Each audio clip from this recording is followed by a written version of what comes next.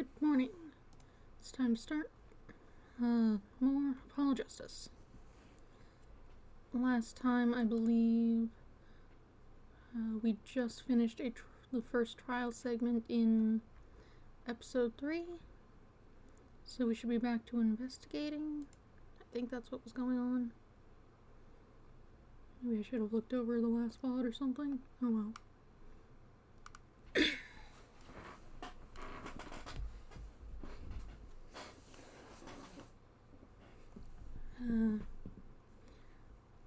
I streamed Professor Layton on Monday, but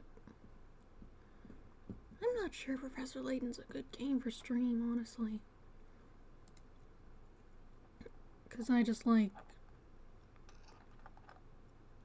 mostly just read the dialogue and then get interrupted by 200 puzzles and then mutter numbers at it until I figure out the answer most of the time.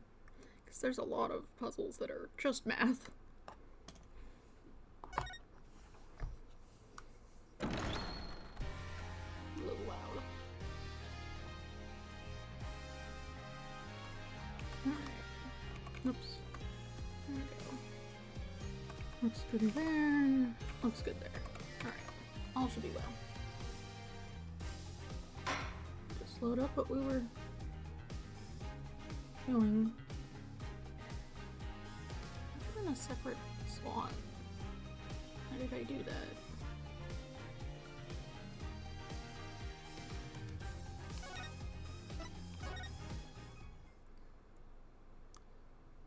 Alright, because I hit a button and it advanced, whatever. Same thing. July 9th to 12 p.m. Write Anything Agency. Hey, Apollo! What? Well, actually, nothing. I mean, something, or maybe not. Out with it, the suspense is giving me an ulcer.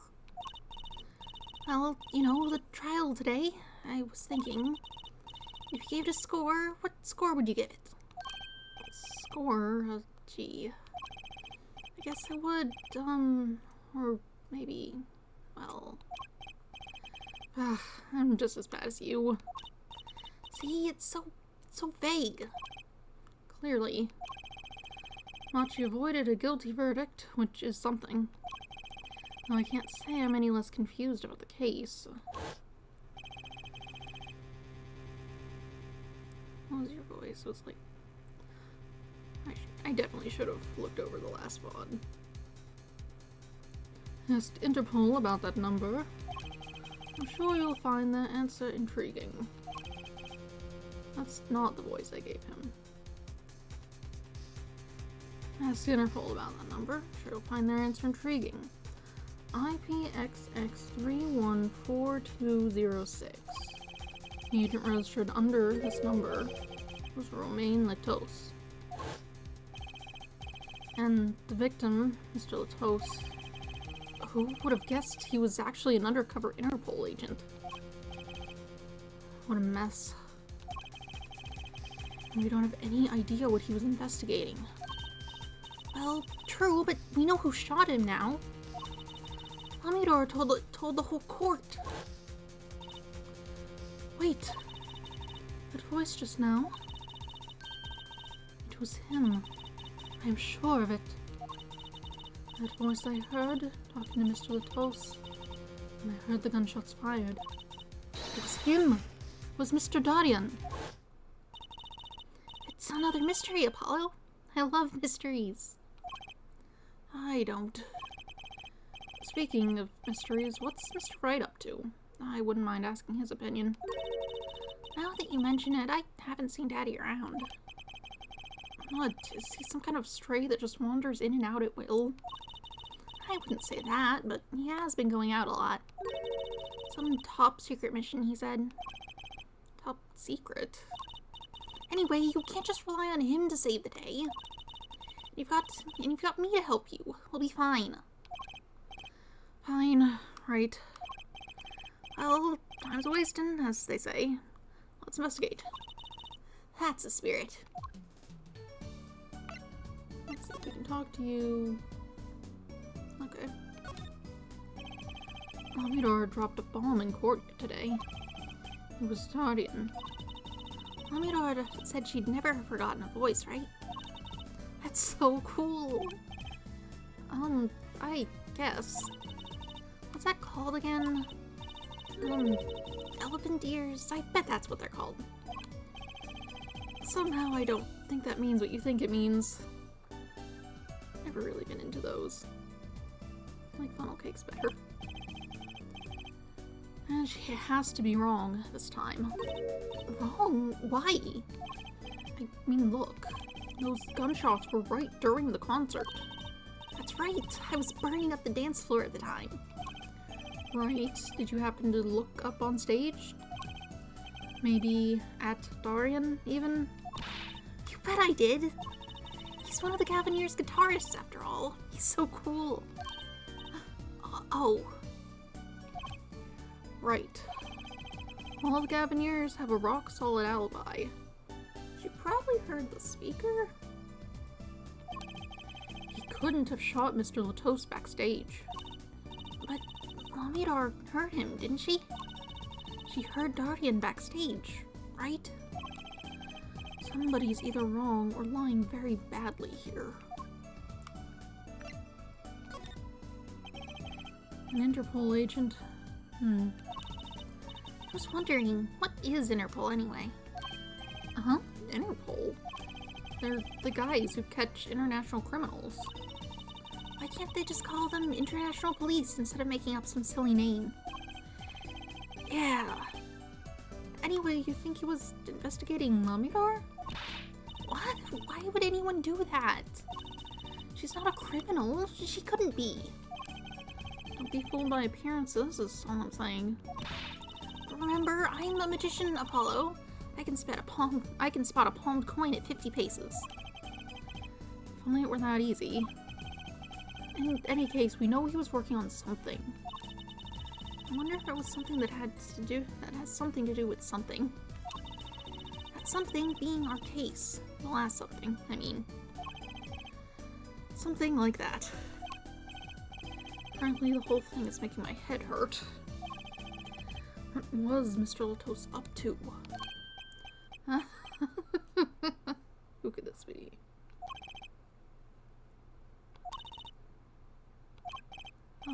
Trucy, was that another one of your tricks? It wasn't me. I can't even make Mr. Hat laugh like that. I can't even make Mr. Hat laugh like that. You.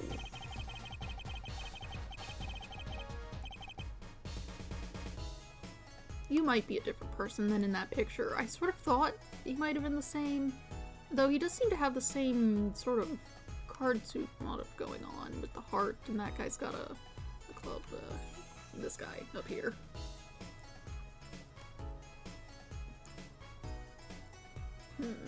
Interesting.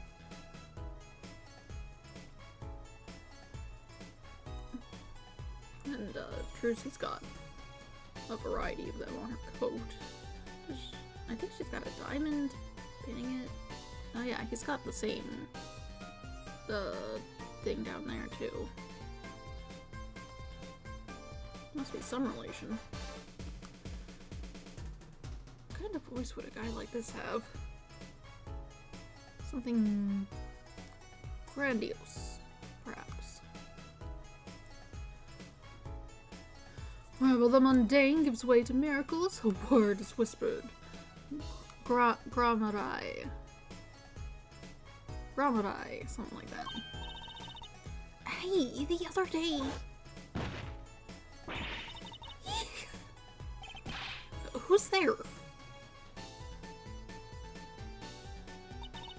We didn't just imagine that, did we? He was wearing a silk hat. Friend of yours? Hardly. Yeah, she's got a diamond. Which means you're lacking a spade somewhere.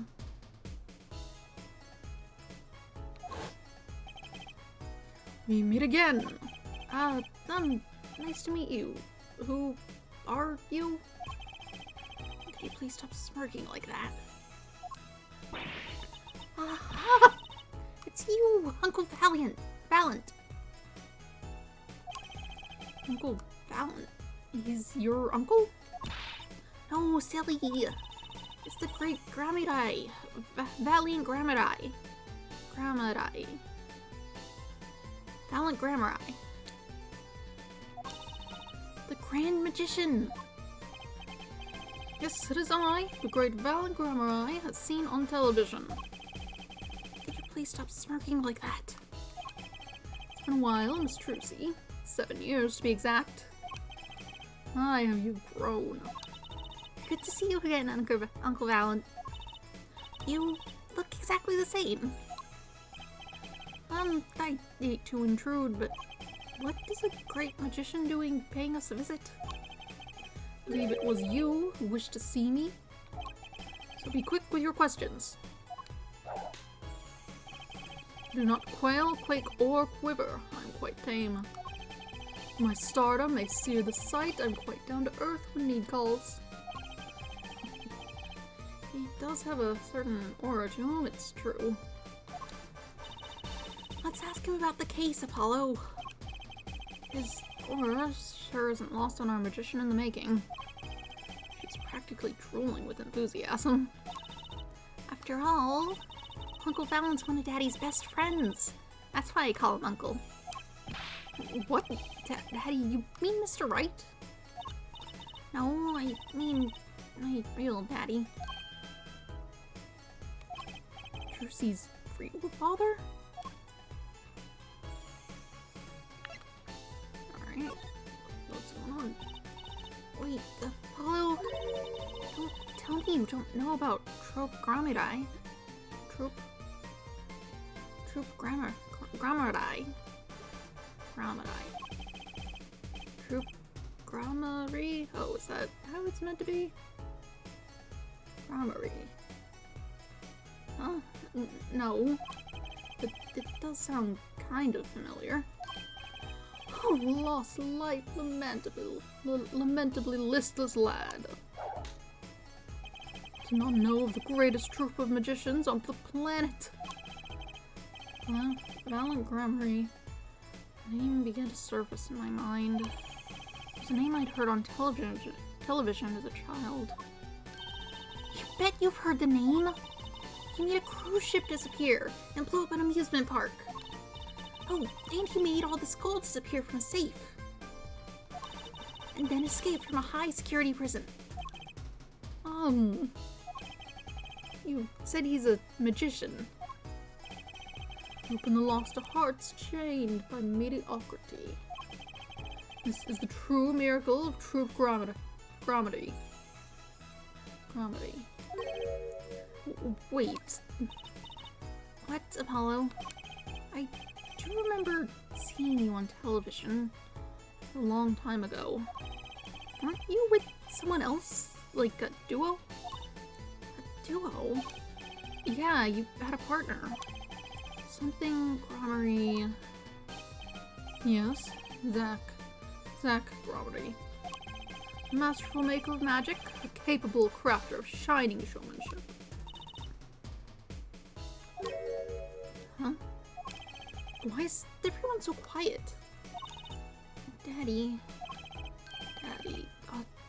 Oh, no way.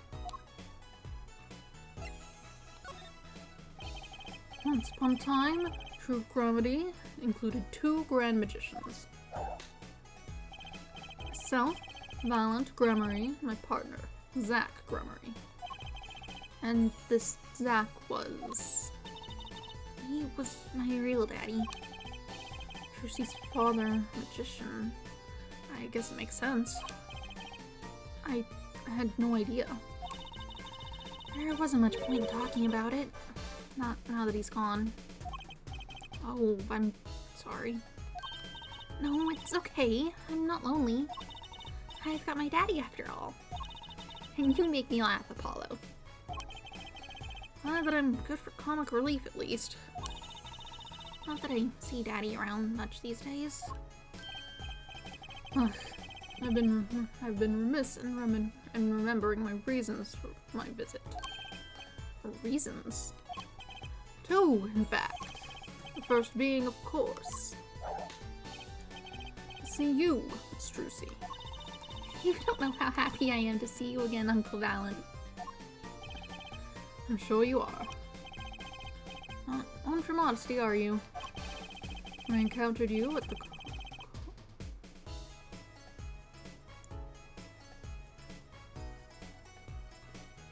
That's not Coliseum. What's that? Whatever. At the Coliseum for the first time in 7 years. I could feign not contain my emotions. I wept oceans. To learn you now defend that poor pianist, that blinded boy. It was a hot topic of talk. It was a hot topic of talk amongst the staff, you know. And defend him you did. Well, it wasn't all my doing. I'm his defense attorney, actually. My other reason for coming here today was this. That's the videotape? Quite so, a recording of the concert, no less. I brought it for you, Drusi, on behalf of Troop Gramarye. Will you watch it? Are you still recording things on VHS?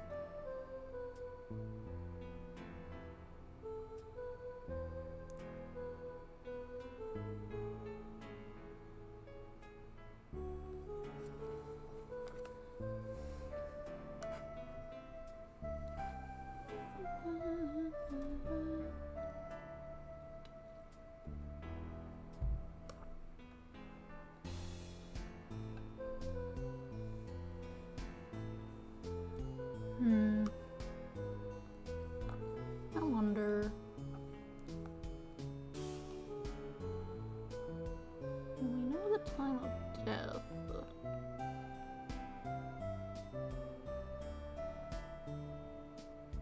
Because we were there, but do we know when he was actually shot? We heard the noise, but it could have been like... faked.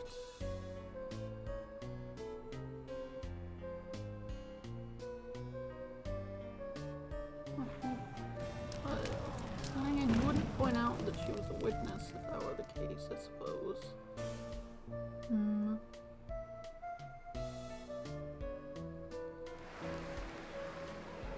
If she could have been in the hallway and not noticed that someone was like actually standing by that window.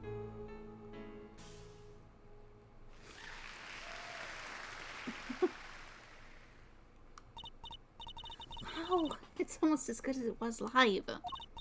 So, what's the word? Mysterious? There are more mysterious things than her song going on. Way more mysterious. Miss Valen Gramarye has good reasons to be here today. But I wonder what his reasons were to be at that concert. I mean, you saw her, like, disappear and fly away. It seems reasonable that she could have just... They could have, like, gotten him to help with that. Videotape received from Valand. Tape recording of Lamudor's performance.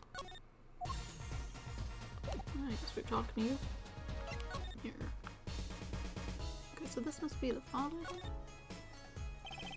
then? A faded photograph showing one of Drusi's favorite magicians. She talks to it daily for good luck, I hear. I almost forgot. I hope I become a famous grand magician. Oh, and I hope Apollo becomes an ace attorney. There, hold on. I suppose if you're going to talk to inanimate objects, a photo isn't so bad. I can look at all these and everything. How was your magic act coming along? Well, I've been working on my cups and balls routine. Is that the one where the ball moves from under one cup to the other? That's right, the very same. Here, watch. First, I put one of the cups over the ball. And I snap my fingers. Ta-da! The ball's under the other cup. It's not there.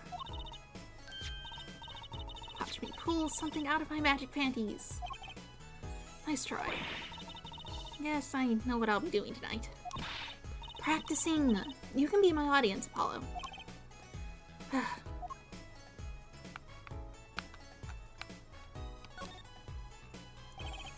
strange split box leers at me from the wall. No matter how many times I see that there, it still strikes me as odd. Really? I guess I've gotten used to it after growing up with it always around the house. What kind of a home did you grow up in? I'd hide in there when we played hide and seek. You just get in, slide the sections around, and you're almost impossible to find. I bet you would be.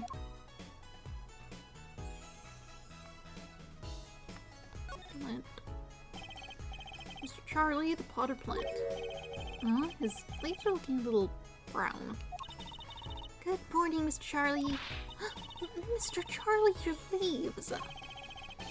Maybe you weren't giving enough water? Or sunlight? Kinda in a corner away from the window. Oh no, it must be stress. He's worried about the new recruit at the office. Hey, don't blame it on me. You are watering him, right? It was Daddy's turn to water him this week. Ah. Mr. Wright has been away on his top secret mission, no? I'm sorry, Mr. Charlie. This is all my fault. I'll water you soon, I promise. Why not right now?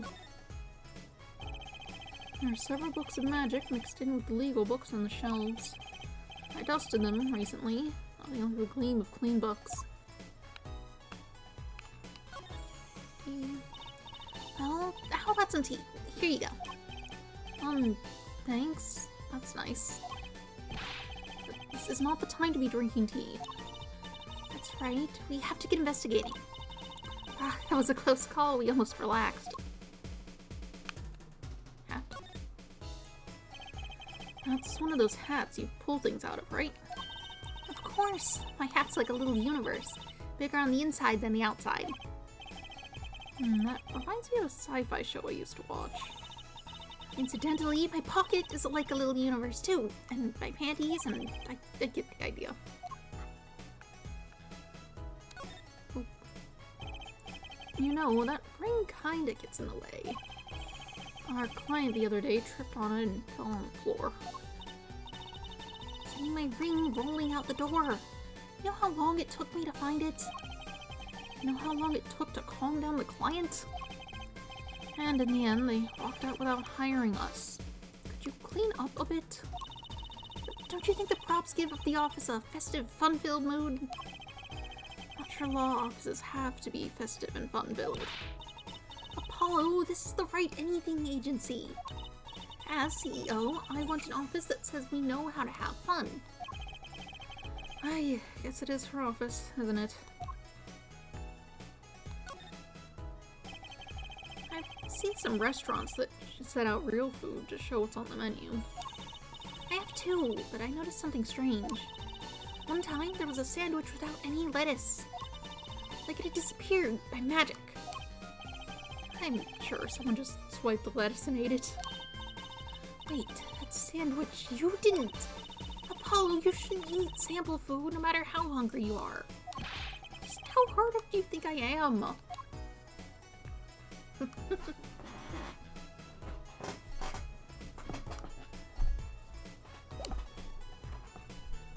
wonder if that has different dialogue every time. Do you want to look at objects I have? Probably not, honestly. I think if I investigate the video, it'll just play it all again, which seems unnecessary. Do we have like a translator available for this kid yet? July 9th, Detention Center Visitors Room. Someone should really get on that. I feel like you can't do proper legal proceedings if your defendant doesn't know what you're saying. Machi may not be guilty, but he's still a suspect. But they don't have any decisive evidence. Yeah, but only someone as small as him could have gotten out of that room. Right, the air vent. And he lied. Lied? Machi Tobaye can see. Ah, Machi! Speak of the devil. It looks like he's doing okay. I forget, why did we come here? It's not like we can talk to him or anything. Words are overrated. Feelings are what matters, Feelings are what matter, Apollo. It's kinda hard to build a court case on feelings. But since we're here anyway, might as well get what I want to say off my chest.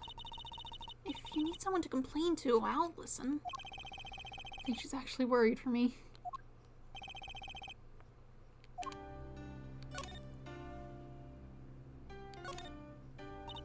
So, what did you think of the trial today? Well, I'm glad he doesn't understand English after all. If he did, he would have been scared out of his mind by that trial. Hey, it all's well that ends well. You have to be more goal-oriented. If he's innocent, we win. No, if he's found not guilty, we win. Hachi might not understand English, but I bet he gets that better than you do. Uh-huh.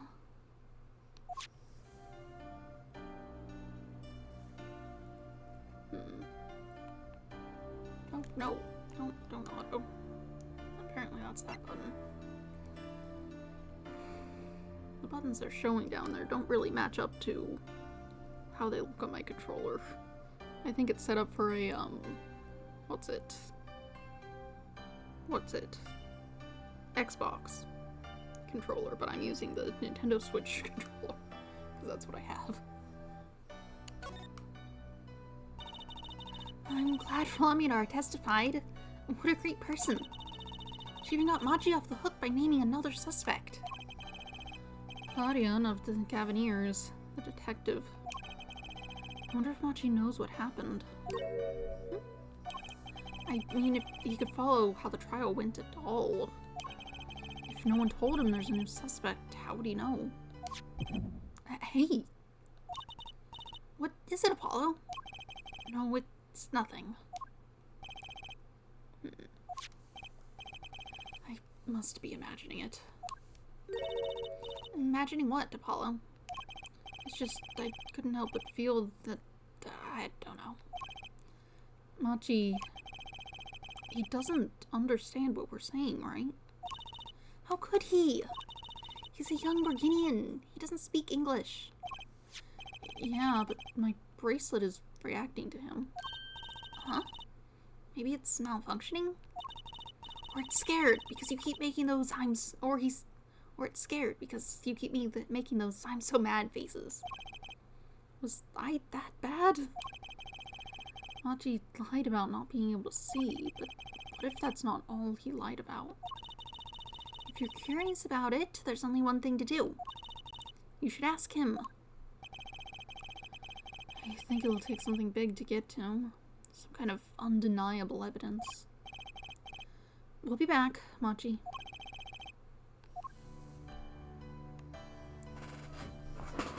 Sounds like we can't go to the eyesight thing and get any results until we actually find something specific. Anything to say about the room? The security guard. He stands here watching the room. Am I audible if I'm sitting back here? Maybe... Does any... I want to, like, sit back a little.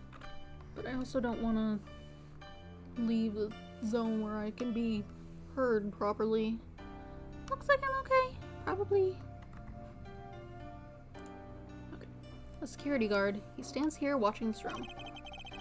His eyes when he looks at Machi are gentle. Maybe he has a kid the same age. That security camera is looking at me. Why do I feel this sudden urge to make a silly face? Alright, well, you hang out here. We'll, check the crime scene. Okay, no. Coliseum? I suppose. Oh, we get to be outside now. July 9th, Sunshine Coliseum. Got a bunch of stuff. Are you still, like, doing stuff?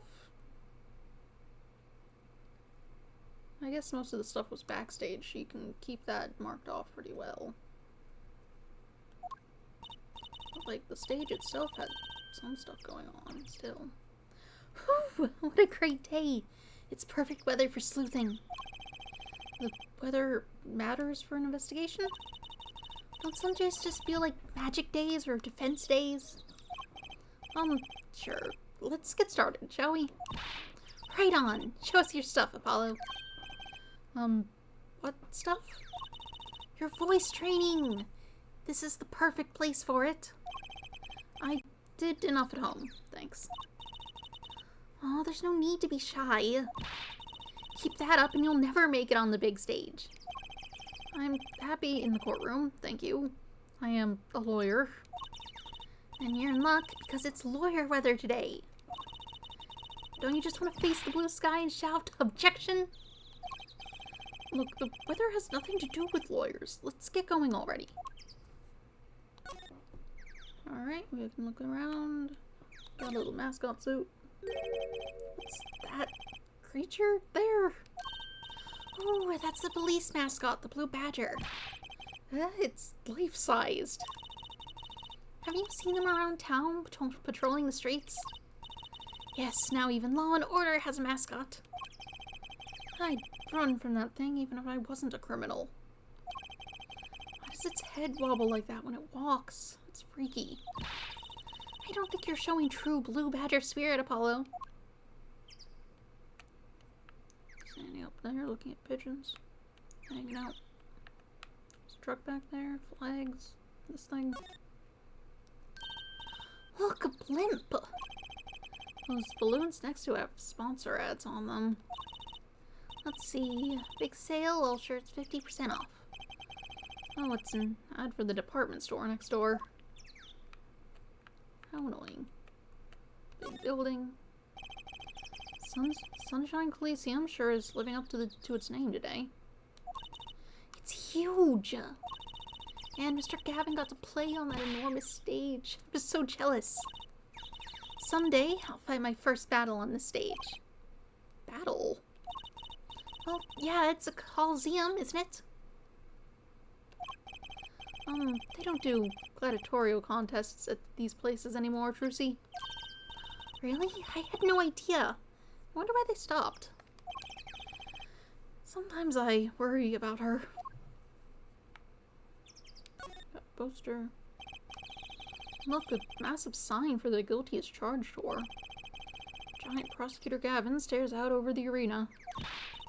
Oh, maybe I can take it to the office when they're done with it. And put it where? And where would you put it? You couldn't even get that thing through the front door. Then I'll put it outside. I bet it'd be good for business. So long as no one comes expecting us to prosecute. Well, if anyone comes looking for a concert, leave it to me. Is this part of some twisted plan of hers to make her singing debut, I wonder? That's some intense dog picnic. Doesn't seem like there's much to look at out here. Guess we'll head in. It's still on the floor. No one picked it up. July 9th, backstage hallway. Mr. Attorney. Allow me to... I'm sorry about today. There's nothing you need to apologize for. You're merely defending Machi. Are you okay? Alone, I mean. Humans are blessed with 5 senses. Even robbed of one, we get by. What does make being a witness rather difficult. Speaking of seeing, you knew who we were before we spotted you just now. And we weren't even talking. I heard your footsteps several times the day before. Oh, you must have great ears. Ears that heard the crime taking place. Or so she claimed yesterday, but how? Someone just left this on the floor. Why is it? Pick it up. It's been lying there since the day before yesterday. It's small. Maybe no one noticed it? I kinda want to pick it up. Make a cool souvenir, don't you think? It does stick out in my mind for some reason. Take it! Whatever. Let's talk to her and then we'll look around. That was quite a statement you made today in court. About hearing Dardian Crescen's voice at the scene of the crime. I did not know his name, but I never forget a voice. Wait! Lamidar! Is something the matter? That voice just now. It was him. I am sure of it. No way. As I said in court, I was on my way backstage from the stage. That is when I heard his voice. I'm guessing Dardian and Mr. Latos were talking about something? The next moment, I heard those gunshots. Why didn't you call security? To be honest, though the noise was quite frightening, I never imagined the gunshots might be real. And I was in quite a hurry myself. I left the scene at once. So it really was Dardian's voice that she heard? Yeah. At least she certainly thinks it was. I met Machi before my debut as Lamidar. I was singing in a restaurant in Borginia. And he was playing the piano? Yes. He was very kind to me when he learned I could not see.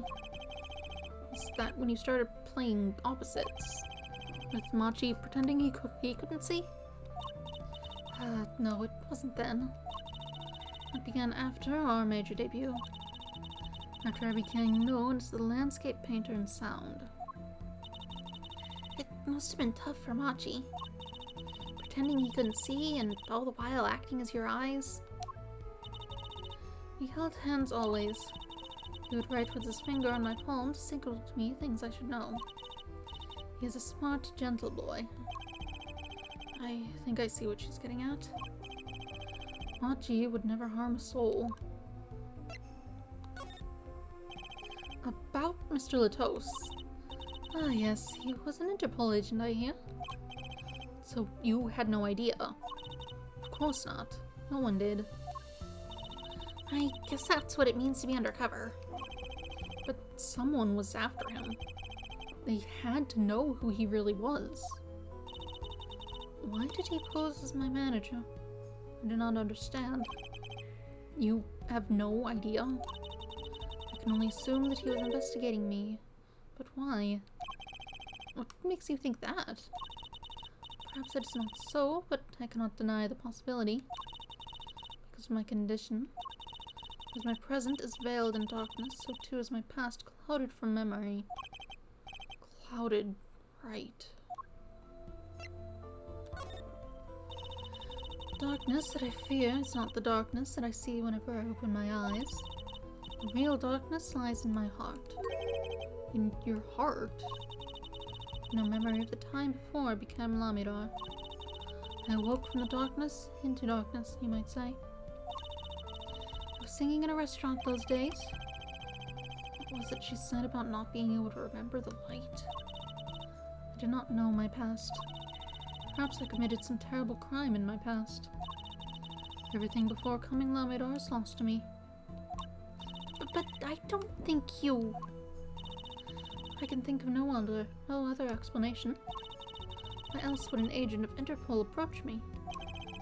Do you think your past might be related to this case? No way! That seems really unlikely to me. I mean, you're such a sweet person, Lamidar. I thank you. Machi too tells me this often when I fear who I might have been.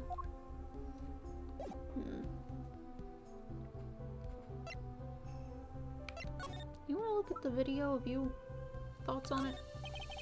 We took a look at your performance again. It was even better the second time. Thank you. That reminds me. It was an incredible illusion you pulled off. Illusion? When you teleported from one stage to the other, remember? Ah, yes. Apparently, they hired a professional magician. While at Gramadai, I was wondering, do you think you could tell us how it was done? I'm afraid I cannot. Mr. Gramadai made me swear to never tell a soul. I was afraid of that. Hard to be a magician if you can't keep a secret, you know? Ah, I am reminded that I wish to speak with you about something. Yes? When I was walking this hallway before, I stumbled upon a small device of some kind. It was lying on the floor. Device? Maybe you mean this? That's been lying there since the day before yesterday. Might I touch it? I thought as much. What did you think? This is one of our headsets. Everyone on staff wears one during a concert. I wonder whose this is. We use it for communication. It would be quite inconvenient should it go missing. Sounds like probably Crescend or whatever. Dardian Crescend. His headset, because his audio was off because he didn't get the cue or something. Right? Something like that. We'll hold on to it for you then. We'll give it to Prosecutor Gavin when we see him. Yes, that's best. Thank you. So, can I put it on? Headset attached to Drucy. Receiver/transmitter for voice signals. All concert staff wore one. Attached? I'm not some kind of robot, Apollo. Everyone on staff was wearing one of these headsets. This might warrant some further inquiry. Well, let's take a look at it.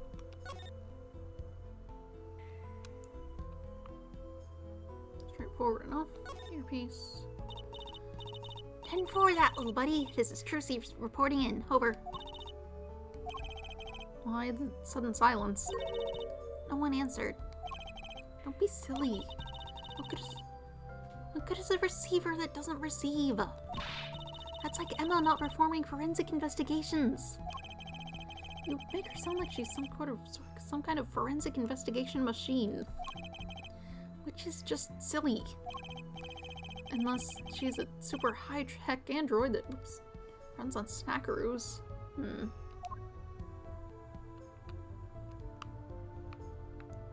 Guess that's all there is to it.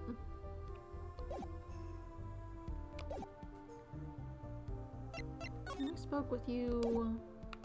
Do you want to look at anything else we have? This is yours. Well, we showed it to you last time and you were like, yes, mine.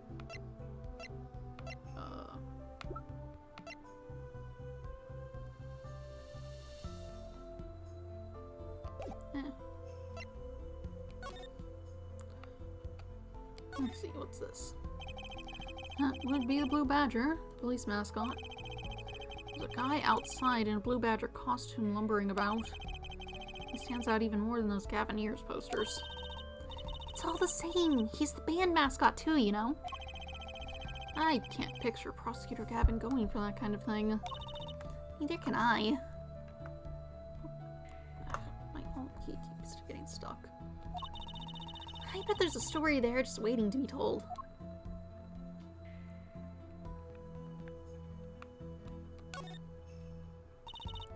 I'm thirsty, Apollo. Want something to drink? How about this one? A Steel Samurai soda. Now in real steel flavor. Uh-huh. Here, my treat. Hey, this isn't enough change. Machines outside are cheaper. This one is highway robbery. That's about the same. Poster. Concert poster for the Guilty as Charged tour. I love that name, Guilty as Charged. Seems kind of negative to me. Well, why don't we do the opposite? Magician Trucy presents the innocent as charged tour. It kind of loses its impact, doesn't it? Sounds like most of this is like the same. Maybe new things about the doors? That's the Gavineers' dressing room. They're all out on the investigation. Being backstage isn't half as glamorous without a band here. That's Salamidar's dressing room. and the scene of the crime. It's kind of lightly guarded for being a crime scene. I'm not complaining. Makes it easier for us to go in. And Emma gave us her okay, right? We can wander in and do as we like. How is Emma doing anyway? Hope she's not getting cavities from eating all those chocolate snackaroos. Suppose we'll head in. Start with the dressing room.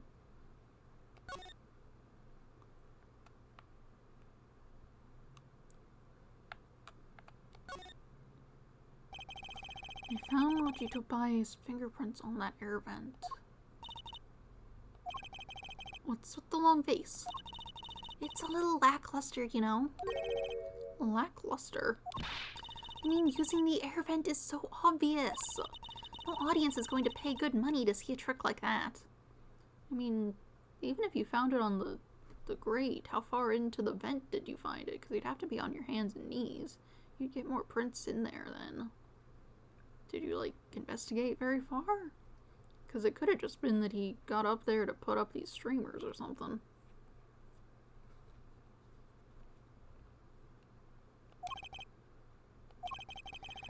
Things must look different through a magician's eyes.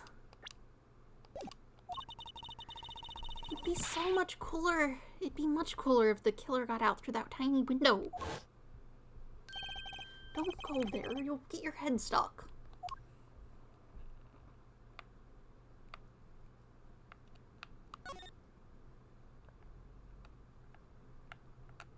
Oh. I guess they took the bit that was...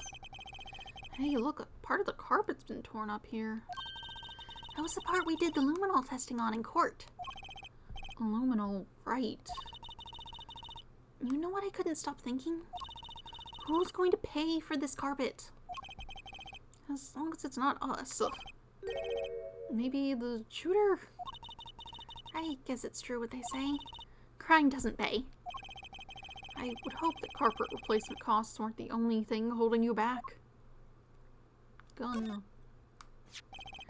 A murder weapon. So it belonged to Mr. Latos. That thing makes normal revolvers look like water guns. Mr. Latos was a big man. But how about the person who shot him?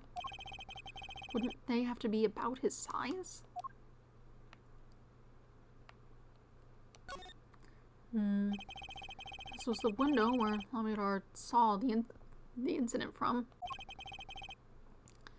Which was that simple.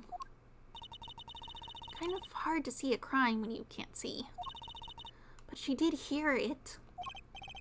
Yeah, but the window was closed. Maybe she heard it some other way? Maybe the window just wasn't closed. Maybe it was open, and then it was closed after the fact.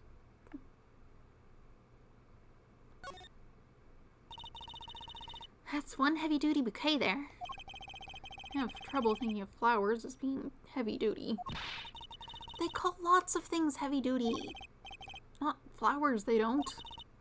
What about a heavy scent? I think you mean heady. What if the flowers were plastic? They still wouldn't be heavy. Okay, what if they were made out of metal? What, like a magnolia made out of steel? Exactly, though I hope all my fans don't start throwing metal flowers at me. I guess new things are being said now that Trucy is here. Seeing these mirrors lined up like that really... Well, seeing these mirrors lined up like that makes me think I'm really in a dressing room. Look at all that makeup. All I know is they sure don't make for much of a clue. I guess she's not into makeup yet. I don't know if yet is the qualifier you need. It's one of those permanent dryers you see in hair salons. Is that what they're really called? Permanent dryers? Do I look like a beautician? I just know they dry your hair and give you a permanent... Just doesn't sound very glamorous, you know? Okay, how about a permachine? Or you could go more simple, like permer. This isn't a bad game, thinking up official names for things. Not that it makes the name actually official or anything. Boxes. A stack of presents for Lamidar. Stars always get the biggest presents. You know, you could give me a present, Apollo. Here, have a piece of candy. Gee, thanks. She must not get a lot of presents. Poor girl.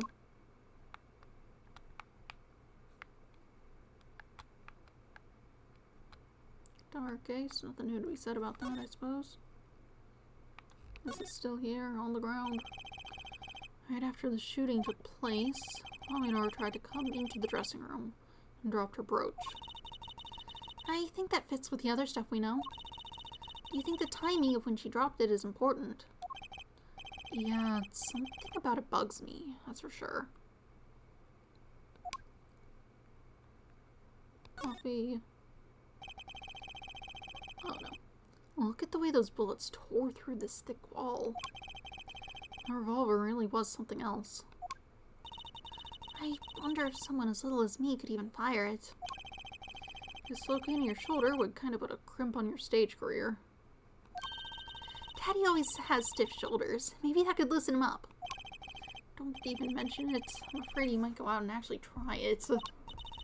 Nah, he doesn't have the guts to pull the trigger, I bet. Let's go to a shooting range, try him out. I don't know how those work, if you can, like, borrow a gun or if you need to actually own one. A speaker for monitoring the stage was blaring at the time of the shooting. It's a pretty old model for such a nice place. I guess they don't care about sound quality back here, as long as you can hear it. Not that a loss of fidelity could possibly make that music worse. Good speakers must cost a lot. You have any idea how much a nice one that size would cost, Apollo? Probably a good 10 years of your allowance, give or take. What? That's almost $600.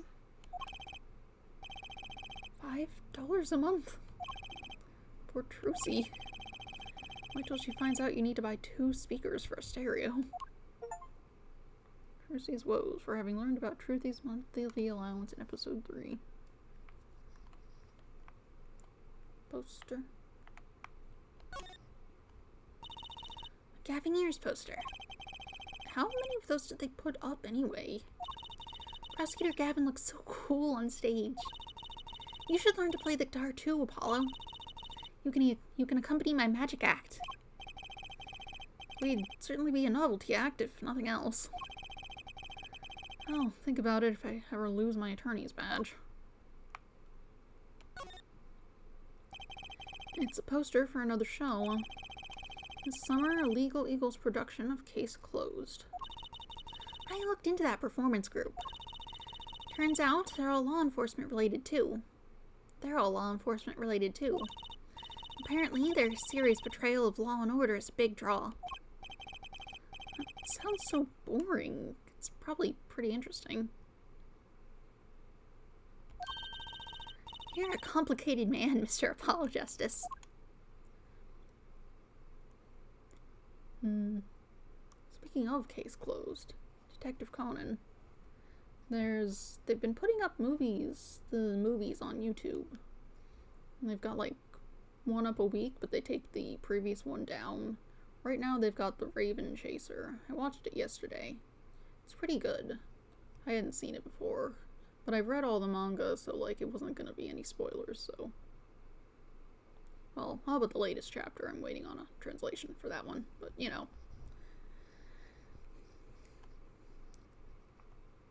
Prior to that, they'd had the 5th movie, which is also very good. It had the Detective Boys. I like them.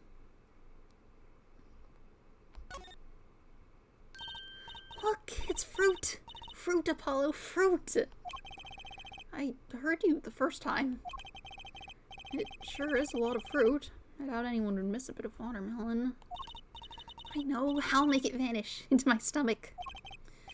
Better not. They might make you pay for it. And if you have the money for that, you should probably repaint the office first. Watermelons are that expensive? These could have been imported from somewhere exotic, from some exotic locale for all we know. wine. Don't care about that. Flowers. Oh no, the ladder. The shooter must have used that to climb up to the vent. All this tragedy because someone left a step ladder here. I don't think Mr. Latos was shot because of the ladder. You think it was Machi? I guess that air vent is pretty small after all. Does that prove he was at the scene? Did he escape in the time between the gunshots and us opening the door?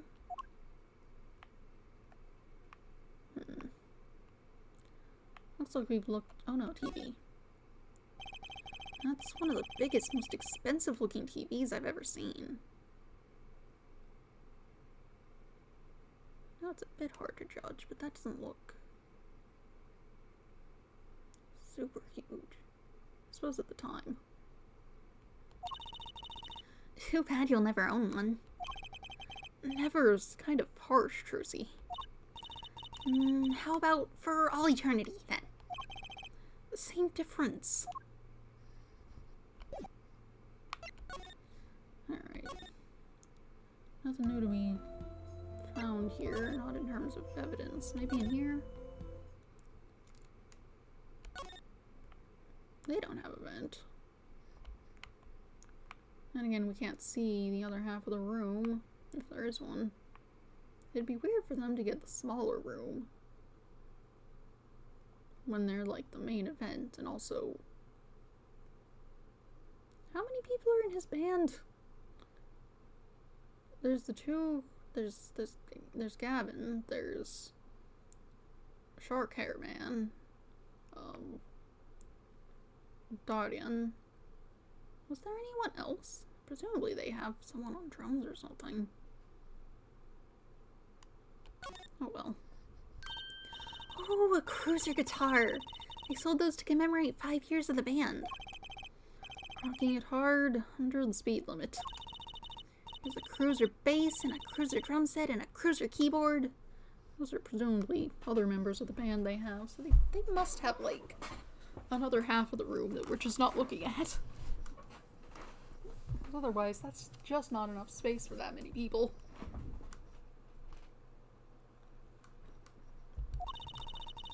Even a cruiser whistle. I'm not so sure about that last one. It's for blowing the whistle on criminals.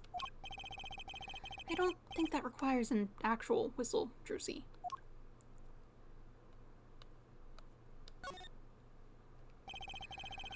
Someone drew the Gavineer's mark in lipstick here. Lipstick? I'd like to wear lipstick someday. Oh, you don't use lipstick yet, Drucy? Daddy won't let me. Not until I learn to play piano, he says. You'll be waiting a long time then, I'm afraid.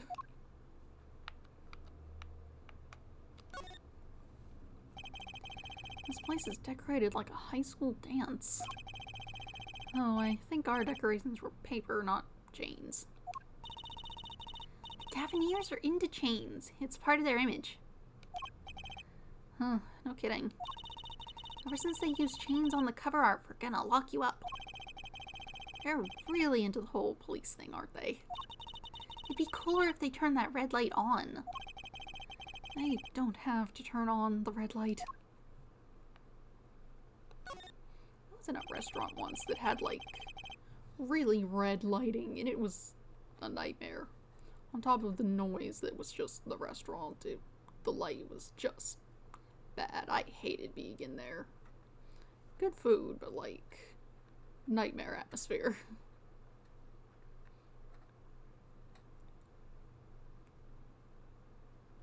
It wasn't even that red. It's just, ugh. And the speaker here is the same as the one in Lamidar's room. I wonder if this one was blaring as loud as hers. I don't see a volume control anywhere in the room. My guess is they give all the rooms equal treatment. You mean equal punishment? Don't care about that. Poster. What's a police recruitment poster doing here? Rock on with the police. Maybe they're trying to trick kids into thinking the police are some kind of band. But that's just silly. Who'd name a band the Police? I think that is the name of the band. Garbage can. No. That guitar! That's a legendary AA400, the Red Badger. I thought rock was supposed to be rebellious, not civic. Every aspiring guitarist wants one of these. They even paint their own guitars to look like it. Ah, the fickleness of youth.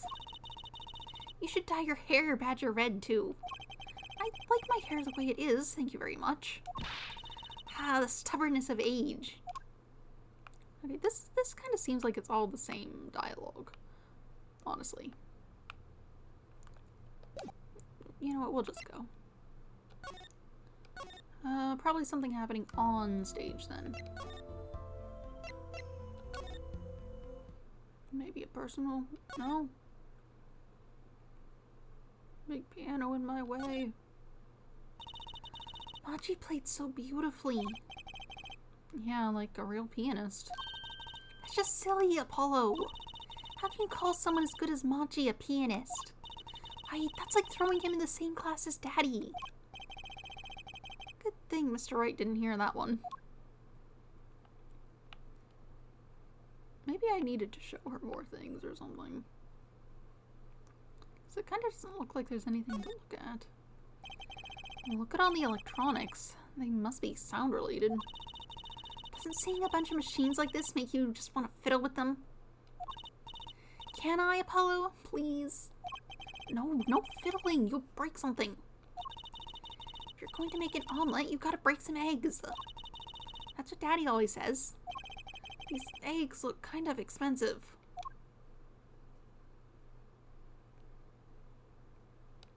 Big screens up there. I still can't believe we found Machi and Mr. Latos up on top of that tower. Yeah, I used to not like high places. Now I hate them. It's not like it would have been nicer if we found a dead body closer to the ground. Oh, that reminds me. Daddy's bad with heights too. Huh, no kidding. He took me on a Ferris wheel ride a while ago, you know. Halfway through, his face got all green and he mumbled objection over and over. Poor guy. Alright. Guitar case. No, that's a big instrument case. That's a case for a contrabass, I think. You could fit 20 violins in there, I bet. It may look like a violin, but it's a completely different instrument. You could fit 5 truces in there, I bet. Hey! Are you comparing me to an instrument? I wonder who left it sitting open like that. Ladder. Okay, maybe I just need to show her more things. Maybe that's what's happening. Look at other objects. This is yours. Do you think you could tell me about this? Sorry, but my information about the outside world is somewhat limited. I only know what I've heard or felt. Maybe that explains why she didn't react when I showed her stuff the other day. She was still pretending she could see then. This is yours. Your brooch. We talked to you about it yesterday. What about the lyrics? You care about lyrics? No. You have to say things about the objects you're showing her.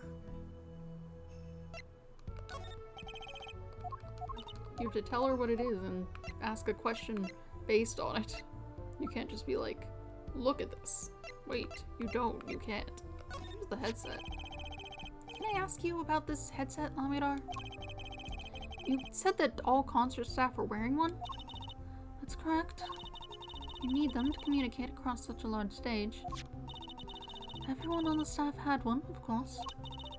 And all of the band members too, I should think. Prosecutor Gavin and his lackeys had them on too, then. They're quite helpful, though limited. They only work within 30 feet or so. After all, they're only for use on stage. And a stronger signal would interfere with the sound system. That makes sense. I think someone would notice if they dropped their only communications lifeline. So why was this one lying here?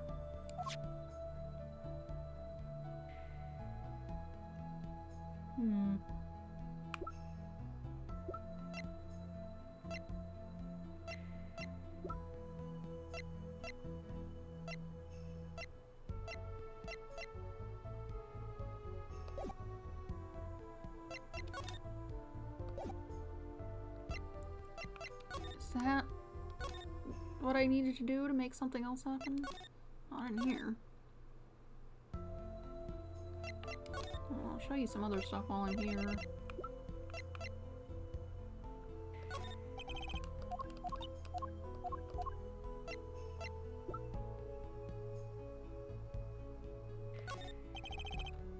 Keys? No. Gun. Did you know I'm an attorney? Oh well. Alright, I must have missed something. I didn't finish looking at all these things because I assumed they were all the same. They don't look different. Why is that plastic bowl of stew sitting there? I bet they use it for interrogating bad guys. Fess up to what you did and we'll let you eat that stew. That's just mean. It gets worse. See, if the bad guy confesses, they say, okay, eat it, if you can. See, it's made of plastic. It's like you don't know which one's the real bad guys. I think you need to take a deep breath, Druzy. It's a stack of Lomidar's postcards. There it is, the landscape painter and sound. It must be hard to pretend you can see when you can't. Yet the way she sings so effortlessly, you'd think she had life easy. Some people are just impressive like that. You know it. It makes me think about how much further I have to go. I hope we can solve this quickly and not add to her troubles. Gloves. Those are some pretty heavy-duty gloves. Maybe they have to carry around hot pots or something? They are a little thick. I couldn't even stuff a pigeon in those. That's exactly what I was thinking. Okay, that was a new piece of dialogue.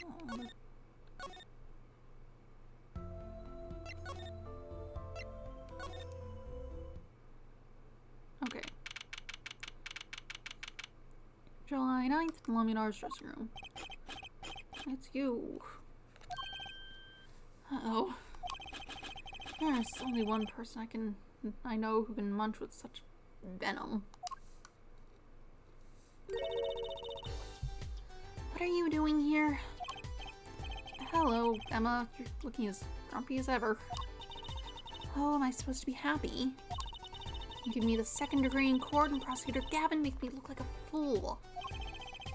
You're talking about the blood stain Mr. Latos left. My department chief had a field day with that one. Even a blind person could see the shooter wasn't blind. Good guy, huh? But that bloodstain helped uncover the biggest mystery of all.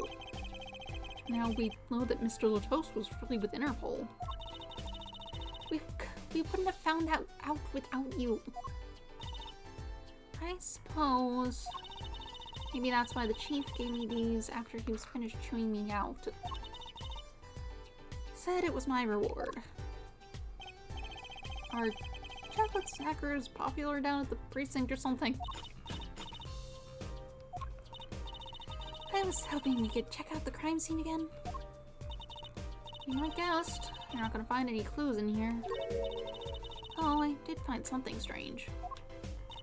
Something strange? I'm supposed to get to that. I met my embarrassment quota for the year, that's for sure. Well, that's a good thing, isn't it? How? I mean, think about it. Now you don't have to be embarrassed about anything else all year. If only it worked that way.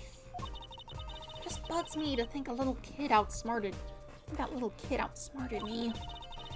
Makes him even more suspicious now that we know he can see. He could have seen the air duct and he could have shot that revolver.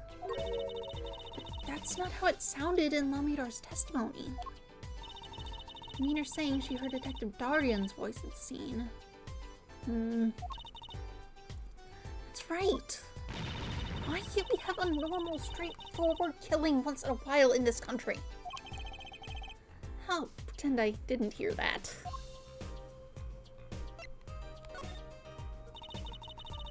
Was it true what you said in court Was it true what you said in court today? You know, about the case? About how everything was happening according to those song lyrics? And the guitar serenade, you mean? I found the link, you know. First, Prosecutor Gavin's heart-shaped keyring was stolen.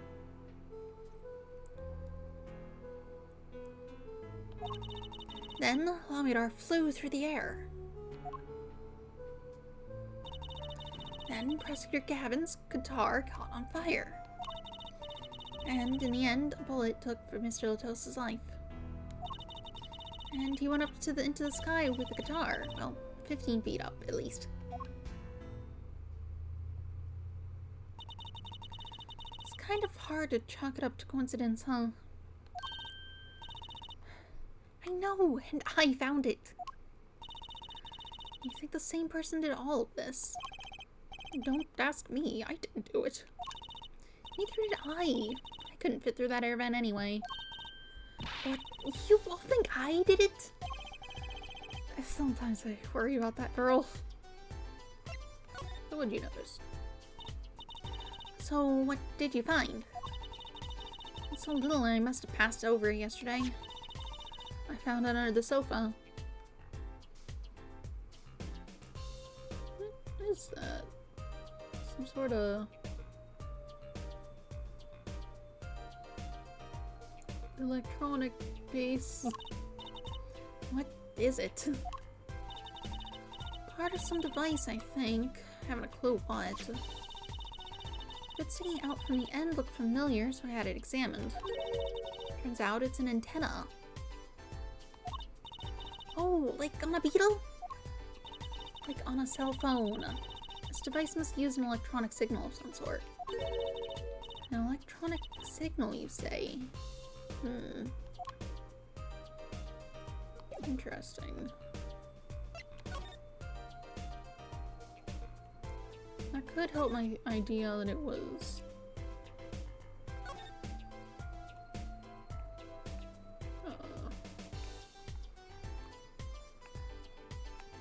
Okay, you have new things to say about some of these things, presumably because, Emma will chime in. This was the window where Lamidar saw the crime scene from. Wish it was that simple. Kinda hard to see a crime scene when you can't see. But she did hear it. Yeah, but the window was closed. Maybe she heard it some other way? That's the same. Why would you show it like it's new if it's not? Are you just saying those are, like, the important parts? But look at the way those bullets tore through this thick wall. The revolver really was something else. I wonder if someone as little as me could even fire it. Dislocating your shoulder would kind of put a cramp on your stage career. Daddy always has stiff shoulders. Maybe that could loosen him up. Don't even mention it. I'm afraid he might go out and actually try it. He doesn't have the guts to pull the trigger, I bet. Okay. We talk to you. Do you want to look at objects? This thing's in this room. What do you think about it? Do you think you could take a look at this, Emma? Emma? Her rate of chewing is increasing. Better back off before it's too late.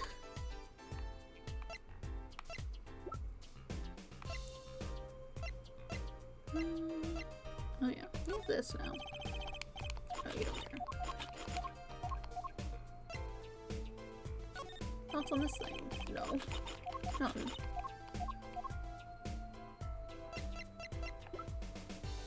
Nothing else to show you, really. Guess guess we'll go. Maybe someone else will be in a different room now. Anyone in here? No. Anyone on stage?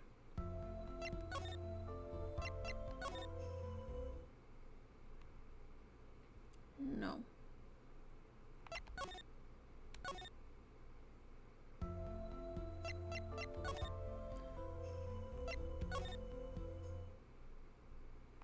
Nothing out here. Let's go talk to, Kid. We didn't actually do that last dialogue thing. Let's just see how it is.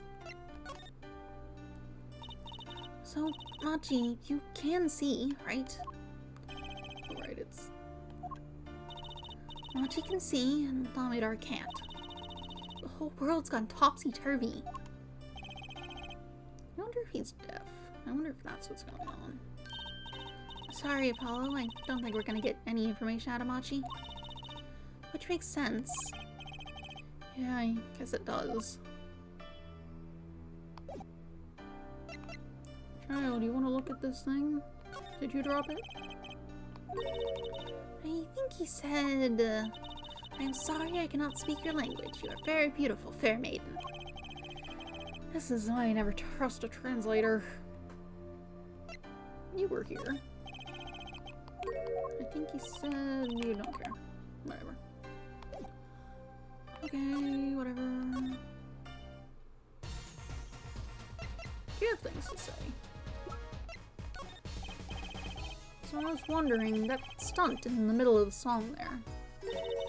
I didn't see a stunt. What about Lamidar vanishing and reappearing? Oh, that? I guess I'm so used to seeing that happen, I didn't even notice. So young to be so jaded. Oh.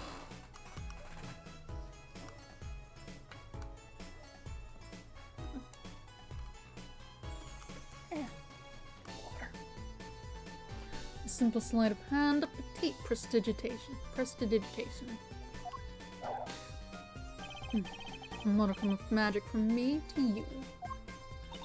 So that's why you were at the concert. Yes, I was there to watch my trick take to the air. So you're the one who knows how it was all done. Of course, I'm like a deity, with the stage as my domain. I slip no mystery upon those floodlit boards not grasped tightly twixt my fingers. It's a potent primeval power I possess. Well, do you think you could tell me how it was done? Hey, now! Percy? That's like totally against the rules, Apollo. Not during a murder investigation, it's not. I Snom, my illusions are mine alone, monsieur. Were you meant to be French before, or are you just doing that now? Also what? Recall that the terrible occurrence happened later. Well, after my illusion entranced the audience. Oh. Don't even ask, I won't answer. Too bad for you, Apollo. Whose side are you on? I, Valiant Gromedy, now make my leave, Miss Trucy. There's no need to rush, Uncle Valiant. You should stay a while. I'm afraid I cannot. I may not. I shall not. I've been asked to assist with an analysis, and so I shall slink back to the scene. So you'll be at the concert venue today? Correct. If you call me, come to the Coliseum. See you later, Crocodile. With a whirl of his cloak and a wink of his eye, he turned and walked out through the door, normally. Well, there you go, Apollo. Let's get cracking. Right. Valiant Gramarye. Got a few more things to ask him. Foremost among them, that bit of magic that made Lamidar disappear. And how he knows Trucy and her real father. Okay, guess I needed to come talk to him. Whatever, I guess he'll be on stage now or something.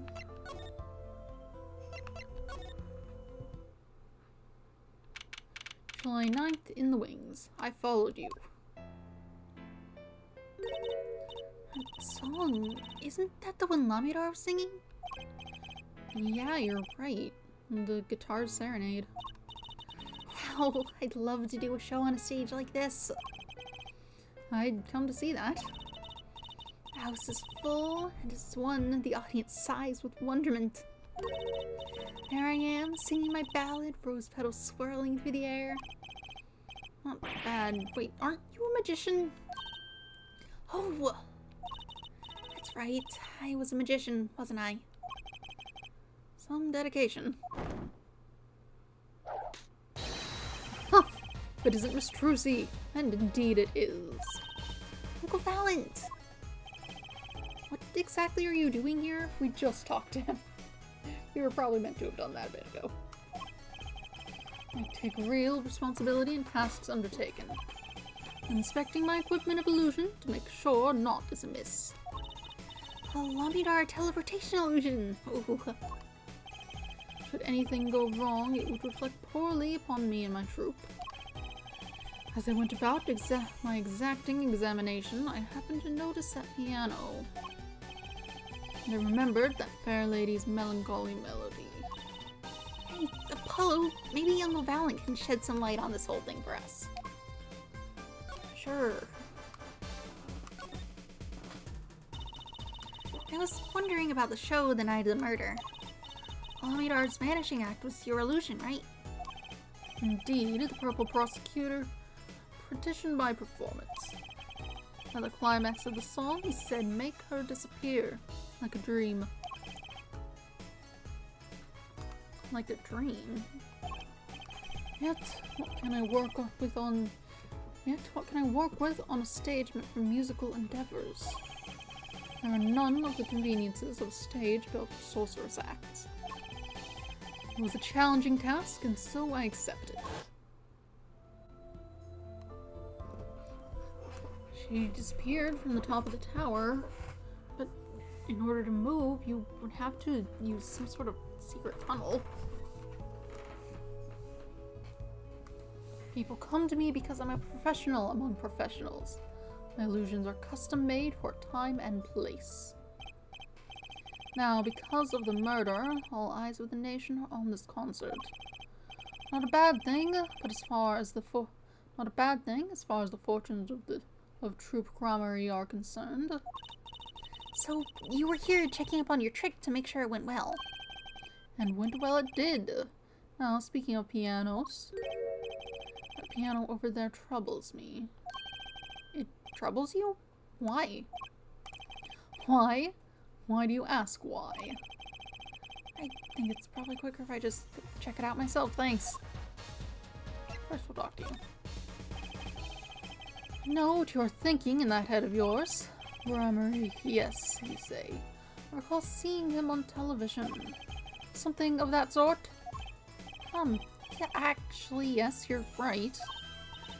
Wow, he just read your mind, Apollo. Or everyone tells him that, and he made a good guess. It was 20 years ago. A young magician, a genius of his time, came down among us.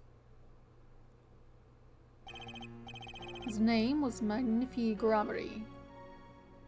Magnifi Gramarye.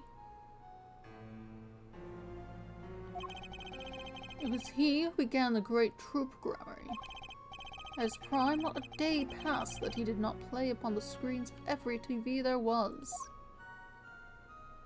I do have a vague memory of someone like that on TV.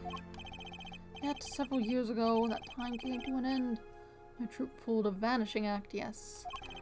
Cries for magic no longer heard. The TV screen a barren waste stripped of illusion. That's not true. I still went to all of your shows.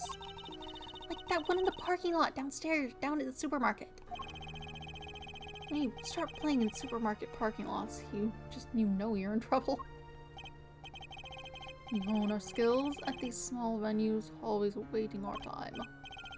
Yes, one day we will rise up from obscurity onto fame's shining stage once more.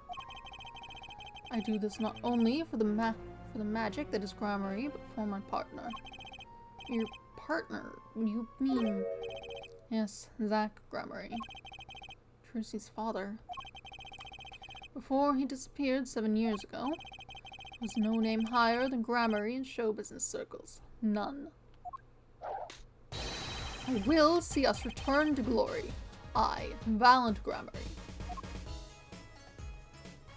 Are you like siblings, or did you all just take the name of that other guy for, like, performance reasons or something?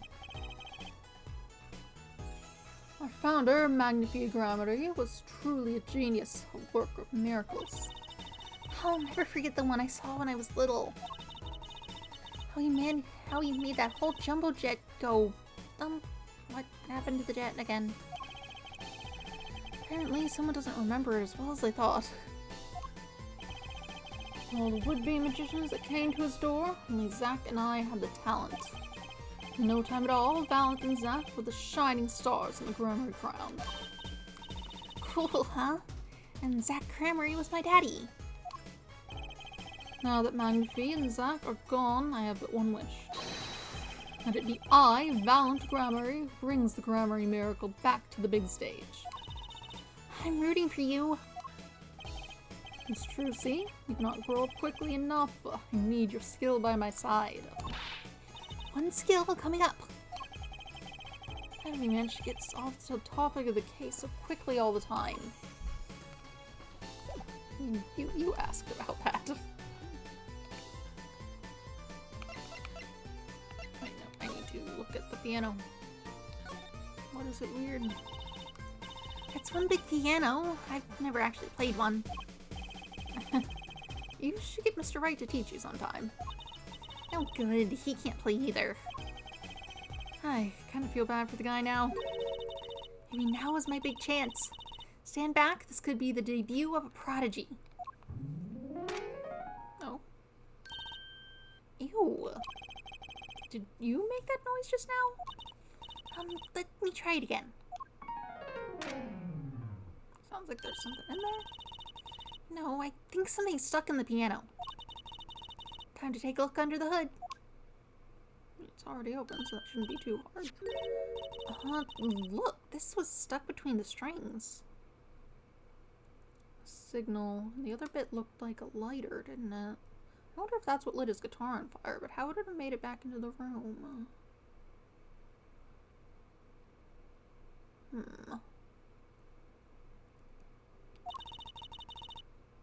It looks like some kind of switch. Someone must have thrown this into the piano. Switch placed in pocket. Found on the stage. It's a switch for something, and that's about all I know. Let's take a closer look. Okay, we have a button. A switch sitting here, tempting me to push it. Don't. You might blow up the whole Coliseum. Apollo, please. You get every strange switch triggers a bomb. That kind of old-fashioned crime drama thinking doesn't cut it in our busy times. Alright, true CPI, please enlighten me. What do you think the switch does? Maybe it turns on the electric razor in Prosecutor Gavin's dressing room? Switch as big as a razor to turn on a razor? Okay. Can we, like, fingerprint it? That's not an option I have. Maybe if I show it to Emma, she'll be like, oh, we should dust it for prints. I suppose I should check what you think about it, since you were the one who was like, something weird. Words cannot express my shock and chagrin. All I can see before me is the stage, and me upon it. Nothing smaller, nothing less radiant catches my eye. True, you're getting on in years. Not much time left to make your mark, huh? This is not how I was seeing it. So he doesn't care about what I have to show him. I get the point. Okay. You want nothing. How old are you? This is 44. That's not like that bad. You're here, but you're... And you're still here. Look at this switch. That's the wrong button. Do you think you could take a look at this? A small device. Looks like a transmitter. A transmitter? You press the switch here and it sends out a signal. No idea what it's for, though. Signal? You mean an electronic signal? What is it, Apollo? Say, Emma, you know that strange object you said you found? Oh, this... Let me try pressing this switch. Yow! It's on fire! Emma's device is on fire! What's the big idea? Ugh!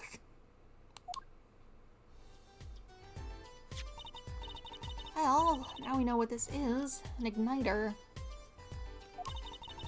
This part here must work like a lighter. You barely lit me up, that's for sure. Hey, don't look at me like that. I didn't do it on purpose. I suppose. At least we're getting somewhere with this case. Hey, Apollo. Let's ask Emma more about this switch. Now she has some first-hand experience. Alright, cool. Let's test the switch for prints, please, before we mess it all up touching it with our hands. What are you trying to do? Burn me alive? Come on, it was just a few sparks. It says you weren't the one holding it. There's enough sparks flying around here with just you two talking. Anyway, now we know this is a remote. This is a remote for an igniter. Let me see that for a second. Well, this is definitely a little transmitter. The signal's weak, probably only reaches 30 feet. A transmitter, huh? Not trigger updated in the court record. It goes 15 feet up. Yes, would have been someone around the stage at the time. Incidentally, if you look at a cross-section diagram of the stage area,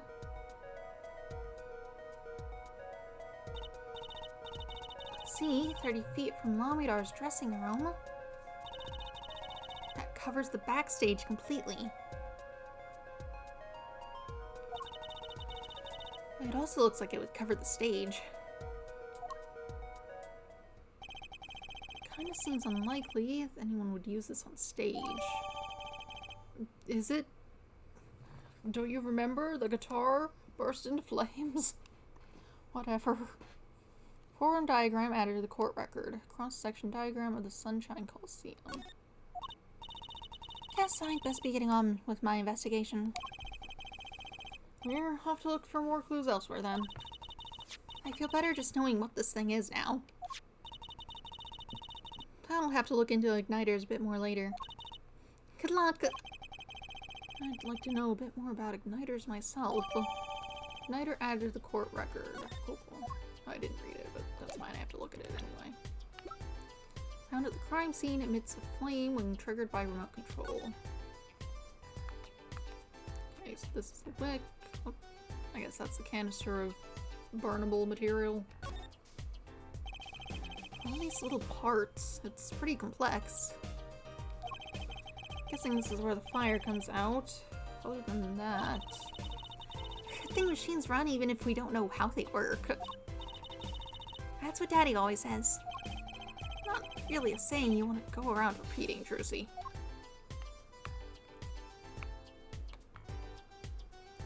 Soldering. Not a whole lot going on here. Guess we can look at this. It's just a picture though.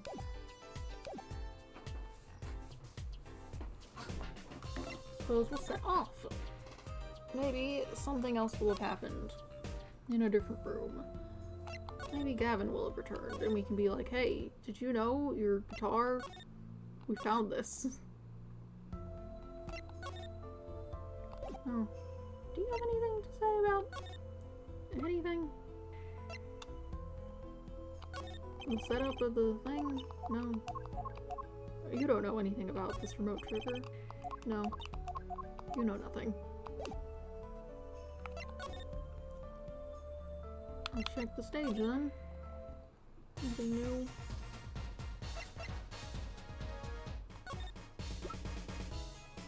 Here's the stage. Thoughts on it? You do not care.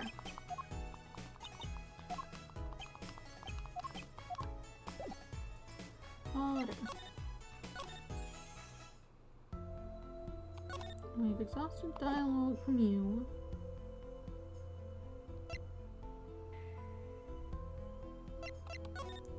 Was there anything else we wanted to show her? Probably not, but...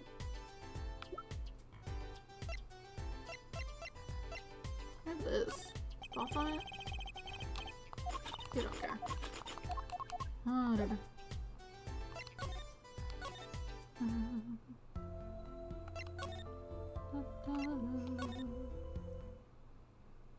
Oh, something's happening out here.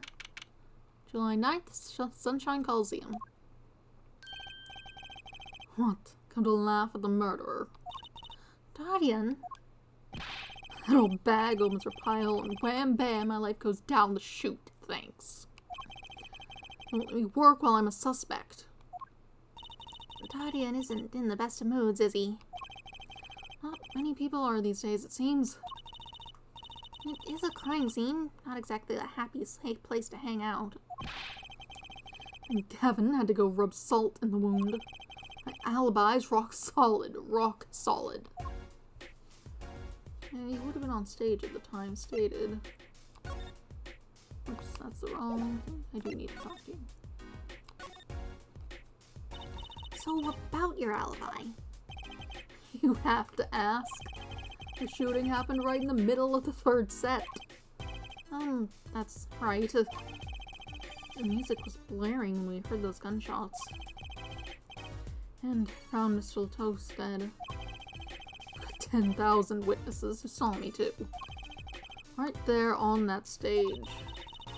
Your guitar playing was something else. Thanks, little lady. See? This whole thing's a sham. Can't believe they aren't letting me work. There's no need to yell at me. It's Slamidar's fault. She was the one who said she heard his voice at the moment of the crime. And I never even talked to that old windbag. How could she possibly identify me?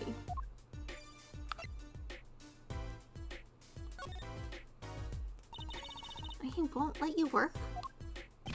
He won't let me work. Gavin says I gotta lie low till the suspicion is cleared. What suspicion? Give me such a stick in the mud. Mr. Gavin, a stick in the mud? He may look all flashy and showy, but he's straight as an arrow, man. Except when he's depressed. You hear him whining the other day. Oh, you mean the thing with the mixing board? And there was that performance just now. Then there was that performance just now. What was that all about? This part is off. This part is off. Which is that second guitar. It was you, Darian. She's just a perfectionist, is all. Not a bad guy, really. Well, I think the Gavineers are the best. I have all your albums. The band's fine too. Gavin can write a good tune, I'll give him that. Yeah, it was him. Come to think of it, I haven't seen Prosecutor Gavin around much. Oh, him? He's down at the prosecutor's office, most likely. The prosecutor's office? I've never been there, have I? The data on the victim should have come in from Interpol. Normally, I'd be down there dealing with it. Normally. Apollo, let's go check it out. I've always wanted to see a prosecutor's office. The prosecutor, whatever. Maybe that's not such a bad idea. Right on. Say hi for me, okay? Oh, and screw you.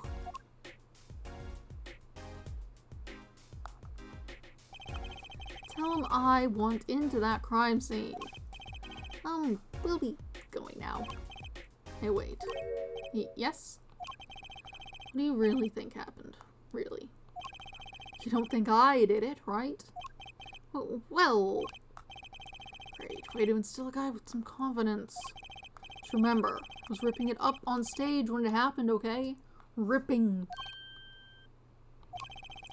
Don't get led astray by some siren song, eh? Hit this one wrong and you'll be eating humble pie for a year. I'll bake it myself. Let's not talk to him anymore, alright? Detective Dardian Crescend.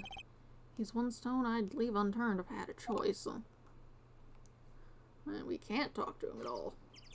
Interesting. I was sort of wanting to show him the thing, but whatever. Let's go see what's up over here. Mini guitars. July 9th, Prosecutor Gavin's office.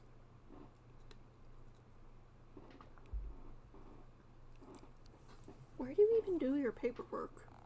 I guess maybe you could do it where you have the guitar sitting right now, and you just set it there for the moment. So, this is it. Well, yes. Spam bot. Whatever. The Cavanier's head office. It's not the band's office, it's the prosecutor's office. Yeah, so that's why I'm asking, what is this creepy thing, object, whatever? Looks like Prosecutor Gavin is on the phone. Oh well, I guess we'll have to come back. Or we can hide it behind that bookshelf or quiet like. That's eavesdropping. Why? We'd just be waiting quietly so he won't notice. What if we heard something scandalous about the band? He'd make a good reporter for a gossip mag. What? A replica? So why was he after it in the first place? Yeah, Latos. Latos. But don't talk to me about those Borginians, okay? Just get me that report. Chop chop. Stop leaving mysterious objects in my office, okay? It's time like these when I start to miss Dardian. Huh? Hi. Just thought we'd drop in. Hope you're not mad. How good I'd be. There's not enough tee-hee in the world, in any case. There's not enough tee-hee in the world, in any case. Have a seat. Prosecutor Gavin, the philanthropist. Watch and learn, Apollo. So, who have you come to see? Huh? Clavier, lead vocalist for the Gaviniers, or Prosecutor Gavin, scourge of the courtroom. What do you think he means, Apollo? I think he's giving us a choice. We can either ask him about the concert or the case. I'll try to go. I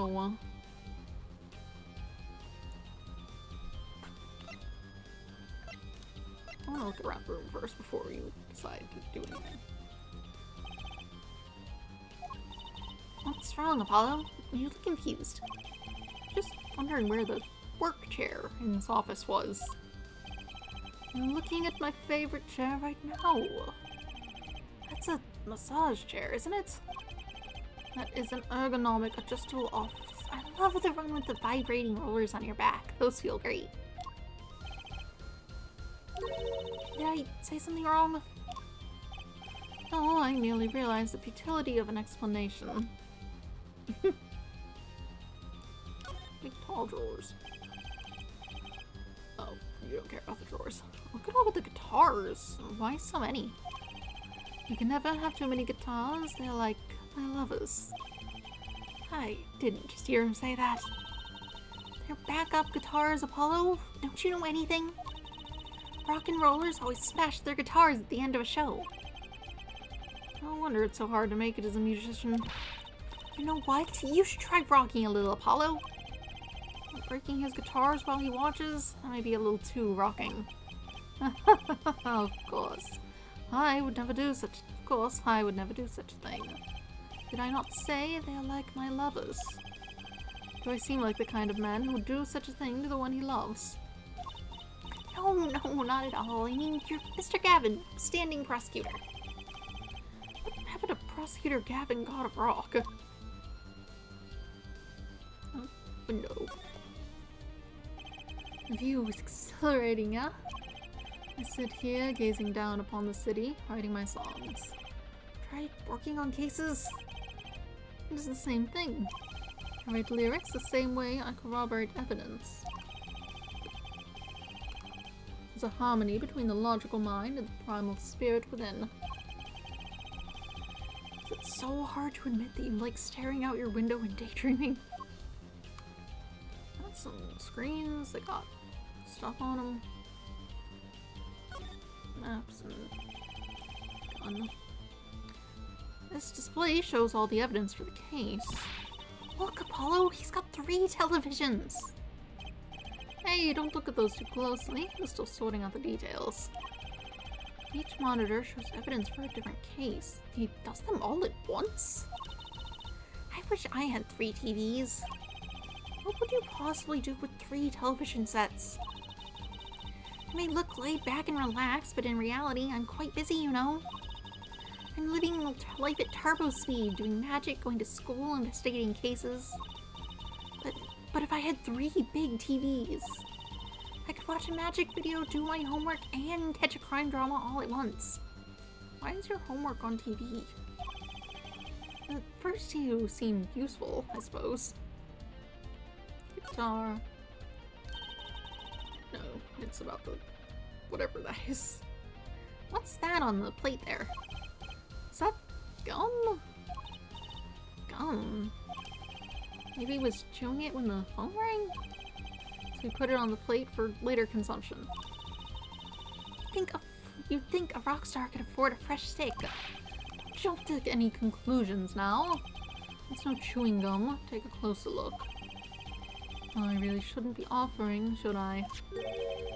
What is that? An opal? Looks like a lump of plastic. You're thinking it looks like chewing gum, and it's... Could it be like C4? That stuff's not like that. Wait, that phone call. Yeah, so that's why I'm asking. What is this creepy thing, object, whatever?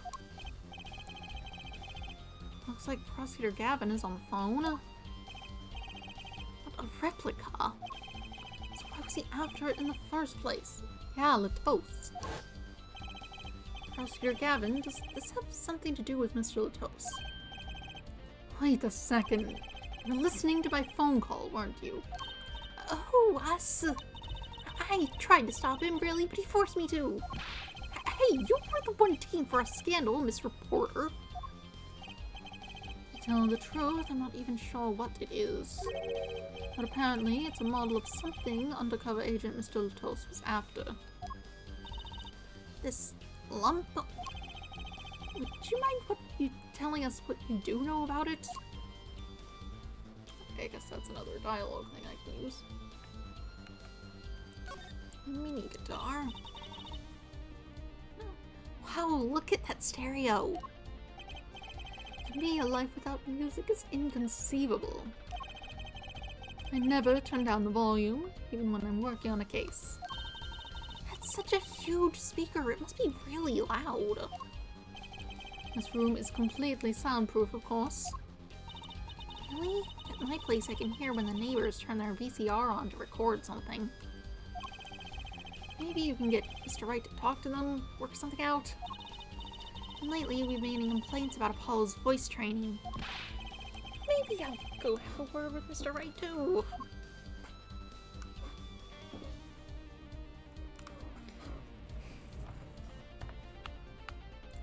Stacked books, object, There's your guitar all burned up. What does that say? It's upside down. I can't quite make that out.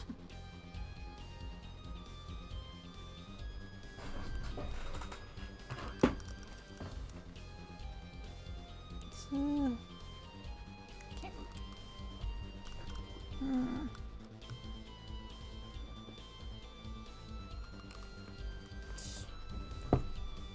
Hmm. Can't quite tell what that second one there is. Other looks it could be. So, maybe. Just look at the notepad. That was an impressive bit of pyrotechnics that did this. That's the guitar from the concert, isn't it? I thought it was one of the staff playing a gag on me. I guessed that it wasn't the end of it. The specialist analyzed the guitar, incidentally. Oh, did you find anything out? He didn't have a lot of time, so it's still unclear. The results he came up with were intriguing. Intriguing? How does that guitar tie into everything that went on? Sounds like something we should ask about.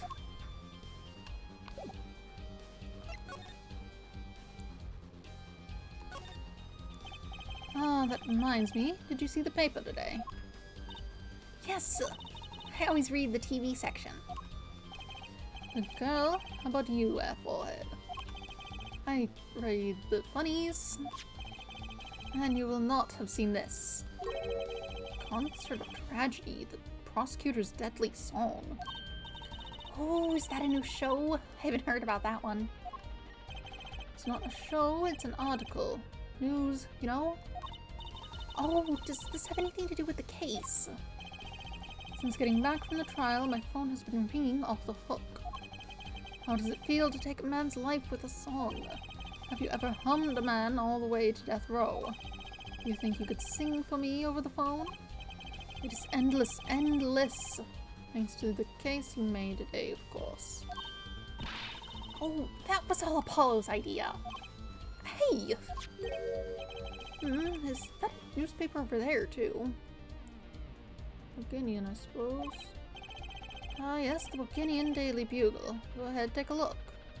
Do you have it shipped over, or is it like a photocopy? Thanks, but I can't read Bourguignon.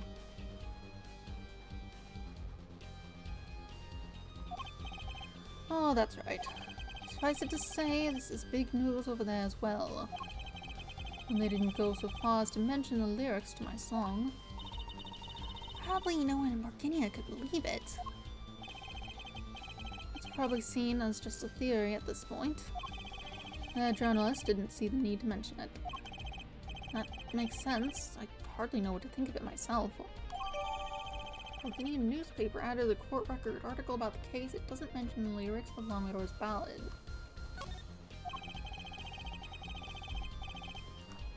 Lamidor's testimony will probably be in the evening edition, I'd imagine. Which is why I've had Dardian step down from the investigation for now. Yeah, we ran into him moping in front of the Coliseum. Lamidor was my invited guest, so it's a rather delicate situation. You understand how much I want to solve this case. Quickly, if possible. I really love that song. It has such a great atmosphere to it. You co-wrote it with Lamidor, if I remember correctly. That's right, it was last year. And going to tour Bourguignon's legal system, as a matter of fact. And that's when you heard Lamidor's voice. Why are you touring the legal system? Just like showing up to trials and watching? Worst time to move. Every time's a terrible time to move with this chair. There's nothing to be done about it.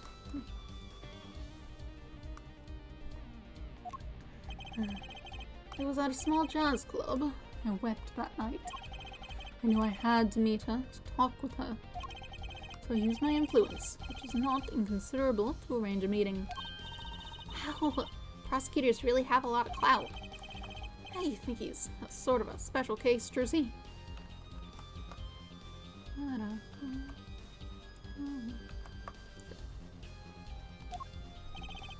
Thankfully, she liked the work I did, and we wrote a song right there, backstage. Archie on piano, the dulcet voice, and myself on a guitar that I borrowed from Lamidor. And music history was made. Probably not an experience your average lawyer would ever have, like Apollo, say. It is a memory I hold dear, and the song we wrote that night was this. And that very guitar's right over there. You mean this charred lump? Don't call it a lump, that's a piece of history. And it's only browned, not really charred. Pieces are missing. No matter, I shall never sing that song again. Wouldn't have used that guitar again either, even if I could have. What happened during that song anyway? Why did his guitar suddenly catch on fire? Do you think you could show it to us? Your charred, I mean slightly burnt guitar. I'm sure he doesn't mind. What more could happen to it? It was a beautiful instrument. It was played lovingly for many years. A guitar befitting of a woman like Lamidor. How did it end up here? She gave it to me. I mentioned how much I enjoyed playing it that night, and she made a present of it. So this guitar is from Virginia. That it is. We couldn't carry it on the plane. Changes in air pressure and humidity ruin the wood. So we vacuum packed it in Lamidor's studio. There's a special shipping service available to me for transporting evidence. They brought it right up to my office for me. Pristine and untouched. See, prosecutors do have a lot of clout. I still think he's a special case. Such a valuable guitar. It's too bad it got burned. Prosecutor Gavin's guitar added to the court record. Gift from Lamidor sent from Virginia were burned at the night of the concert. Cool. What was it that you were saying earlier? Something about intriguing results from an examination of the guitar? That's right! What was that all about? Well, you know how guitars have a round hole in the front. It is called the sound hole.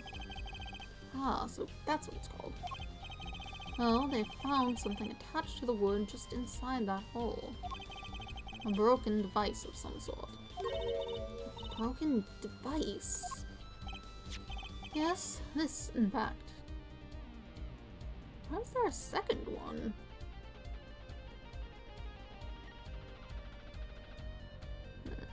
It was in the room.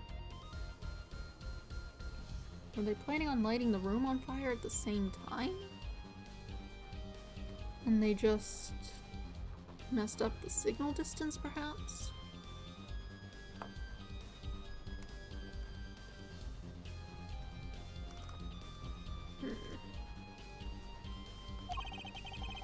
The examiner is busy with evidence for the case now. However, that's not how. The examiner is busy with evidence for the case now, however. So he'll be checking this out once he's finished with everything else. That device looks strangely familiar. Apollo. I guess it's just so the player has to point it out themselves. You need the player to actually think, but it does make him sound kind of dumb. Instead of just be... Could instead be like, hey, that looks familiar. I know about this evidence, and prompt from there. Player still has to think about it, but it doesn't make Apollo sound like an idiot. This was found in Mr. Latos's bag. It's apparently a replica of something. A replica? It's a small lump about 1.5 inches long. We analyzed it, but there's not much to say other than it's a lump of plastic. Perhaps it was to be used in the identification of whatever it is a replica of. You mean whatever Mr. Latos was after? That seems to be the most logical explanation. Well, what is it? Don't ask me for all I know. Oh, if you don't want to tell us, you could just say so. I put in a request to Interpol via my contacts in Volginia, but apparently there is a block on information somewhere along the chain. Oh? There's something either Interpol or Volginia doesn't want to share. Something about this little piece of plastic. Mr. Latos went through all that trouble to become Lamidar's manager. Just to come to this country to find out more about Slump. He died for it. Replica added to the court record. Replica of something held by Mr. Latos, apparently the focus of his investigation. I sent someone to the Colosseum to fetch Lamidar. Perhaps she knows something about it, being a Bulgarian. Sure.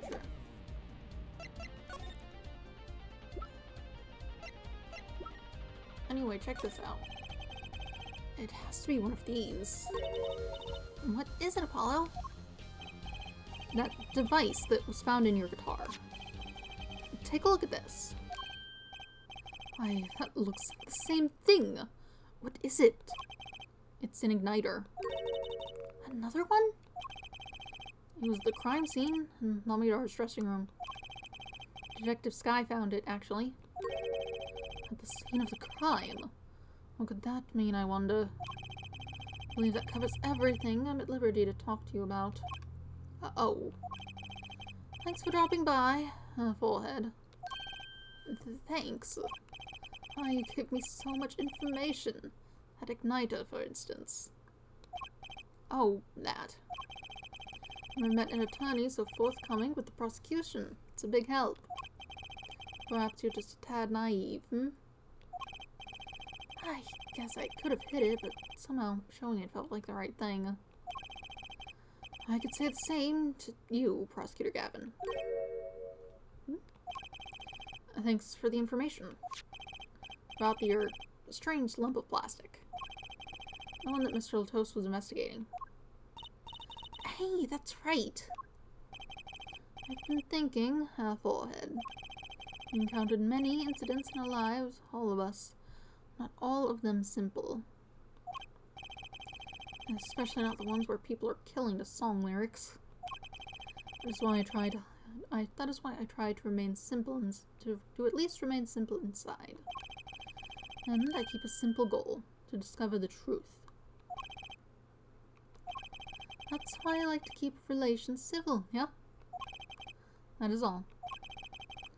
I can live with that. Mr. Prosecutor. Fraulein. Can I ask you why you sing in a band?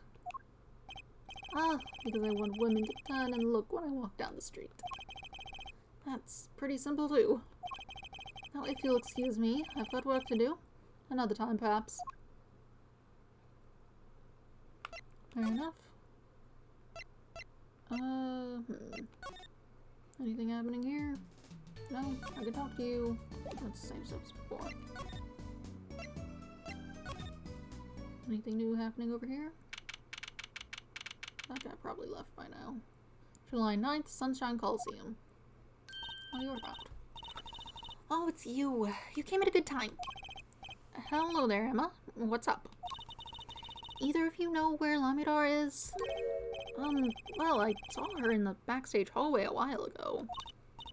Yeah, that's strange. What's strange?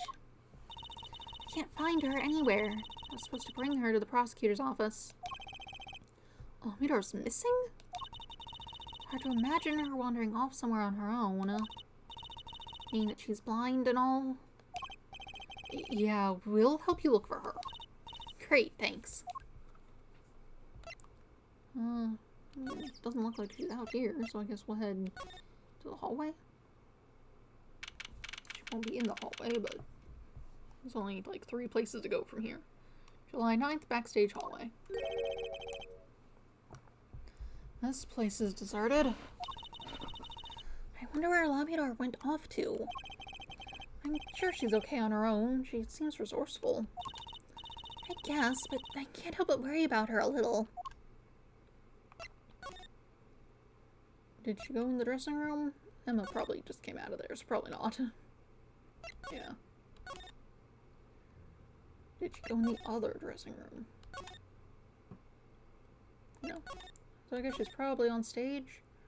You'd think, whoops, no. That'd be the place to check. And if she's not in any of these places, maybe she went somewhere else entirely?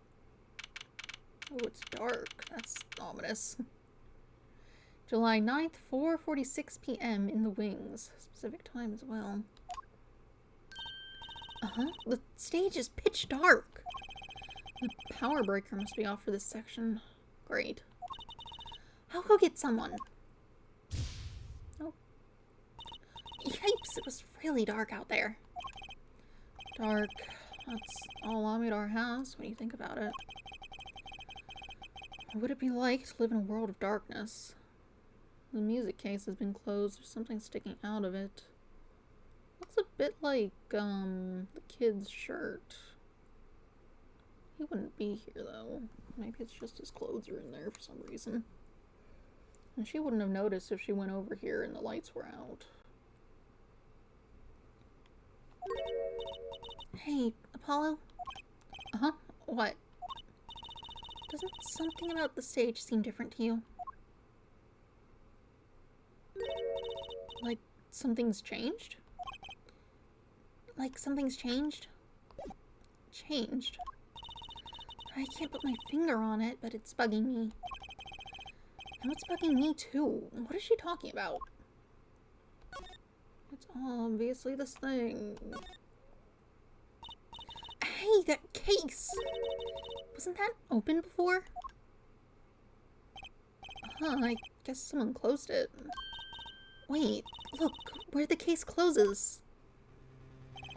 Something's sticking out. That doesn't look like an instrument. You don't think it's... Let's open it, Apollo! Oh. It's like her... Amidar! Amidar! You good? Emma, we have to get Emma! Someone should stay here. Amidar was taken directly to the hospital. Emma ran around, barking orders, making phone calls. Trucy just clung to my arm and cried. For me, I was still in shock. 2 bodies in 2 days is too many. Too many. July 9th, 5:53 p.m., Hickfield Clinic waiting room. Emma, how's Amidar? Is she okay? You. No, you a big thanks, that's for sure. So, she's okay. Yes, she came to a short while ago. We found her before it was too late. That's good to hear. So, what happened? Someone attacked her. She was struck on the forehead. By who? We don't know. But they hit her on the forehead, right? That's right in front of her. How could she not see? Oh. Right. Would you like to see her now? Is that alright? She wants to thank you for saving her life. Was she, like, gonna suffocate in the box, maybe? Amidar! Mr. Attorney, you were the one who found me. Thank you from the bottom of my heart. I'm just glad you're okay. Tell me what happened.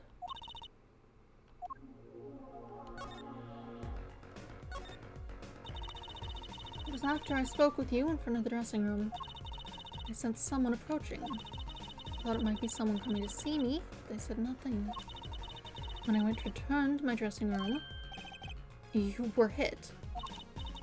I knew, that very moment I knew. The assailant was trying to kill me. No! It was lucky for me, the first blow did not knock me out. I turned and ran for the stage. Someone was chasing me, I could hear footsteps. Yet I reached the stage first. Why the stage? I'd overheard maintenance people talking. Power to the stage area was off, they said, for electrical work. Ah! Darkness is my ally. There was a contrabass case near the stage. That is where I hid. So the assailant couldn't see you. Once in the case, I'm afraid I passed out. Oh, that sounds like a really close call. Do you have any idea who it might have been? Unfortunately, no. Whoever it was, they said not a word. Too bad. Yet when I consider that I was struck high on the forehead, I must conclude that whoever hit me was taller than I am. Good point. She's sharp. And you're much taller than I am. You're about as tall as Apollo. So that means it was likely an adult and probably a man? Could it be him? But why would anyone attack you, Lamidar? The detective asked me this too, and to her I gave the same answer I give you. I do not know.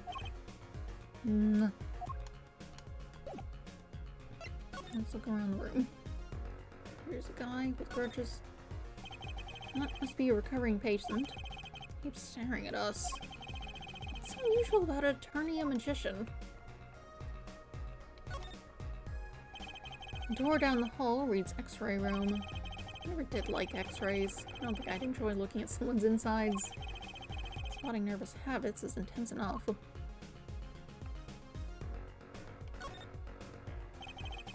Some visitors are here in the waiting room watching TV. Murder during a concert at Sunshine Music Coliseum. Looks like we're on the news. His current hit song, Guilty Love, is in courtroom as prosecutor, singing the defendant all the way to death row.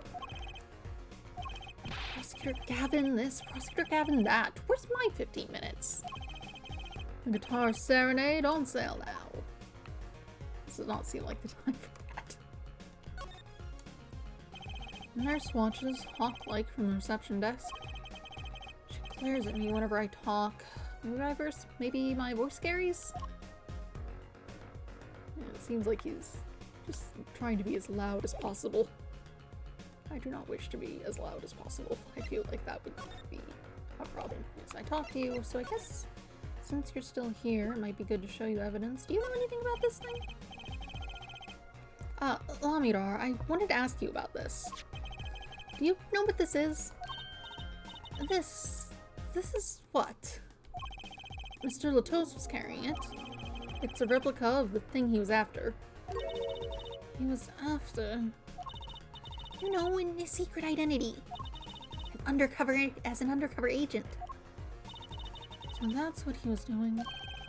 You mean you know what... Yes, I know, of course. This must be a Burgundian cocoon. Or rather, a convincing replica thereof. Why haven't I heard of a Burgundian cocoon before? Why would he be carrying this around? Was it some kind of souvenir? I wonder. A newspaper about you. Sorry, I've not quite recovered from the attack. She looks like she's had a rough day. I'll just put this piece of evidence away for later. Yeah, I suppose. Yes, we can ask about it. Good. Well, they call it Burgundian. Must only be found in Burgundia. For certain, all in Burgundia know of these.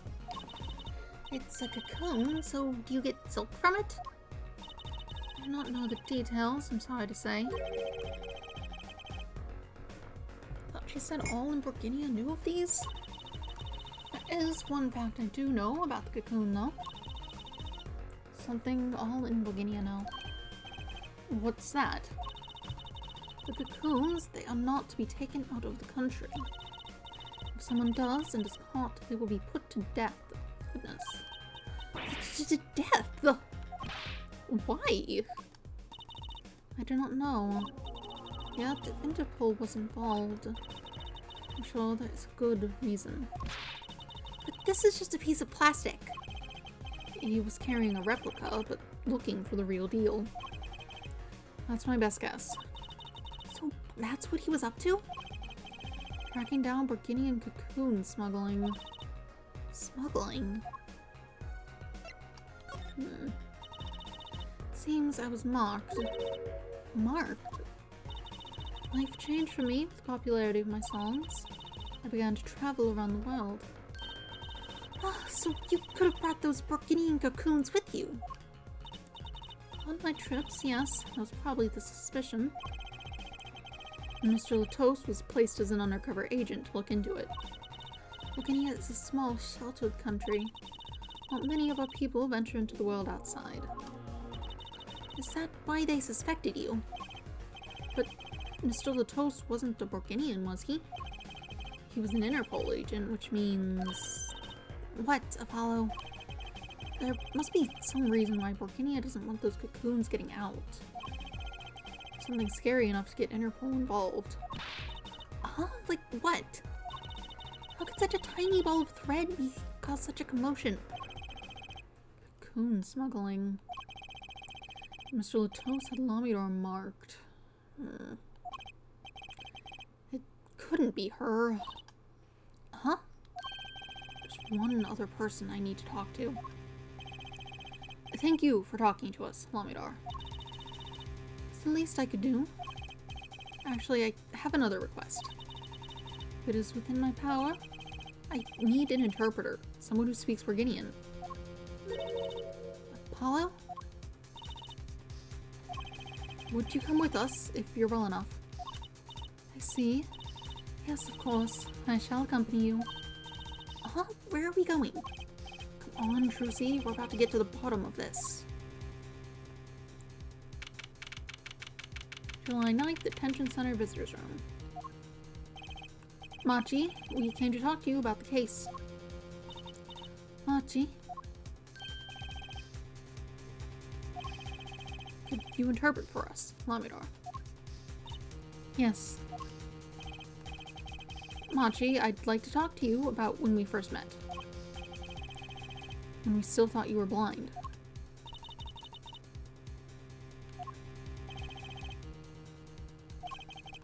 Now we know the truth. You can see, right? I was completely fooled myself. Machi, isn't there another secret you're hiding from us? Wait, Mr. Attorney. What do you mean by secret? What do I mean by secret? Well...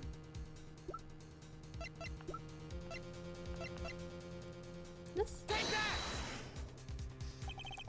Do you know what this is? Mr. Attorney, I don't need a translation to understand that. I know that wrong evidence look anywhere. I'd imagine you would. Let's try that again. Okay. What do I mean by secret? Well...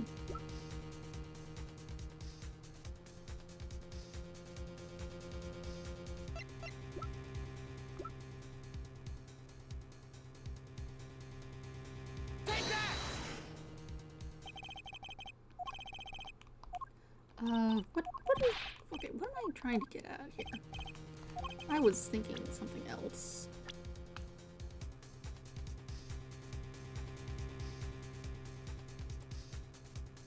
Another secret. What do you mean by secret? Well, you saying he's smuggling things?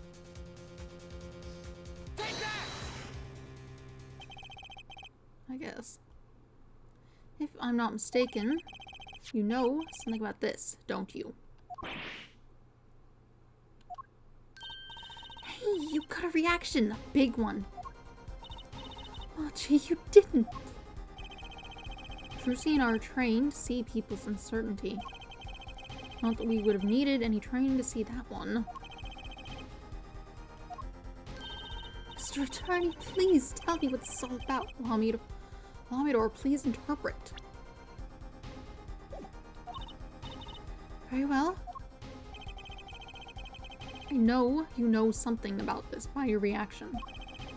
If you won't tell me, I might have to give it to the prosecution and have them look into it.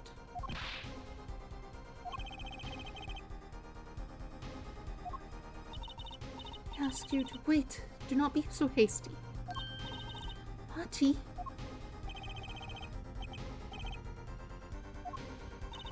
You know everything. Yes, everything. Well, sort of. Have him tell us about it. Very well.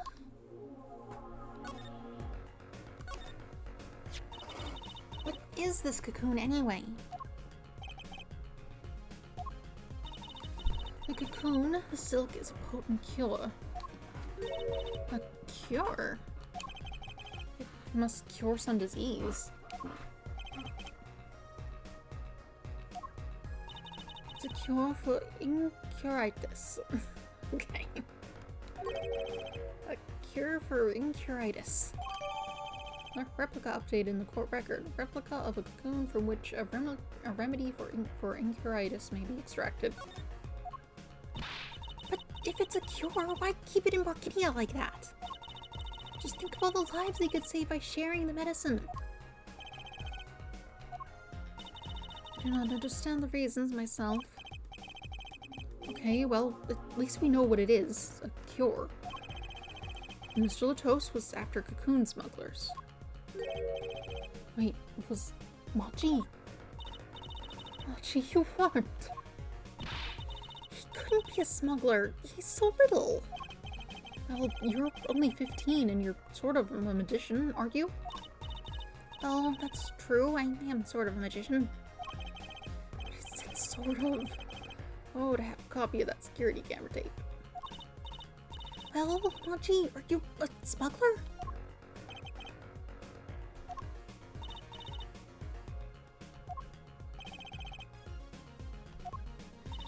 He won't tell me. First he plays blind, now he plays dumb. I wonder... Do you think he brought a cocoon here to sell it to someone? If Machi really did bring one into the country, was he planning on making a deal for its sale? I can't go home. Can't go home?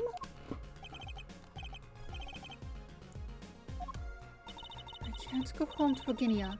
I do not want to go home. Penalty for taking a cocoon from Virginia is death. That's right, it's punishable by death. About the case? What about the case? He wants to tell us about Mr. Latos' death. This meeting's over. Who could this be? You. Get out of here. You're not involved. Go away. Darian?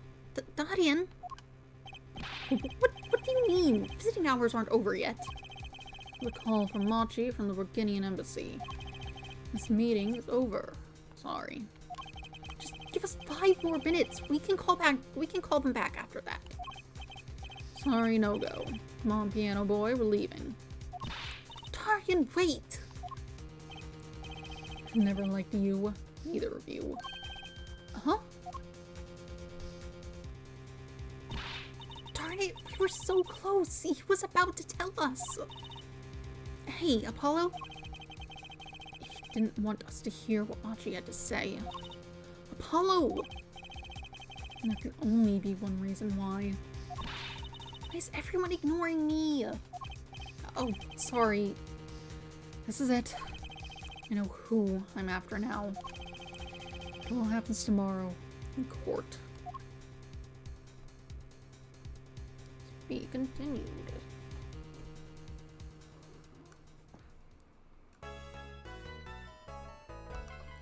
Save progress, yes please.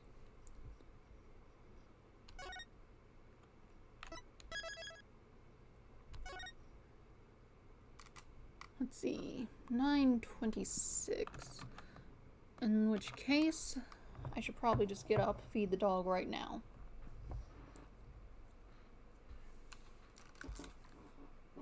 He needs fed at 9:30. It's close enough. I will feed the dog, refill my water. Be right back. Should not take much time at all.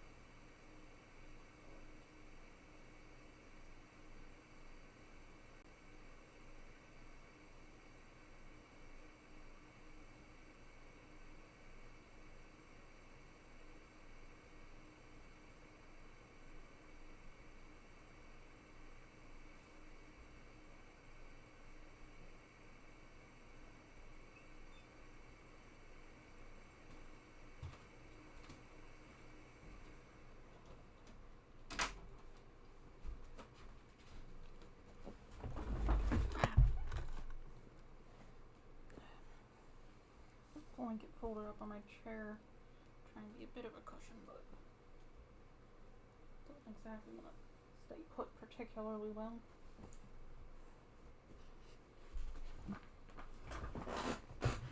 Okay. Have returned.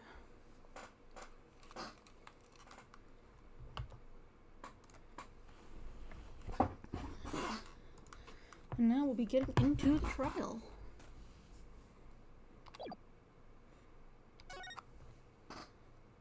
Let's see how it goes. July 10th, 9:49 a.m. July 10th, 9:49 a.m. District Court, Defendant Lobby Number 2. Well, this is it. Today's the day it all goes down. And then there was yesterday. This meeting is over. Sorry.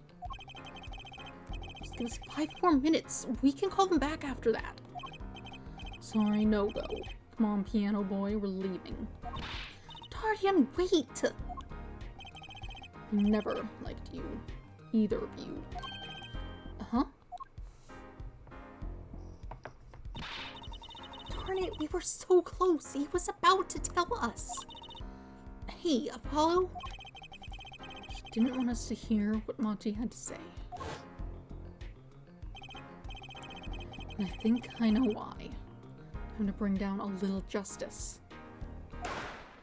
Ooh. What was that? He's heard but unseen. Who's this? Who's that talking? You. Valiant Gramarye, I exclaimed as he walked through the door. Normally. You aren't the witness today, are you, Uncle Valent? A preposterous proposition. How could I stand to stand upon the stand? Or my secrets would be free for all the would be free for the plucking. I might even have to sign autographs. That's why I intend to remain hidden for the entire day. Ooh, with vanishing magic? Indeed, I will jump upon an express train and express myself to the next town over. But before I go, a word of warning. Warning? What? The Grand Gramarye glamour resides at the root of all that has happened. Do not forget this truth. A glamour? A spell of sorcery, a great illusion. Miss Trucy, though it pains me to part so, I need to get in line for a ticket. Farewell! No, he disappeared very abruptly. Didn't fade out like they usually do. And there he goes. He sure seemed happy about that illusion thing. Oh, big illusions are the bread and butter of a magician. You can't pull off a show without one. A big illusion is always a spectacle to remember. Usually it involves cutting up things like people or elephants or the Eiffel Tower, anything really. So he was talking about what we saw at the concert. Amidar's disappearing act. And Prosecutor Gavin's exploding guitar. I wonder what he meant by it being at the root of all that has happened. Well, it's about time. Shall we go? Oh, excuse me, sir. Yes? The scheduled starting time for the trial has been changed. The trial will not be commencing until 10:30 a.m. Sorry for the inconvenience. Huh? Did something happen? This is the first. It was by the judge's request. Some urgent personal business. Great. I bet he stayed up too late last night watching courtroom dramas. Apparently he's visiting the hospital again. The hospital? I believe it was mentioned that the Chief Justice's son is unwell. Apparently his condition worsened considerably this morning. The Chief Justice's son? Oh, that's right. Remember yesterday morning, the judge said he had to go visit him after the trial. There's an article about it in the newspaper. Incuritis syndrome, first case in the country. Let's see. You care to read about it yourself? Newspaper article added to the court record. Article about Chief Justice's son who is inflicted with incuritis. Incuritis? Where have I heard that before? Apollo. I'll let you read that article for us, Apollo. Just leave the TV guide page to me. Let's take a look. Okay, I thought it would give me text. Thanks. That doesn't help me. I can read that from here.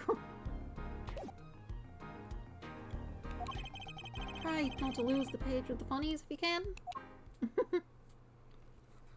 And then you sat around for a while.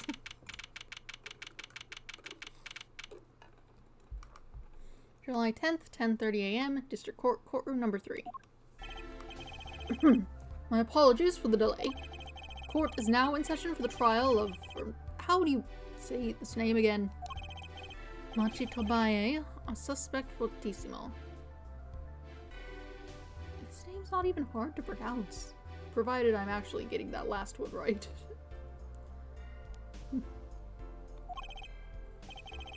Right, it's his trial, in any case.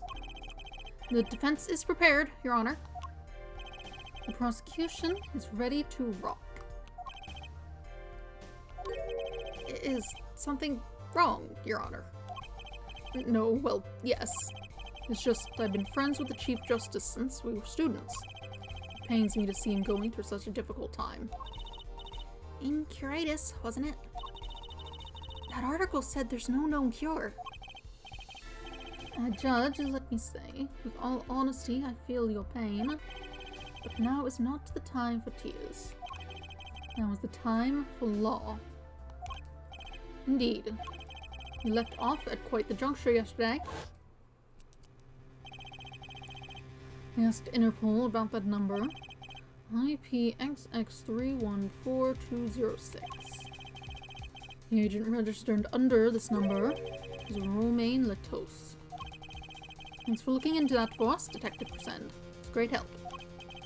Oh, no problem at all, Your Honor. I'll be heading out.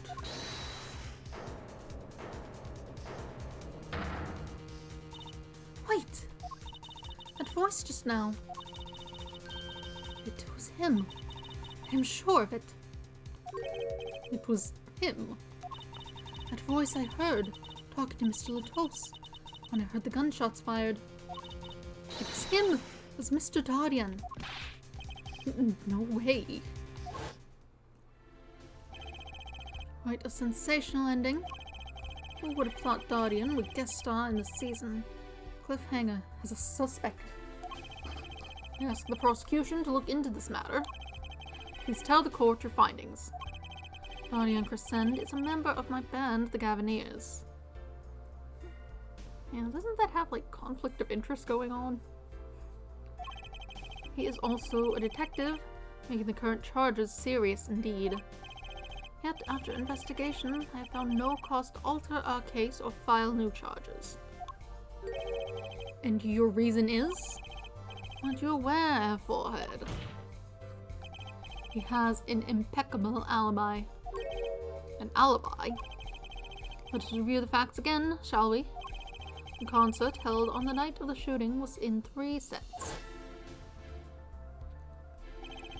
The Gaviniers ripped up the stage during the first set. For the second set, our guest took center stage. The only performers appearing were myself, Lamidor, and Machi, along with a drummer and bassist for a total of 5. They don't even get faces. The shooting in the dressing room, however, took place during the 3rd set. Lamidor and the defendant, Machi Tobaye, had left the stage at that point, and the Gaviniers were already rocking. This is when 2 shots rang out at the scene of the crime. Holly Bob, what are you doing? Get out of the window. Why are you behind my monitor? Getty. Whatever. Don't break anything. Shots heard by Detective Emma Skye, mind you. And Apollo, you heard them too, right? I sure did. Furthermore, Lamidor herself witnessed the moment of the crime. Well, perhaps I should say she heard the moment of the crime, when she claims to have heard Mr. Latos and Detective Crescend talking. But that's impossible. Detective Crescend was... Precisely. Detective Crescend was on stage, getting his groove on, no less. Voila. Perfect alibi. Does the defense have anything to add to this? It's true. When I heard those gunshots, he must have been on stage. Still, there's something here that doesn't quite add up. It appears the defense has no objections. I believe we can safely say that Darian Crescent's alibi has been acknowledged, which means that Lamidar was sadly mistaken. The testimony cannot be true. Very well. Of course, if we disregard her testimony, then I see no evidence keeping us from declaring a verdict. If indeed there are no objections. Oh, Apollo, if he declares a verdict now. But Prosecutor Gavin's case is airtight. Lamidar might have been lying to protect Machi. How can I rely on her testimony? Wait, what about yesterday in the detention center? About the case? What about the case? He wants to tell us about Mr. Latos' death. This meeting's over.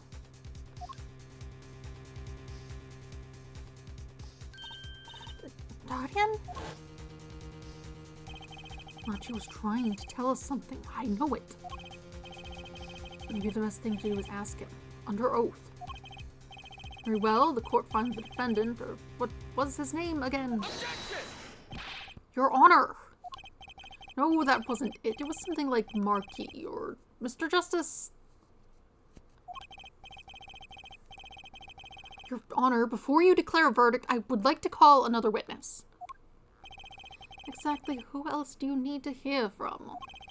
A witness who, until now, has not been given a chance to speak in this court. Because he doesn't speak English. You don't mean... I do. The defense calls defendant Machi Tobaye to the stand. What? He doesn't speak English. We'll use an interpreter. Interpreter? I'm afraid you'll have to look elsewhere. I only speak a few phrases, such as I love you and where's the toilet. The defense would like to request Lamidar as the interpreter. Lamidar? There's a possibility she's protecting the defendant. But she'd be interpreting for the defendant. Why would she lie? This is most unusual. Bravo, Airforehead. Judge, the prosecution agrees with the defense's request. If Lamidar lies, I'll be able to tell. Even my limited knowledge of the language should be enough for that. Well, if both prosecution and defense are for this, I see little cause for refusal. Finally, some progress. Bailiff, please show the defendant and Lamidar to the witness stand.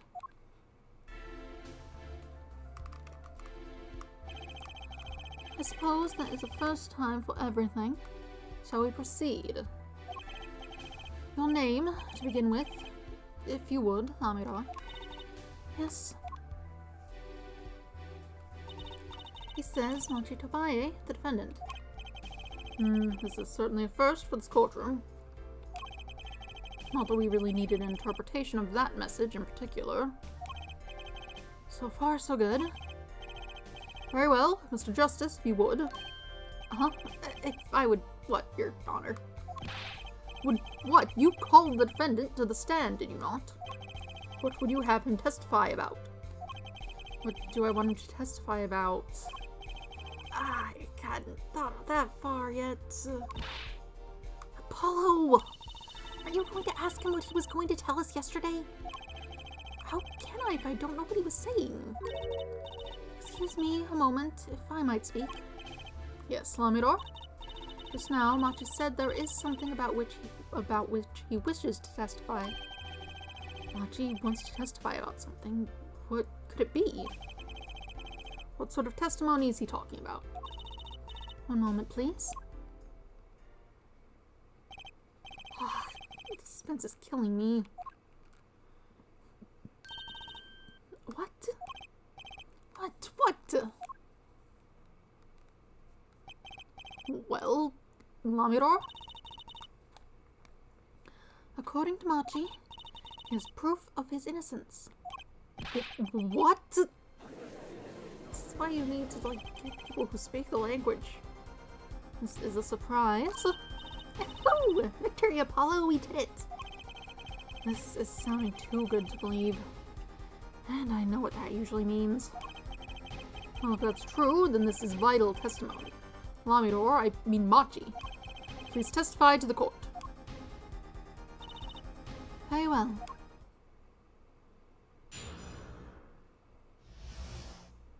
Proof of innocence. He says that word of Mr. Latos's death came as a great shock.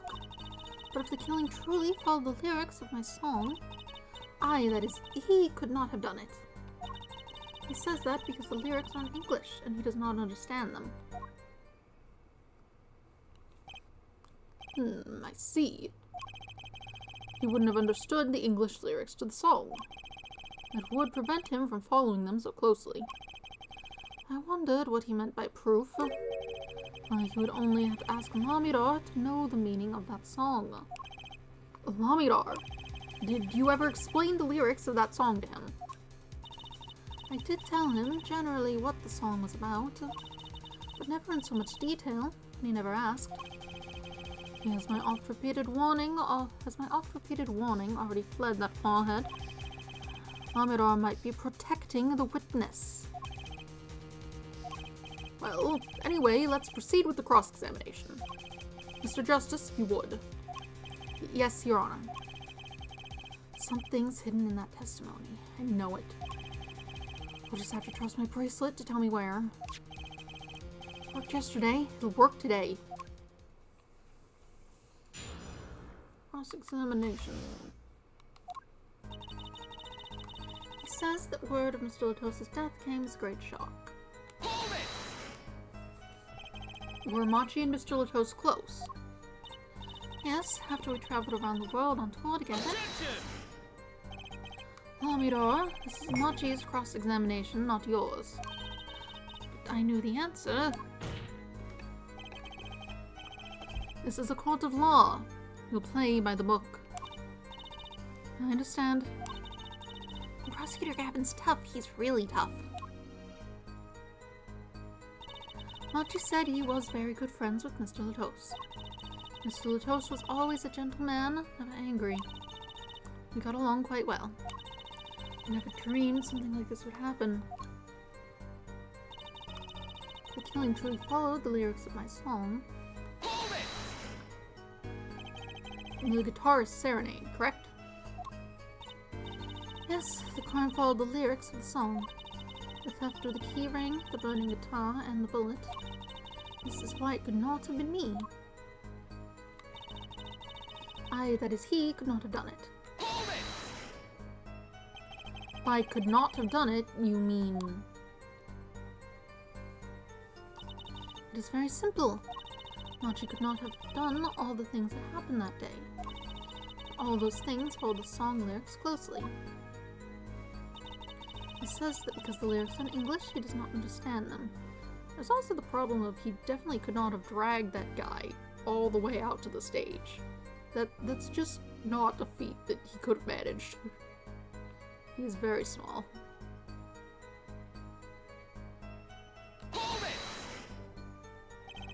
Wouldn't it be difficult for him to perform without knowing the meaning of the lyrics? Not really, he's just playing the piano. He did not know what the song was about. Its mood. He did know what the song was about. Its mood, shall we say. This was enough to play by. Don't step on my keyboard! Ah! Stop doing autoplay! Volleyball!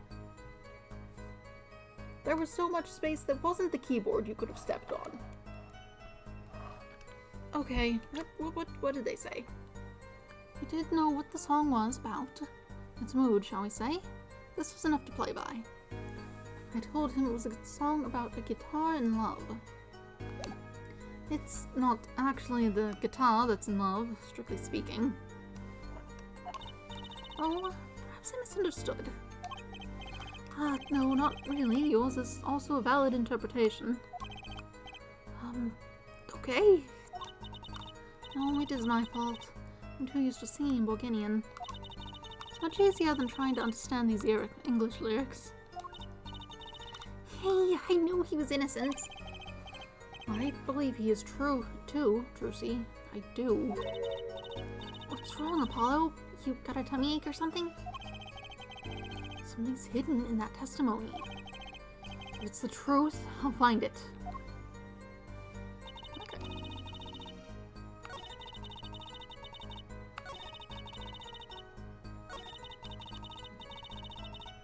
That seems to be the sticking point that people were having difficulty with. So let's look at this. We have eyes now.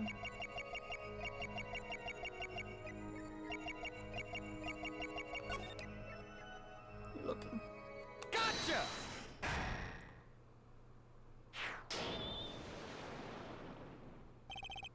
Machi, you can't fool my eyes. You glanced toward her at the very moment Lamidor said the word English. Why? And don't bother interpreting that. He understands me. Machi, tell the truth. You can understand English, can't you? What are you saying? Of course he can't. Must he continue this charade? Mr. Justice, Machi says this. I know the word English. Uh-huh. Before coming to this country, he heard me speaking English. He learned the name for this language, that is all. What? Give me a break. That's such an unusual word to understand. Do you not know Espanol, for instance? Well, yeah, but...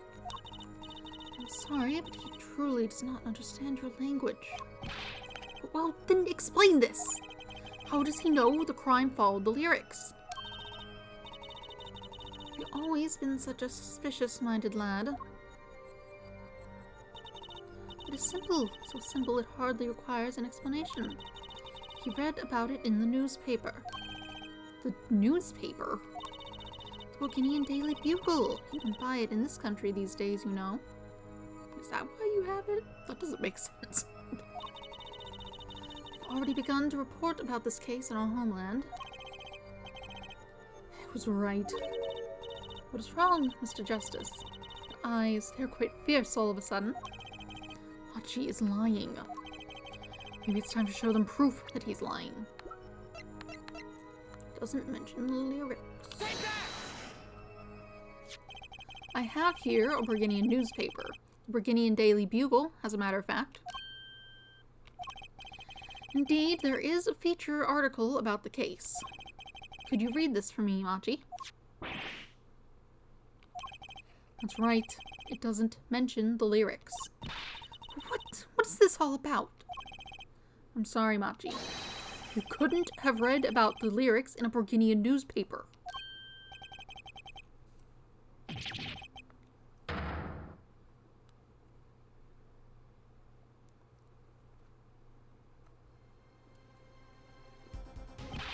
What does this mean? But I don't see how it's possible. Ah, I know. You must have heard the lyrics when the police were doing their questioning. Yes. Not possible. The subject of the lyrics was not brought up in police questioning. I read the full report myself. So the lyrics weren't in the newspaper and the police didn't mention them. The only place you could have heard them was in this courtroom. In English, no less. The witness will explain herself or himself. Machi says... He says... Yes. It is true I read the newspaper. But this is not where I learned the lyrics. I was mistaken. Now I remember. You remember. He said he heard of the lyrics from me. What? Is this true, Lamidar? Yes, I'm afraid I had forgotten it myself. It looks like Forehead's been jumping to conclusions again. Seems so, yes. Oh no! It's onto something, I know it. I can't just let this chance slip away. Time is an issue today. Mr. Justice, are you finished with this cross-examination? What are you going to do, Apollo? If I'm going to keep on cross-examining, I better have an angle of attack. Or else... My bracelet's still reacting. Your Honor, please allow me to continue. If you must, you must. Very well, witness. I understand. So you explained that the crime followed the song. Hold it! Exactly how much did you explain to Machi?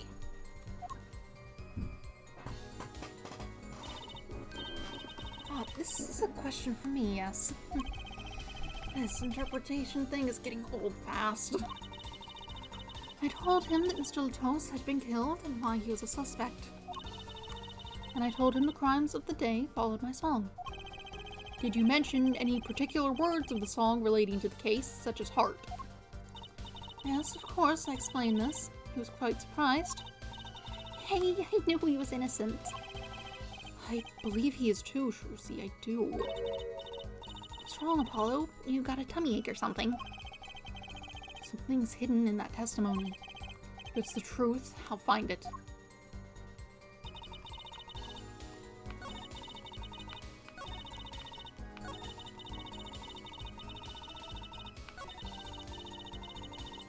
Okay. Should be something in here. I'll probably have to look at her now.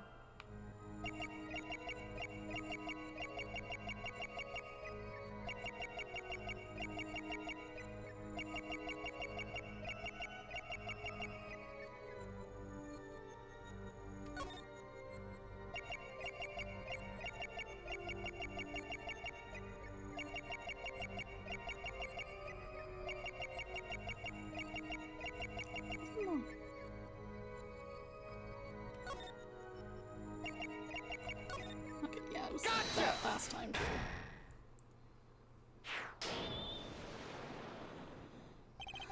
Lamidar, I'm currently cross-examining Machi. Why should you be uncertain? Me? Uncertain? Yes, you swallowed the very moment you told the court. It was I who explained. See, there's little point in trying to hide anything from you. Lamidar, are you indeed protecting someone? But it's not a question with a simple answer. To tell the truth, I do not believe it myself. Then allow me to answer for you. Lamidar, you're protecting... I mean... Take that! Lamidar, you are protecting Machi. That's why you lied and told us that you explained how the crime followed the song. I don't fault you for trying to help, but this is not the way. Machi, I believe you didn't do it. Really, I trust you. But you've lied to us twice. And now you have Lamidar lying on your behalf. If this is going to work, you have to trust me too. Your two lies cover a simple truth. You understand English. You have to.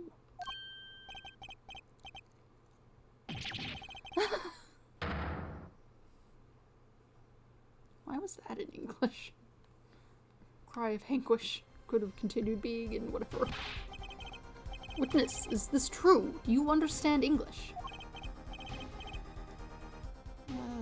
What sort of voice was a character like this have? I wasn't bothered with the other thing, because what do I even do? Yeah, so little only. I should specify.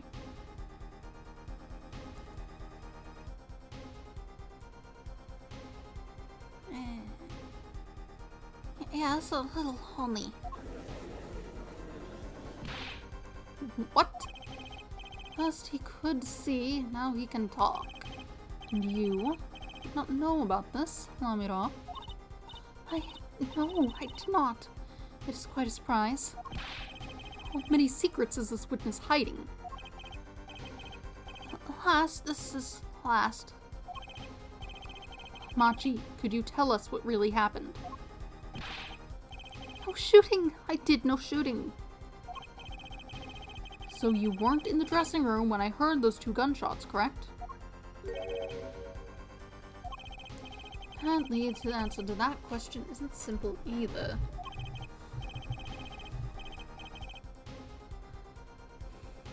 I was in dressing room behind desk. Manager, he on floor. Which would be after the shooting, right? Then there's voice. Voice or voices?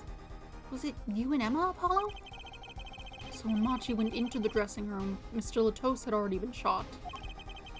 And then we came to the door. Panel high up. I take off. Run away, run away. So it was you who escaped through that air vent. As the prosecution has upheld all along, no less. The defendant has admitted to being at the scene. Might we take this as a confession? Objection! No, he's clearly denied that he did it. I have no shooting. Manager on floor. Already on floor. Objection! Victim had already been shot, you say. I find that hard to believe. The defendant understood the song lyrics. He was at the scene of the crime. This can only mean one thing. He is the shooter. Does the defendant have anything to say to this? He's clammed up, Apollo. Then let's ask Mr. Justice. Will you require any further testimony from the witness? Is that it? Is there nothing else I can get him to testify about? Wait, no, of course there is. What is this cocoon, anyway? The cocoon, the silk, is a potent cure. A cure? Well, Machi, you're a smuggler?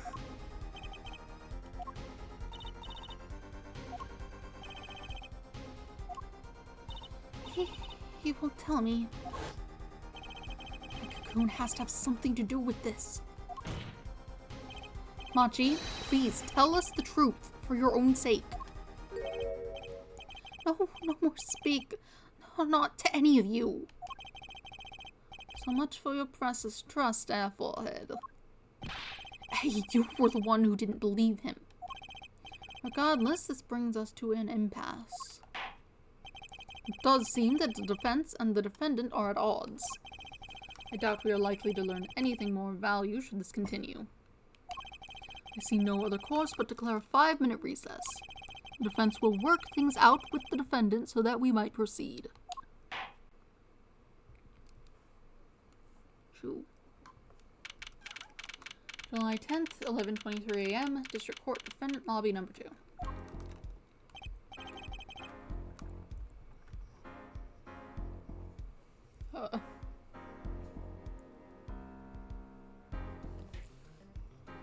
Didn't settle on a decent voice for this kid.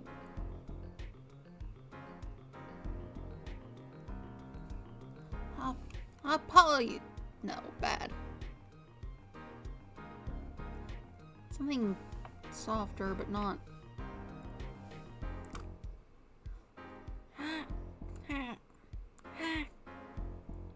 Apollo Eustace. That's bad. That sounds like an old lady.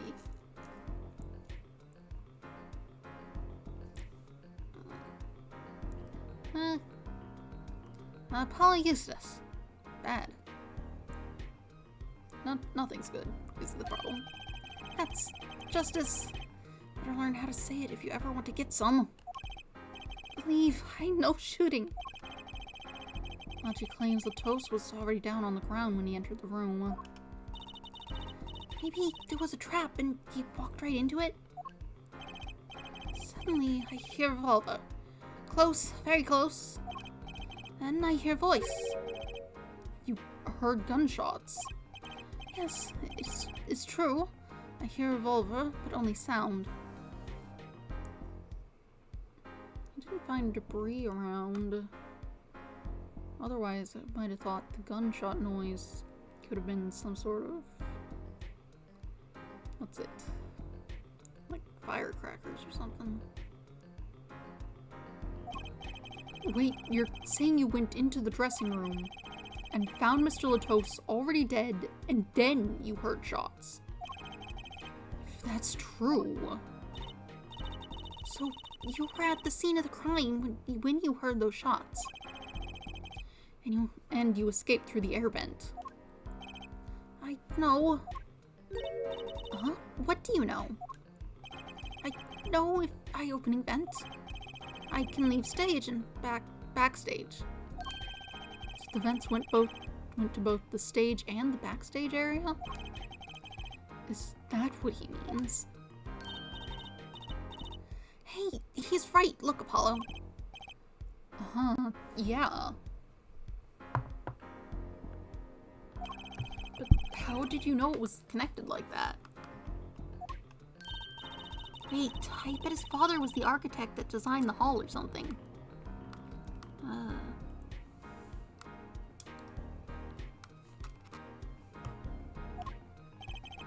I hear this from Magician.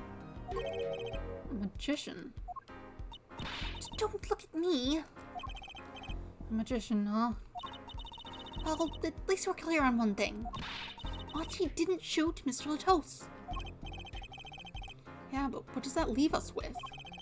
We're supposed to say he went into the room to find the body and then he heard the shots? That one's going to go over well in court. Not. Apollo, you're his defense. You're supposed to believe whatever he says, even lies. That's what Daddy always told me. I'll just pretend you misheard him. Every time. So, what do we do? You're sure you won't testify, Machi? No talking. No. Well, it was worth a shot. A cocoon. I can't go home. Can't go home? I can't go home to Virginia. I do not want to go home. The penalty for taking a cocoon from Virginia is death. That's right, it's punishable by death. Of course, he's scared. Well, I guess we'll just have to try a different approach. That's the spirit, Apollo. So what's your plan? If Machi won't testify about it, we'll have to get someone else to testify. Someone else? I think we're out of time. Let's get back in there. Right.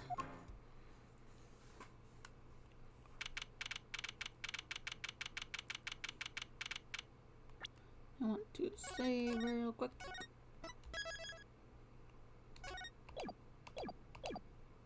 July 10th, 11:28 a.m., District Court, Courtroom Number 3.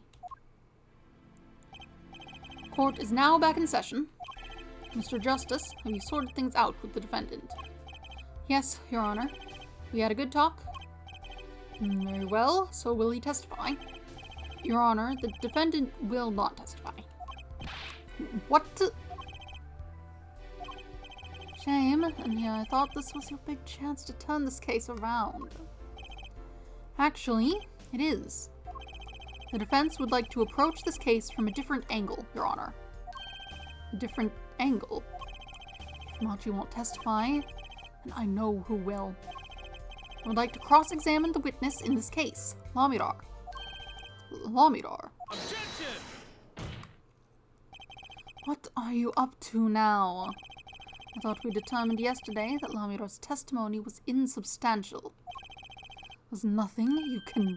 Lamidar was taken to the hospital yesterday with injuries. What happened? She was assaulted, Your Honor.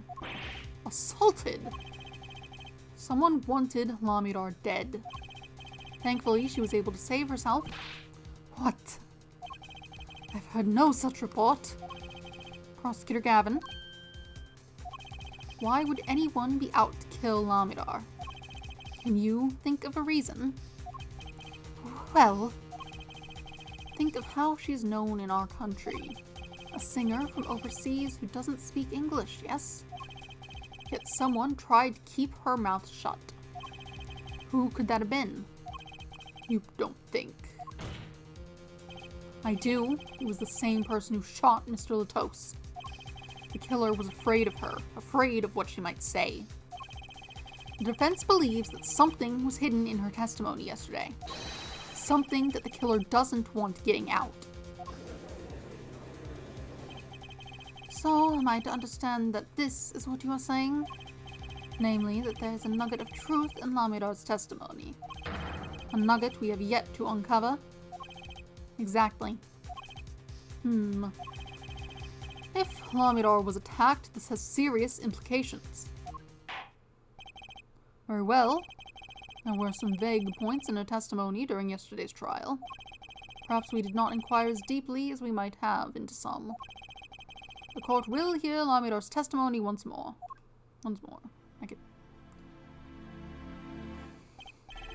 Lamidar, I must apologize. I must ask you to stand again and speak. You need not apologize. I know that Machi is innocent, and I will do all that I can until the court realizes this. Let's review your testimony from yesterday. You told us you heard 2 gunshots and the shooter's voice through the window, and that the voice belonged to Darian Crescend, yes? That is correct. At which point I proved she could not be correct. She couldn't have heard any of those things. The small window at the scene was closed and was found to be quite soundproof. You have nothing to say to that, Mr. Justice. I don't know exactly what yet, but I do know there's something there. There is, it seems, much you do not know.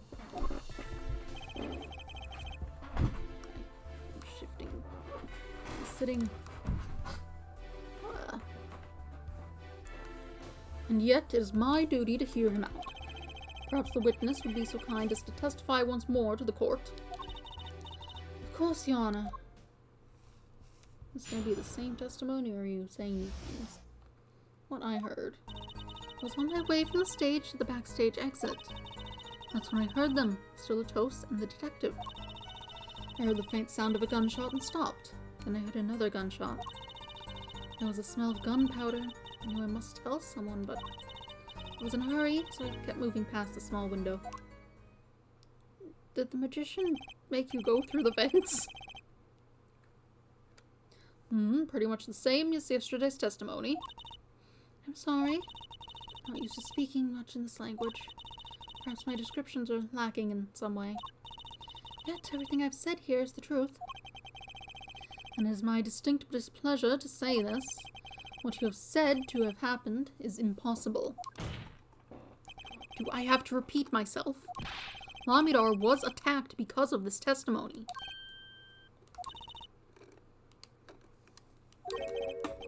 What? Druzy?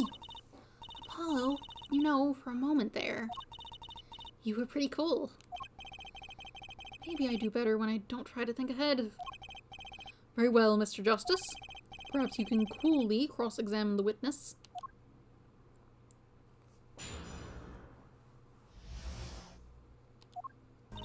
It's on my way from the stage to the backstage exit. Hold it! Is something wrong? I know I said hold it. She's saying the same thing she said before. Mr. Justice. Sorry, it's nothing. Please continue with your testimony. Now I know what they mean about the reckless youth these days. The one in red over there is a shining example there, Judge. You're the last person who should be pointing fingers, Mr. Rockstar. So when I heard them, Mr. Latos and the detective. Hold it!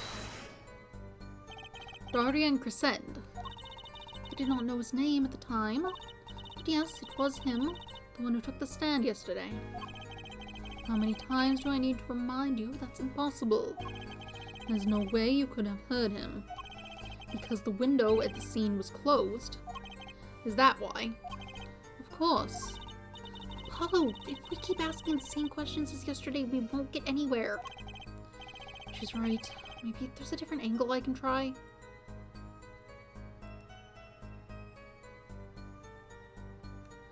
What were they talking about? Did you hear anything else? Did you happen to hear anything else at that time? Anything else? Anything else besides the victim and the shooter's conversation? Anything at all? That's quite the vague question. Other than the conversation, I heard a clock ticking, the two men breathing, footsteps. That is all. Nothing new there, as expected. I was hoping for a little more than that. Perhaps we should just carry on with the cross-examination. As you wish.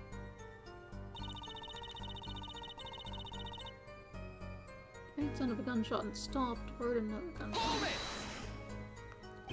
There were 2 gunshots. Yes, I heard 2. One after the other. That fits with the bullet holes at the scene. Nothing really new here to pick up. There was a smell of gunpowder. I knew I must tell someone, but... Why didn't you tell someone immediately? Well, If it were me, I would have gone to the police right away. It's our duty as citizens. This may be beside the point, but Lamidar isn't a citizen. Though one would hope such common sense prevails in Volcania as well. Lamidar seems awfully quiet all of a sudden. That's strange. Could she be hiding something? It is as you say, yet at the time... I was in a hurry, so I kept moving past the small window. You were in a hurry. To go where? I was on my way to the backstage exit, as I've said. Why were you in such a hurry then? Well, I don't think that's anything to do with this case. It very well might. Please, answer the question. Objection! Are you alright, Lamidar? Yes, I'm just tired.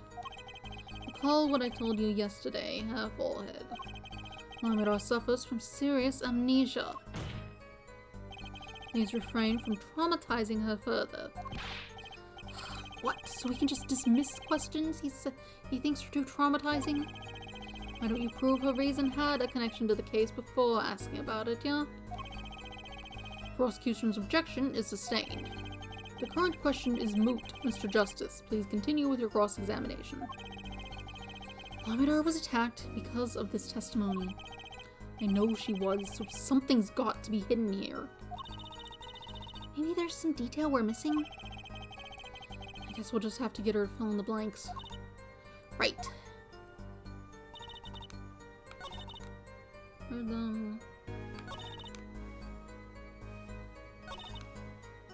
Let's ask about what they were talking about. The window's closed. Lamidar, do you by any chance remember what they were saying to each other? If so, please tell us. I have given it much reflection, but I was afraid of this. She doesn't remember. Only heard one phrase clearly. The whole phrase? You remember something that was said. Why didn't you say anything yesterday? When my memory is clear, I was afraid to speak. You see, I do not understand what was said. This could be it. A clue I've been waiting for. Well, what did he say? It was the other man speaking, not Mr. Latos. The shooter, then. Darian Crescend. Well, what did he say? It's over. Press the switch now. Switch. And the shooter said this to the victim, Mr. Latos. I thought it quite strange myself afterward. It is a mystery. What could it possibly mean? Mr. Justice, care to shed some light on this? I mean, sure. It's very, very vital. Maybe we could add that to the testimony. What did that delighted? Maybe, Apollo. In a small window, I heard a voice say, "Press the switch now." Hold it! And it was Detective Dardian Crescen's voice. Yes, I'm sure of it. It's over, press the switch. Would he say that to Mr. Latos? Apollo. The murder weapon. The revolver was Mr. Latos's, right? Yeah, what of it? Well, maybe when he said press the switch, he really meant to say pull the trigger. Because his English isn't so good. Dardian Crescent is a native speaker. Oh, right. Sorry, I kind of forgot who was what. Press the switch. It's not something a killer usually says to their victim, is it? Was there no one else in the room? I do not know. All I heard was Mr. Latos and the detective. Do you want me to show you the switch? I have a switch. That's not contradicting, but it is something. Objection! Press the switch. There's only one key that can unlock the mystery of those words. Oh, yet there was nothing at the scene that could be called a switch, save the lights. True, there was a switch at the scene, but it just so happens I have a switch right here. That certainly does look like a switch, doesn't it? The problem is, this was found not at the scene of the crime, but on the stage. The stage? Where the concert was held, yes. This was found hidden there. It was in the piano, which is maybe a bit of a problem, but you know. On the stage, you're claiming that the voice Lamidor heard was of someone commanding another to press the switch. It's a possibility. Objection! Oh, a forehead. I'd call that an impossibility. Why? It's hardly necessary for me to remind the court of the layout of the concert forum. The stage is quite far from Lamidor's dressing room. Not to mention that the Gaviniers were in the middle of a concert on said stage. We aren't known for being a quiet band. You'd shout all you wanted and not be heard. The detective's voice was loud, but certainly not a shout. So too have Air Forehead's cries of possibility followed short, far short of being heard. Sorry, but he wouldn't have needed to shout. Excuse me, you heard what I said, or do you need me to shout it out for you? It would have been quite simple to be heard on the stage from that dressing room. Oh wait, you like evidence, don't you? How about this? Using this, it would have been easy to get a message to someone on stage from the dressing room. There it is. Take that! Prosecutor Gavin, perhaps you're familiar with this. Why, that's... What is it? Is that some kind of newfangled phone they invented while I wasn't looking? This is a type of transmitter, a communications device. Communications device? From what I've heard, that night, everyone on stage was wearing one of these. Isn't that right, Prosecutor Gavin? Yes, actually, they're for talking between band members. We all had one on. So you admit that if you were wearing one of these, talking from the backstage to the stage would be simple. Objection! True, but wait. You'll send out an electronic signal. To avoid interference with the audio systems, the range is quite limited. Lamidor said it was about 30 feet, right? Look at this cross-section diagram of the concert forum. Ah, exactly. The walk from the stage to backstage seems far, but the direct distance is less than 30 feet. That can't be. So when Lamidor heard the shooter's voice, he could have been talking to someone on stage. Objection! You're claiming this is the switch in question. Why did it have to be on the stage at the time? It could be placed in a pocket and carried anywhere. Someone could have hidden it on the stage after the fact. Hey, he's got a point. How do we know where it was when she heard the voice? When the shooter said press the switch, because we know what it's for. Well, I guess we don't. An unfortunate situation. I'm afraid that until we know where the switch was, there's little point in debating it. Ugh. I was sure this was the way to go with this. What is the switch anyway?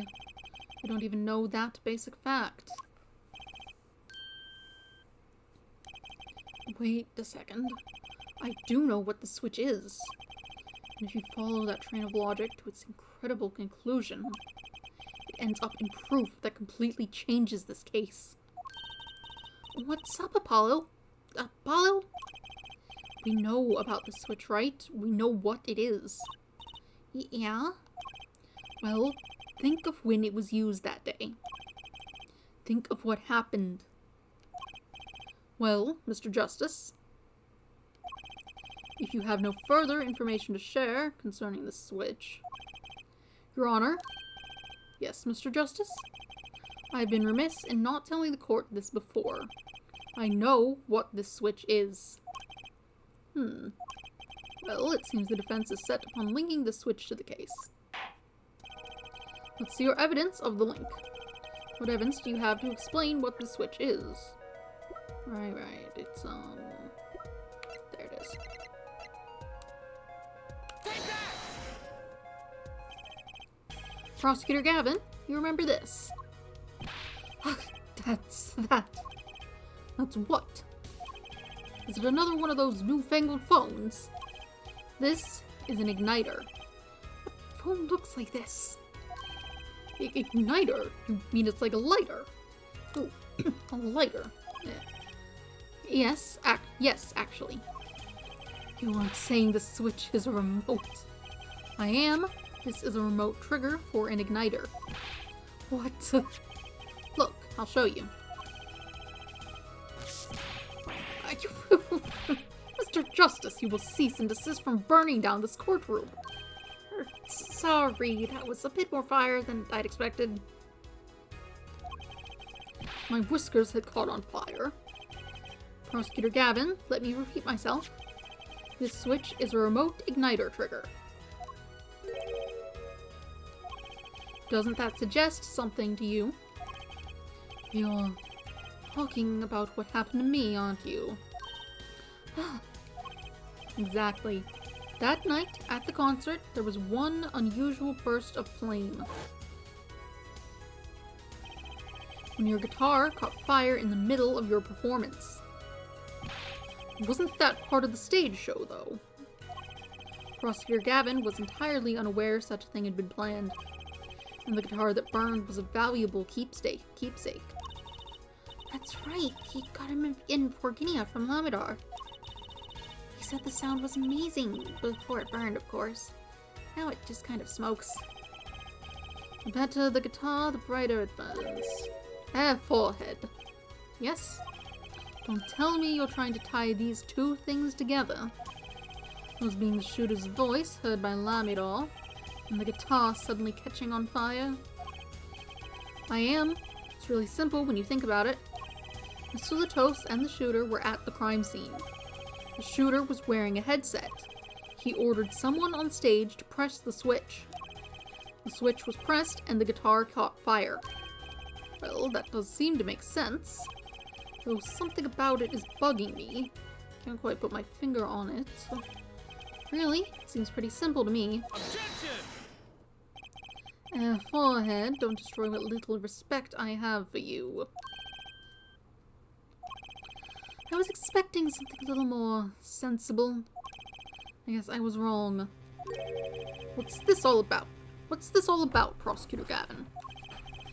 This simple story makes no sense. Think. That night, my guitar caught fire, yes. The cause may have been this indeed. Terrible chair makes all noise in the world. All's well on here, yes. Looks good. However, the guitar caught fire during the second set. Ah, that's right, of course. The guitar caught fire during Lamidar's song. Indeed, yet the shooting happened during the third set. Two are utterly unrelated. Yes, that must have been what was bugging me. The whole premise for this is faulty. See, his story makes no sense. Objection! Are you sure about that? What exactly do you mean, Mr. Justice? Maybe it's not the premise for my explanation of the switch that's at fault. Maybe it's our premise for this entire case so far. What premise is this specifically? I'm glad you asked. I'm saying that maybe the killing didn't take place in the third act. Objection! What's this? The detective Emma Skye heard shots and found the body. All of this happened in the third act. Objection! Gunshots rang out, and according to his testimony, Machi was in that dressing room at the time. Where are you going with this, Mr. Justice? Stay with me, Your Honor. He also told us this in his testimony. Namely, that the victim had already been shot. We all heard gunshots, but no one saw the shooting. This is insane. Just before the shooting took place, the shooter was heard on his headset, telling someone to press the switch. The next moment, Prosecutor Gavin's guitar burst into flame. We know that a remote-triggered igniter was inside the guitar. From all these facts, we can draw only one conclusion. The crime did not take place during the third act, but during the ballad performance, the second act. What?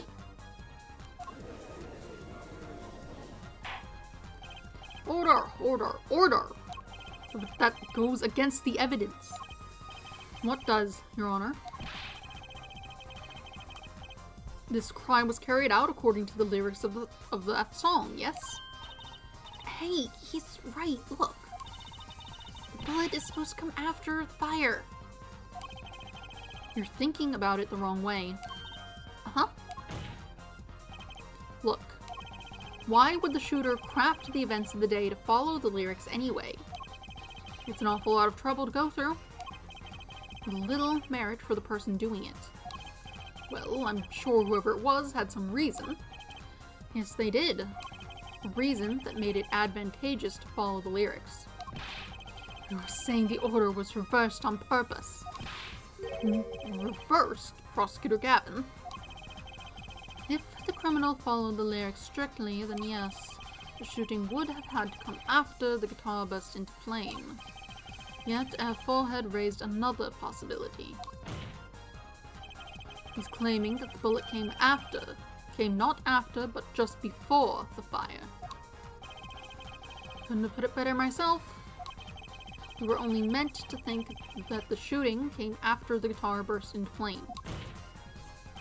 That was the criminal's objective. The crime followed the lyrics to a point, but that was the ruse. Why else would the killer risk discovery by moving the body? That was the final touch to make us think he'd followed the lyrics the whole way.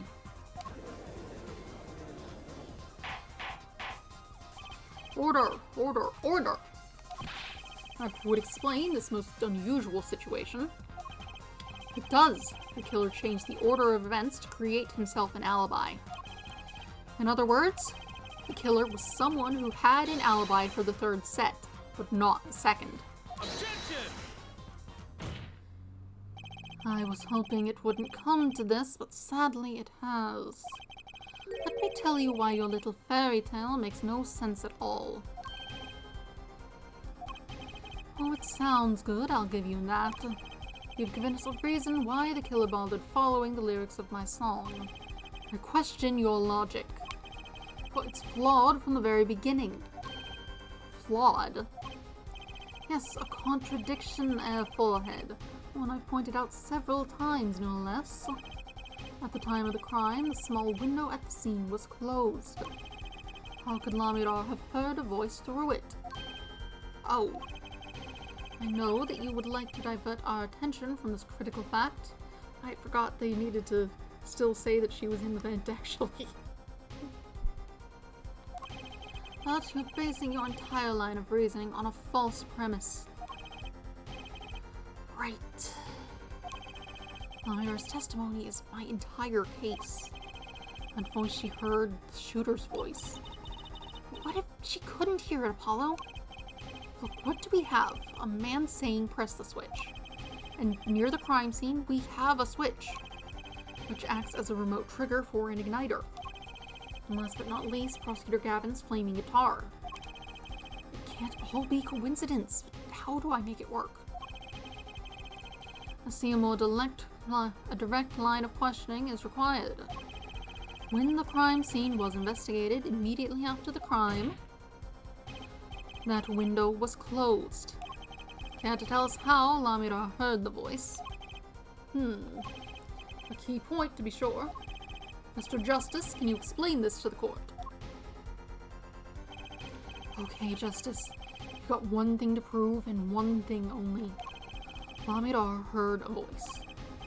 And she heard it during the second set. Think, how was Lamidar able to hear the voice?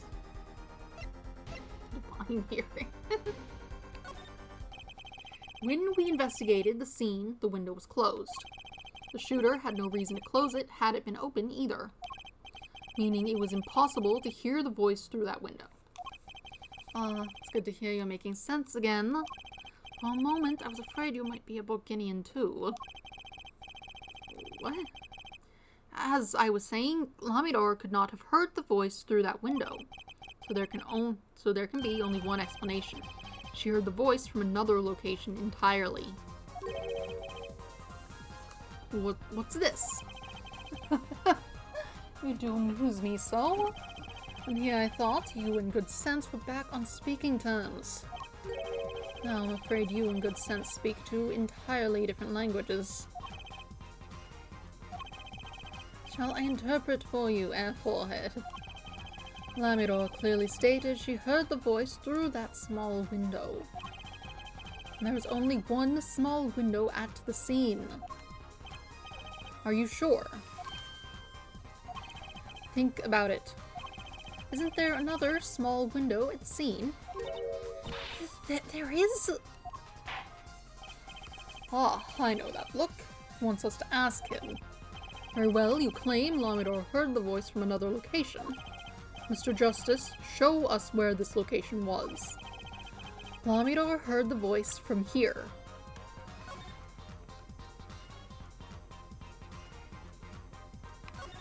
Those aren't vents, right? They don't look like vents. This is where Lamidar heard that voice from. But that's no small window, that's the air vent. What did she tell us? She said she's a Borginian, unfamiliar with our language. It's not a stretch to imagine she called this air vent a small window. Objection! Oh, you've done it. You've gone beyond ridiculous and into ludicrous. So Lamidar was up in the ventilation system listening to this man's voice. That's the only logical explanation, yes? Logical. I do not think this word means what you think it means, Air Forehead. Okay, what about it isn't logical? It hardly merits saying. Why would Lamidar be in the ventilation system? Hiding like a rat. No offense intended to her, of course. The explanation for that is simple, Prosecutor Gavin. Isn't it, Lamidar? You have been listening to our discussion here, yes? Yes. I admit, it had me quite confused since yesterday. Yes, the small window was closed, but why should that mean I could not hear through it? I feared our prosecutor might himself need an interpreter. Oh, Phoenix, no, we're busy. the dog is called Phoenix. He's ringing his little doorbell that he wants to go out. But it seems like I'm getting somewhere. He's probably fine. The problem here is words. Lamidar, the small window through which you heard the voice. Was it up high on the ceiling of the room, not low on a wall? Yes, it was up on the ceiling. What?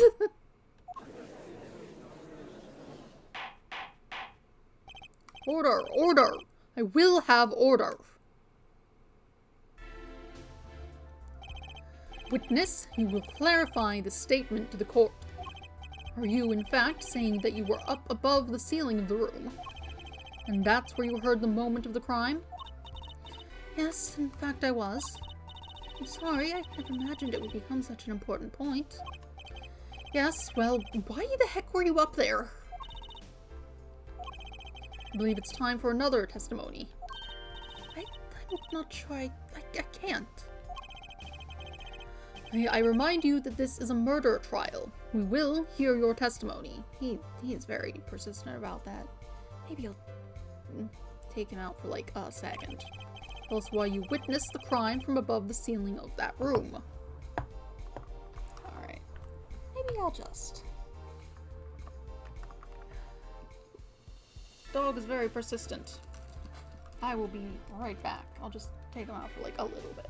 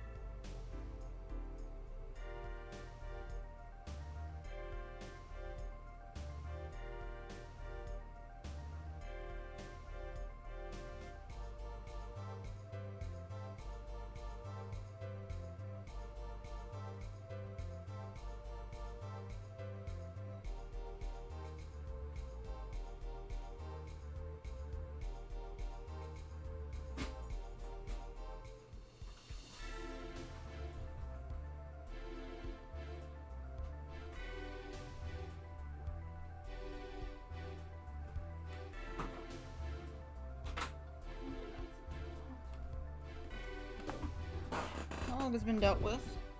You did, in fact, need to go out. But, like... bad timing. Whatever. Let's get into this case. Back to it. Oh, now I'm sweaty because it's hot out there. I don't even have the air conditioner on in here because it's loud. Annoying. Right. We need to hear about the testimony. Tell us why you witnessed this crime from above the ceiling of that room. Please. Well, looks like I'm on the right track.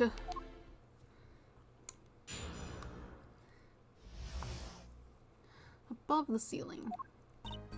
Yes, I was above the ceiling when I heard the voice. Are you standing up? There's like panels in there. That might be more than an air vent. That looks like a whole maintenance shaft of some type. I had heard there was a small window there before. It was in the middle of my performance. I had no time to report what I had heard. As to why I was there, I cannot say. I'm bound to secrecy on this matter. Bound to secrecy? In my line of work, one has many obligations to uphold. But you say you were in the middle of your performance. So this did happen during the second set. I did not witness the crime, you must understand.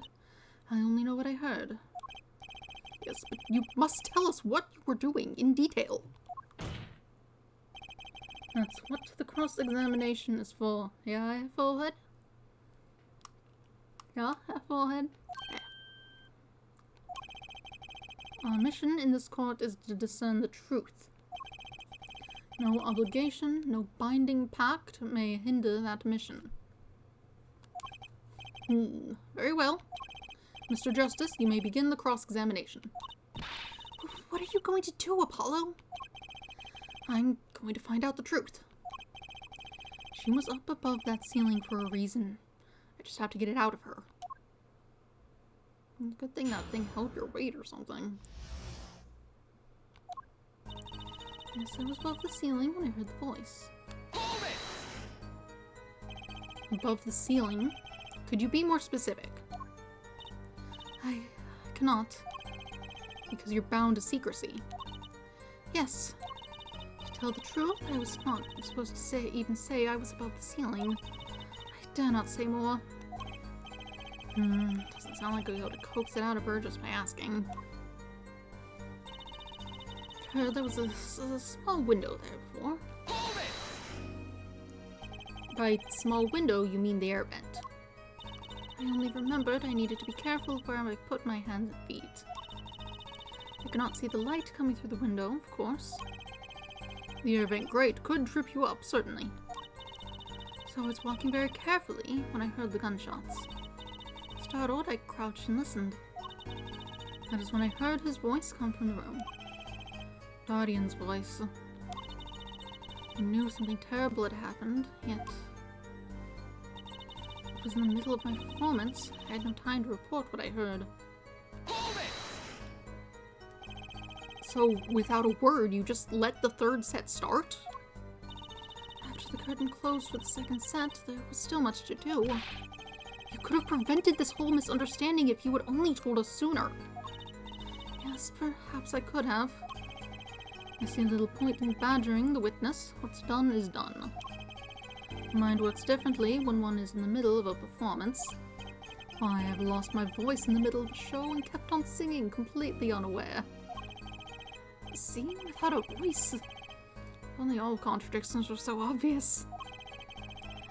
If only I could get to Momidar to talk. Pressuring her like this doesn't seem to be getting me anywhere.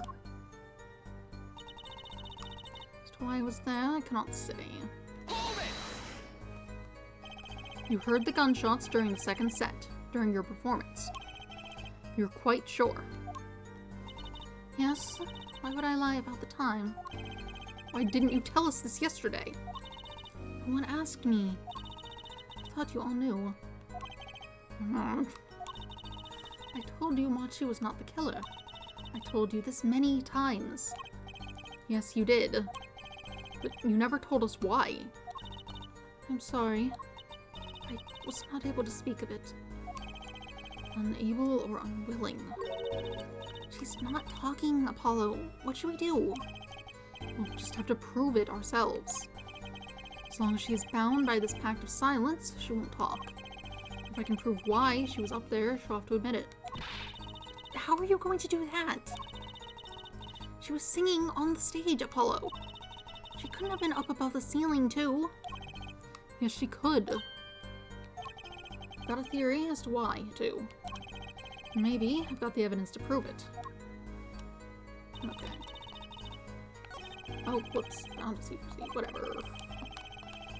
It's gonna take some hard-hitting proof to make her talk. I think I know why she was up there, but how do I prove it?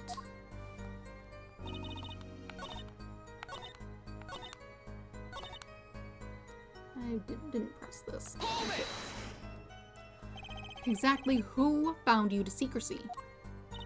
I'm not sure I'm allowed to say who it was. No, I think perhaps that is all right. It's just a name after all. It was a Valand Gromedy. Perhaps you know him. Valand Gromedy? What? You mean Uncle Valant? What? Valand Gromedy? Who's Valand Gromedy? A grand magician, the one responsible for the illusion performed during our concerts. Yeah, you're picking it up. Interesting reaction, Prosecutor Gavin. Amidar was bound to secrecy. It's going to take some hard-hitting proof to make her talk. Okay.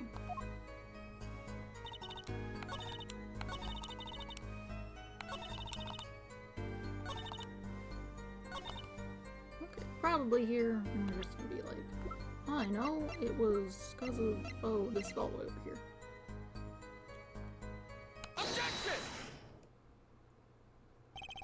Amidar, truth be told, the reason for your presence above that ceiling is quite clear. Especially when you consider what happened during your performance. What happened? Yes, it's all right here on this video. Oh no. Is it gonna be that annoying video scrubbing point things out thing that was in chapter 5 of or episode 5 of the first game, because I know that was added for the DS, which, you know, incorporating some stuff from this game.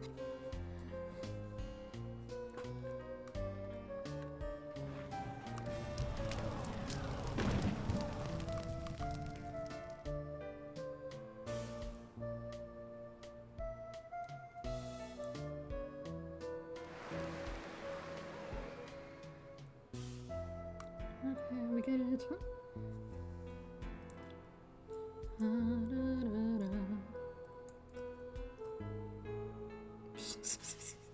He's so silly back there.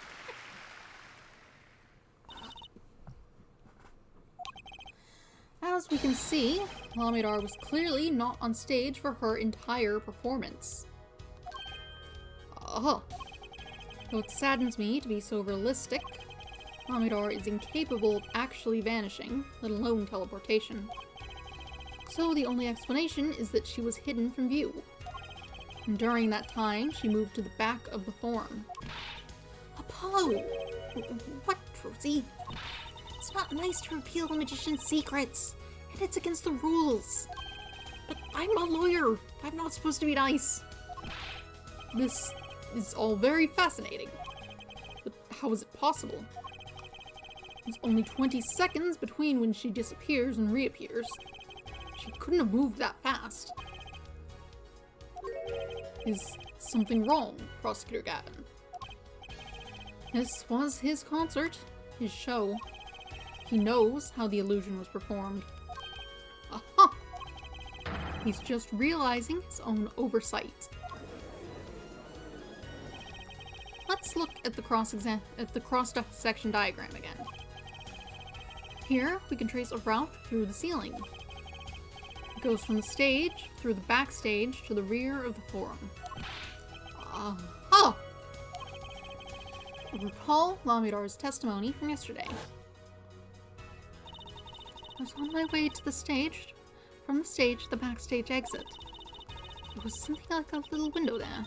That's how I saw it. She went from the stage to the backstage exit.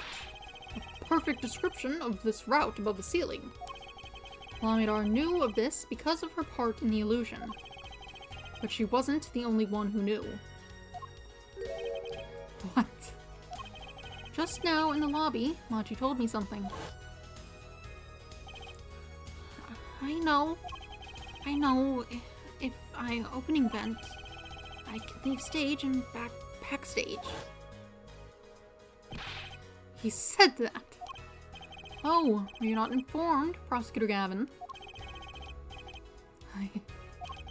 I knew about the Vanishing Act, of course, yet I had no idea of the route that would be used. Why didn't that magician tell me? Magicians only reveal details of their act on a need-to-know basis. They're the bread and butter of a magician's life, you know. Which is why he bound Lamidar to secrecy. Well, Lamidar? I am impressed, Mr. Attorney. Machi was right about you. So, what does this mean? You say you used this route above the ceiling. I did. Well, that's that, but I'm still a little confused. Why's that, Your Honor? As I said before...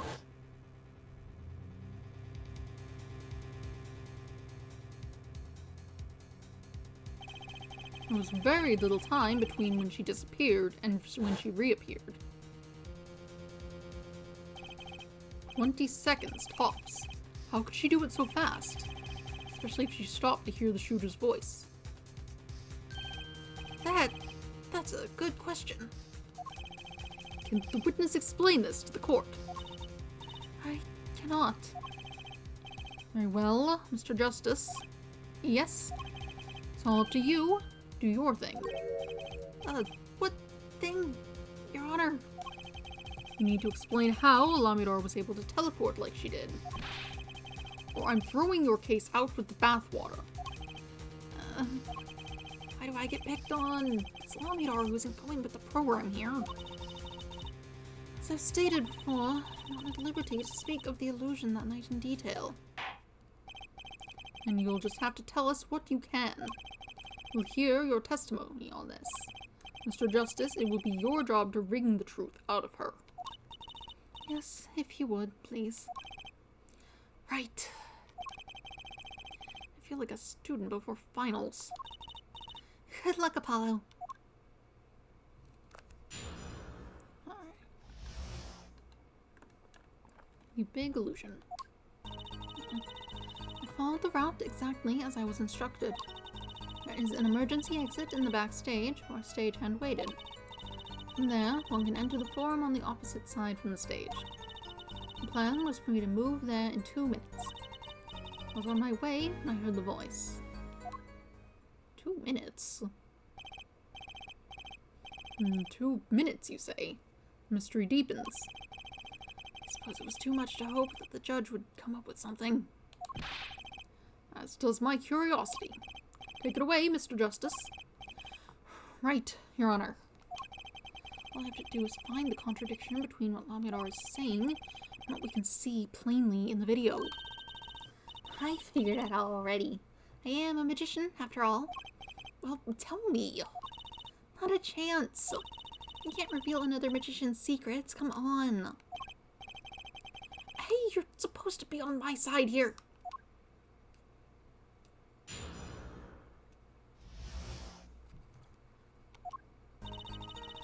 Follow the route exactly as I was instructed. How did you proceed along this route? How? I walked.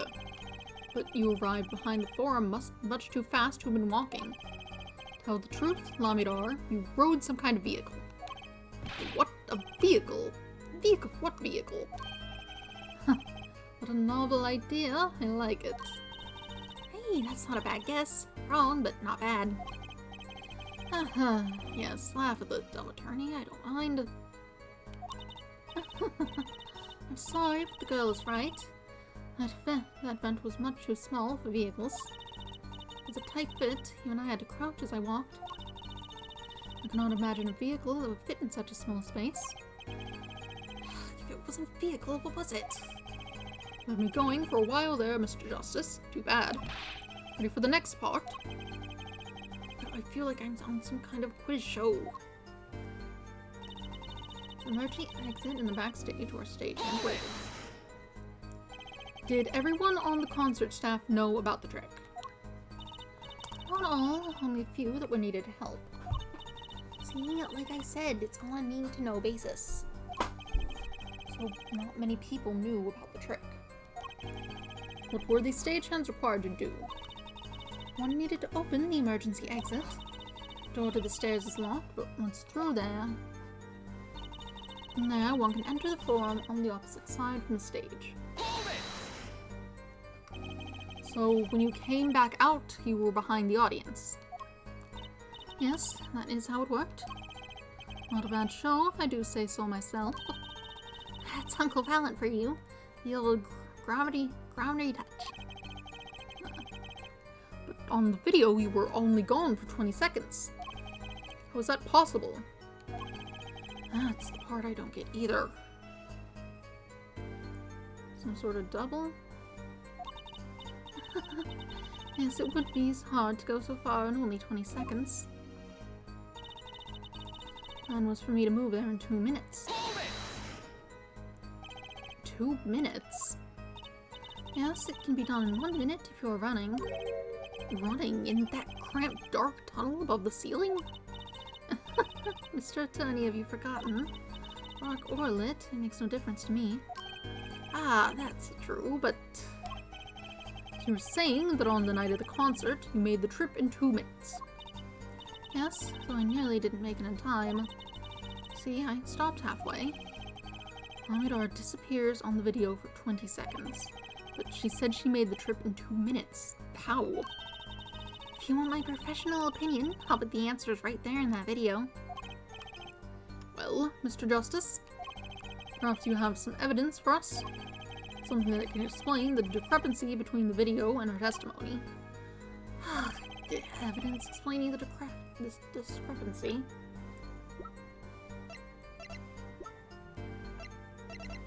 Let's see, what are you talking about?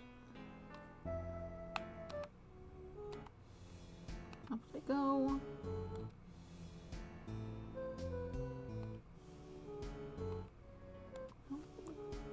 Can I scrub her better than that? Yeah, there's the light happening, like, way earlier. Is that just a different... Yeah.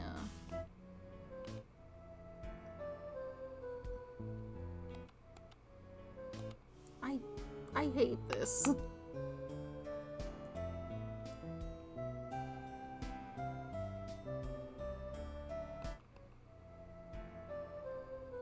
That could be a different person.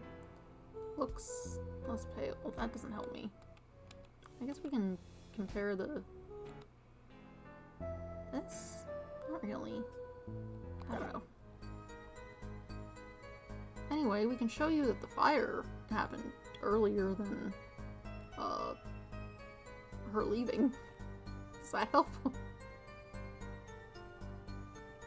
Anyway, I think I'm sure we have. There's one piece of evidence that explains the discrepancy between the video and testimony. This is the video itself. Take that! Aha! So this is it, the magical key to unlocking this illusion's dark secret.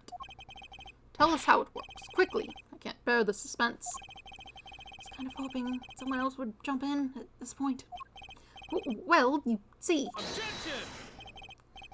Judge, I do hate to spoil the mood, but I haven't the faintest idea what he's talking about. Neither does he. I'm a little confused too there, Apollo. Right, by which I conclude that I was wrong. Better luck next time, Pollywog. Mr. Justice, I'm holding you responsible for spoiling my mood. Was that a tear I just saw in the judge's eye? Alright, nothing to do but rethink this through. Key's in the video somewhere, I'm sure of it. It was like a pain. It's a pain. Hold it! And it was Darian's voice you heard. Yes, I'm certain it was him. Objection! Matter best left for later, yeah? Put that forehead of yours to work on this illusion first. Objection! Hold on! I think the identity of the killer is a little more important, don't you? Importance. What? Objection overruled. Tell us about the illusion. No use trying to avoid the problem at hand, Apollo. Trying to avoid the problem? This is a murder trial. The killer is the problem. Contradiction between Lamidar's testimony and the video. Unraveling an illusion can't be so different from solving a normal case, right?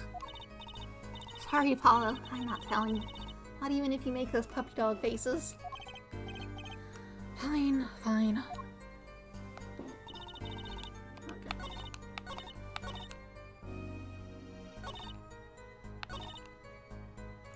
Okay, what do we...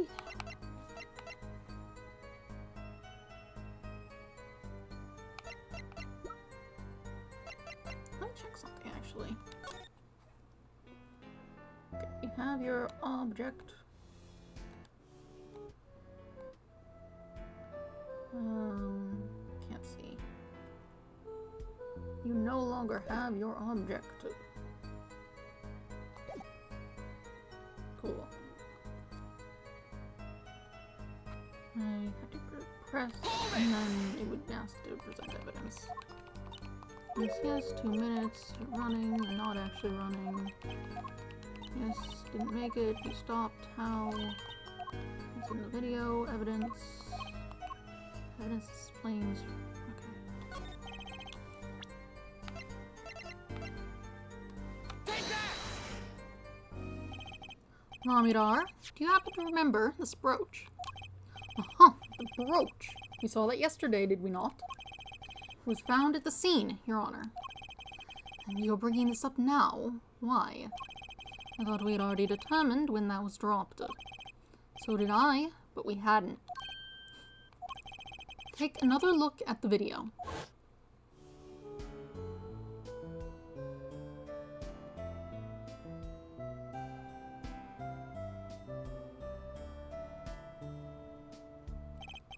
Here, you can see she's wearing the brooch. So she is. Let's look a bit later.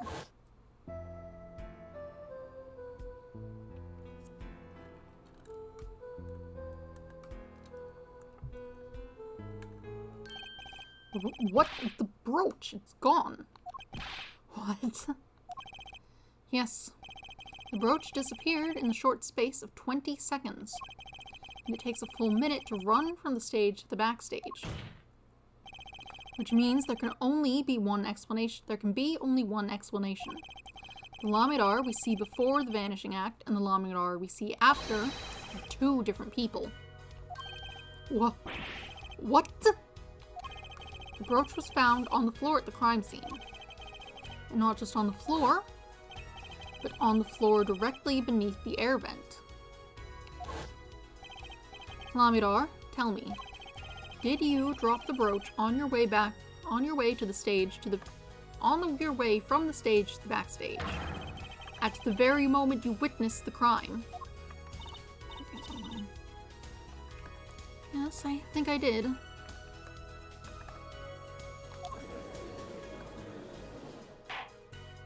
Order! Prosecutor Gavin! From your expression, I gather you had no idea this was the case, Judge. I, of course, knew about it. What? Don't get me wrong, I wasn't hiding it. It just never occurred to me that the switch and the shooting took place at the same time. So, I was right. There was a switch. There was.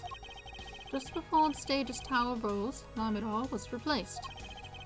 While we're on the subject, just who was this replacement Lamidar? I, the man behind the illusion, Valiant Gromedy. Who's Gromedy? That's quite the illusion, but I still don't get one thing. Yes? The switch happened before the tower rose, correct? So you weren't on the stage. That's right. But this, fake Lamidar is still singing. And she's pretty good.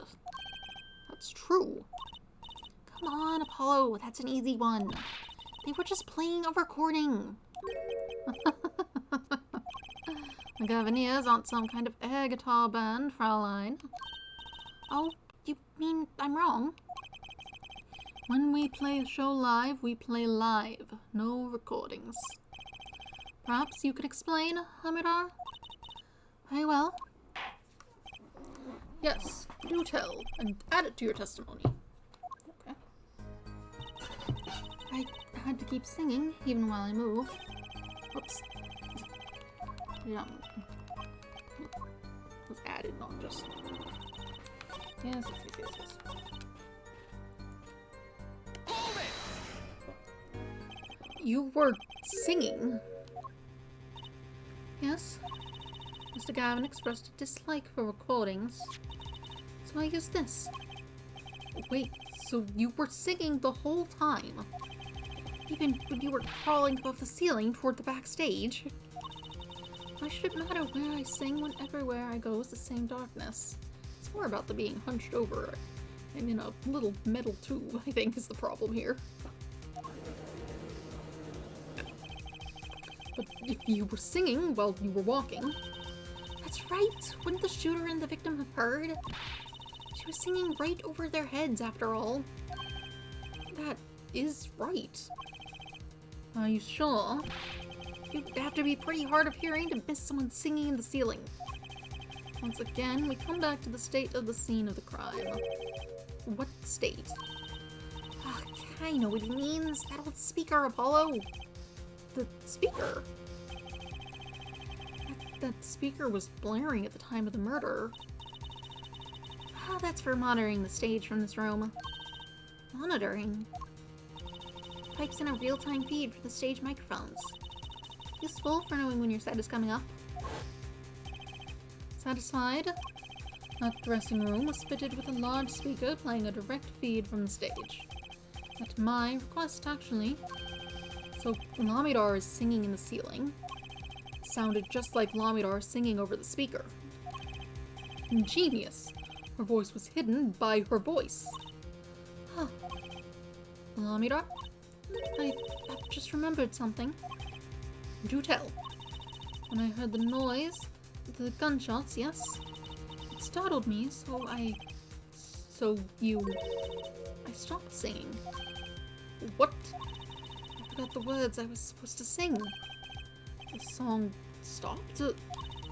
Thankfully, it was the very beginning of the second verse, so not many would notice. Forehead? That mixing board I lent you, where is it? The mixing... Huh? That machine, Apollo! The one that breaks music into tracks. Oh, this! I'd completely forgotten about it. Let's take a listen. Oh.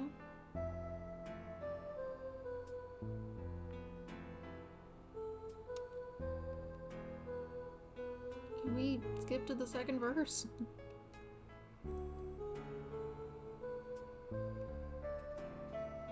Repeating a video constantly was not good when it showed up in the other thing, either.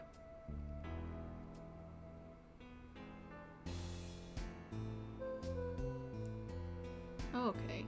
I feel like I had noticed that, but I just kind of ignored it. The song does stop there. It does. I must have missed it. Look at the lyric sheet. At the top right of at the top of the second verse. I think I was looking at the words behind it. See where it says pleasure, pleasure. Now listen again. I don't want to listen again. Oh my god.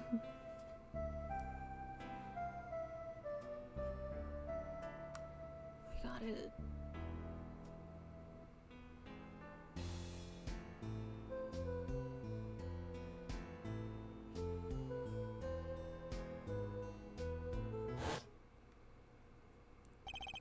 This is evidence indeed. I believe we are guilty of making a terrible mistake. The crime didn't happen during the third set. It happened during the second, during Lamidar's ballad. If that is true, then no one on stage during the second set could have been the shooter. Which means that Daria and Crescend could have done it. More importantly, for your actual job, it means child, Machi, could not have. Who set off the fire, though? He wasn't on stage for the second set. Well, Prosecutor Gavin. Fascinating. I don't believe I've ever seen a trial turned around quite so thoroughly. Yet, one problem remains. What's that, Prosecutor Gavin? Ford's theory does have a certain kind of logic to it. Yet, it is entirely based upon Lamidar's testimony. Yes, is there a problem with this? Well, it's quite simple, though it pains me to say it. What if she is lying to protect the defendant? Objection! But you have no proof! All I'm saying is that the truth is as yet unclear. Until we hear directly from the man himself. The man? You don't mean... Yes. Though he is a friend and a band member, Daria and Crescend must take the stand. I see no other way. As someone with a new perspective on the case. As a suspect, to be frank.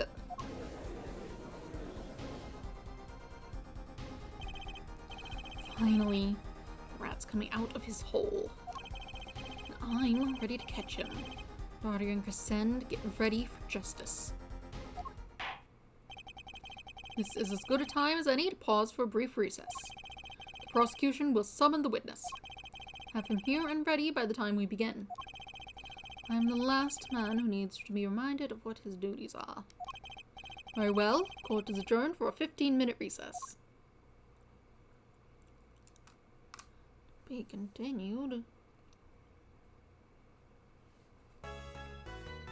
Check progress, yes. What time is it?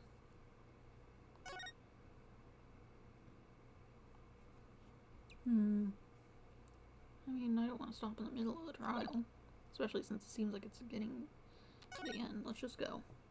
First, though, I will eat a bit of my toast. I did not finish it. Oh no, it's hard.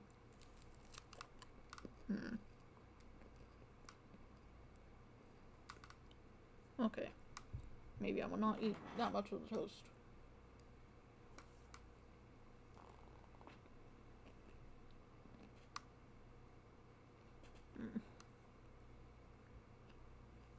Mistakes. I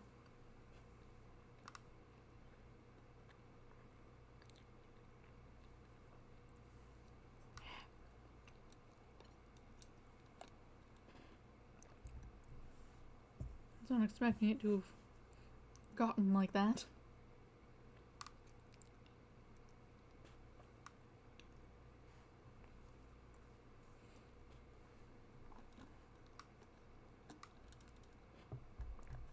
July 10th, 1:40 p.m., District Court, Defendant Lobby Number 2.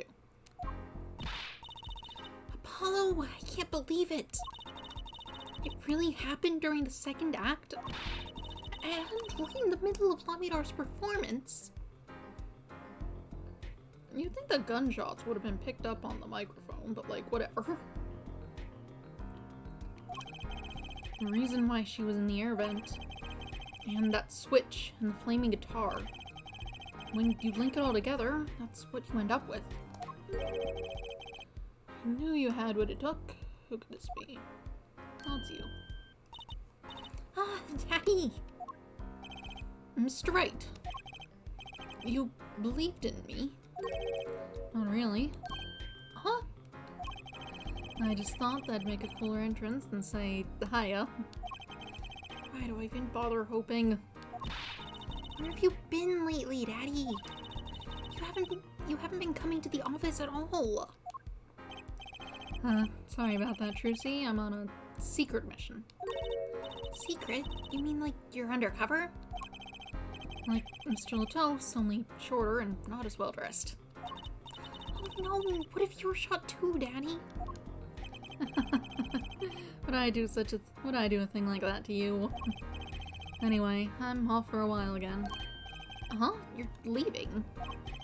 Oh, one thing before I go. What? Good luck. Right.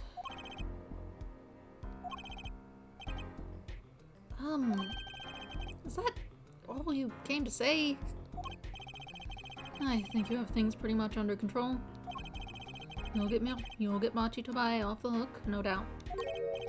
Yeah, but you're after that detective, aren't you?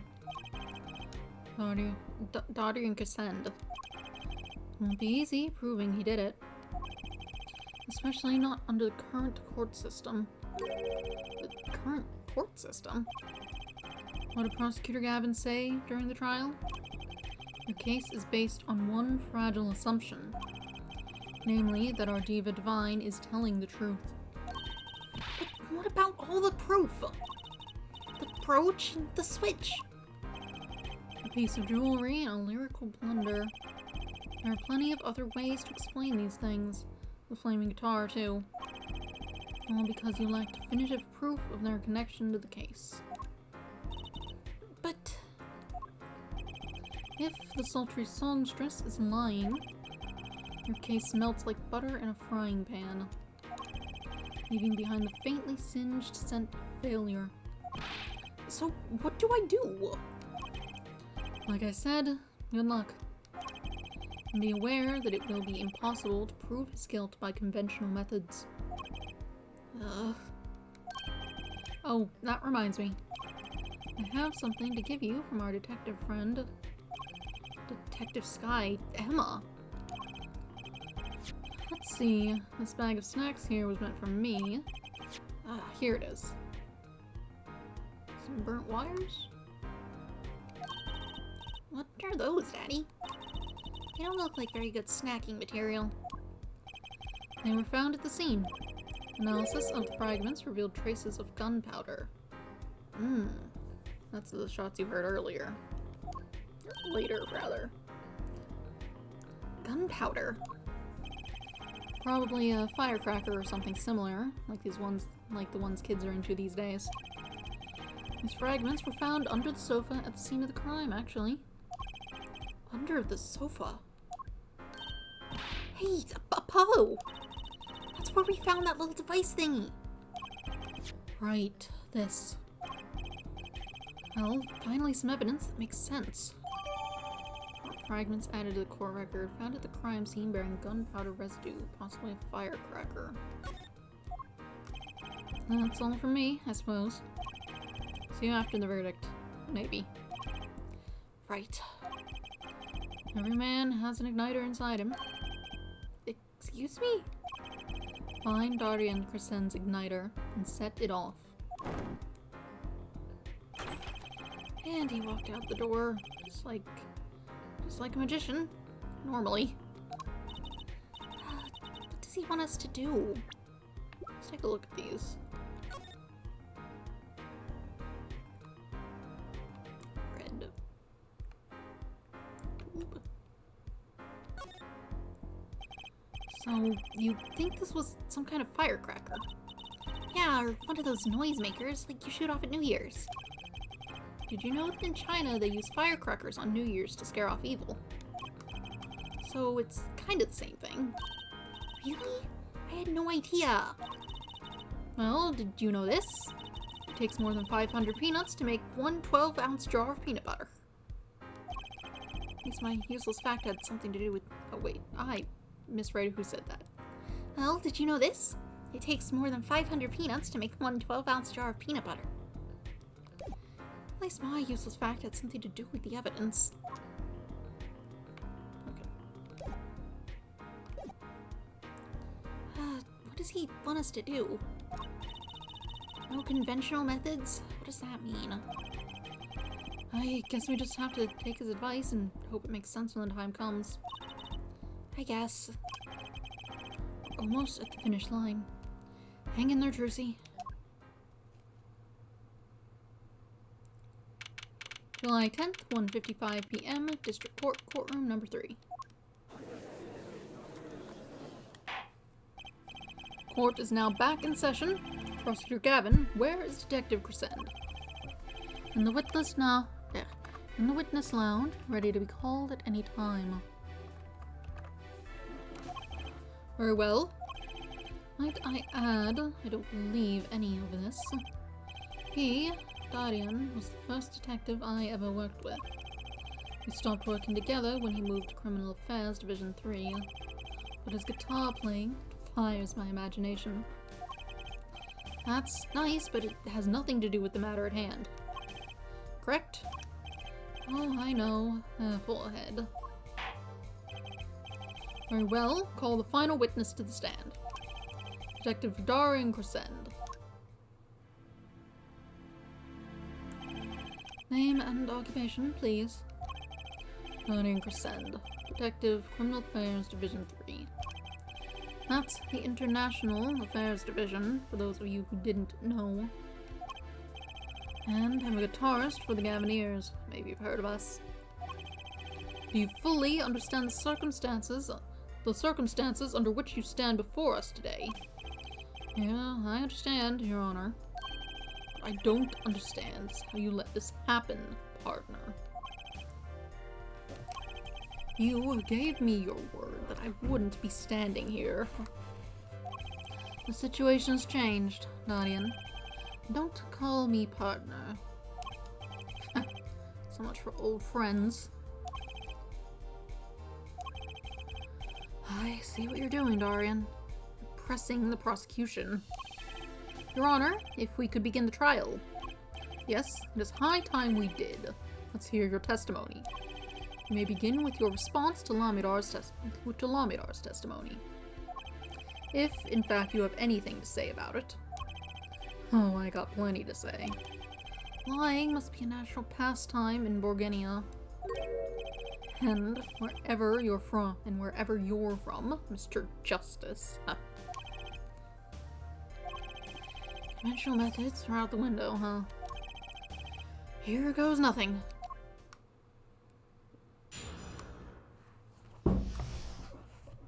Darian's rebuttal. Diva's lying, plain and simple. She's got nothing to back up her story. In the first place, she never heard my voice. She forgot the words because she heard gunshots, as if.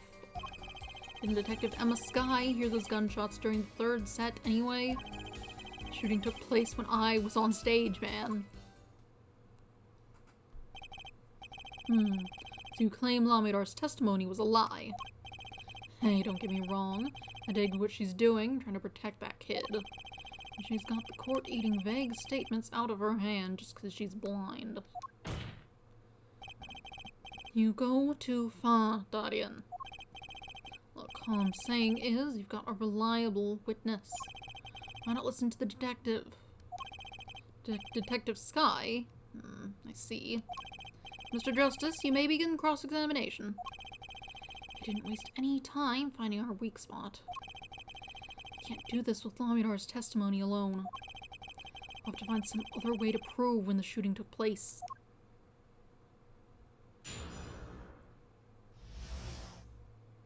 Darian's rebuttal. Diva's lying, plain and simple. She's got nothing to back up her story. You don't have any proof she was lying. Oh yeah, kid? You're saying I lied. No, I'm just saying, Apollo, glare back at him!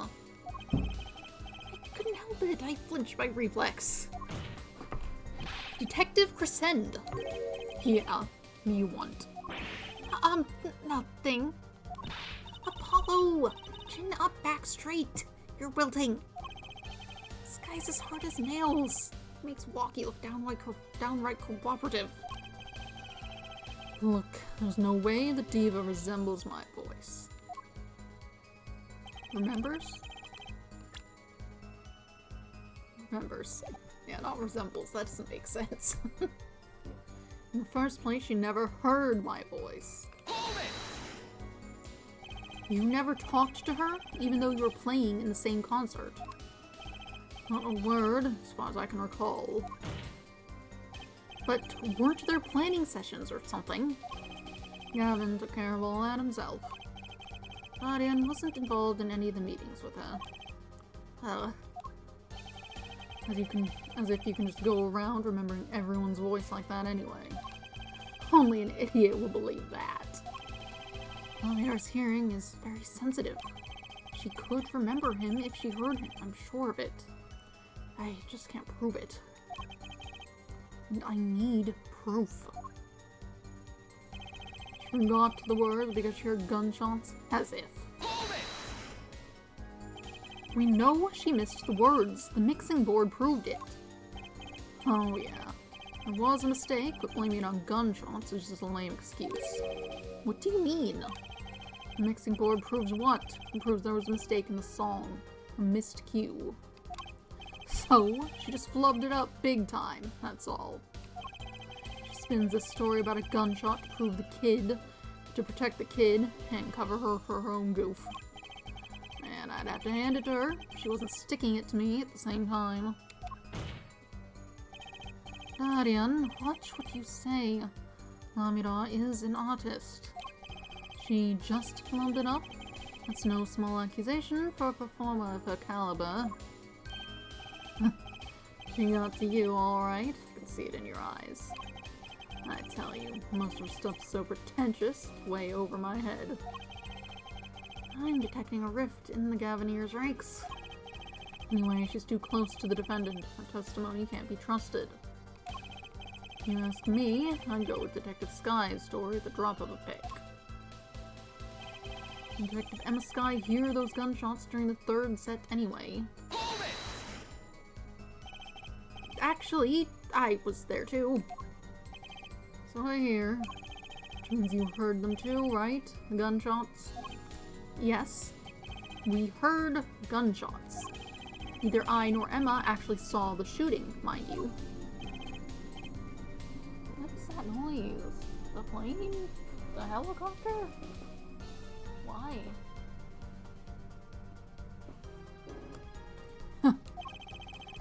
I guess you and Lamidar got the same excuse then.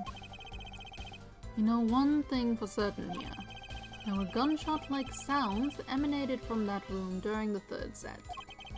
What we must determine is whether those sounds were actually gunshots. Machi heard them too. Remember? He said he ran for the air duct when he heard them. So, how did we figure out what those gunshots during the third set were?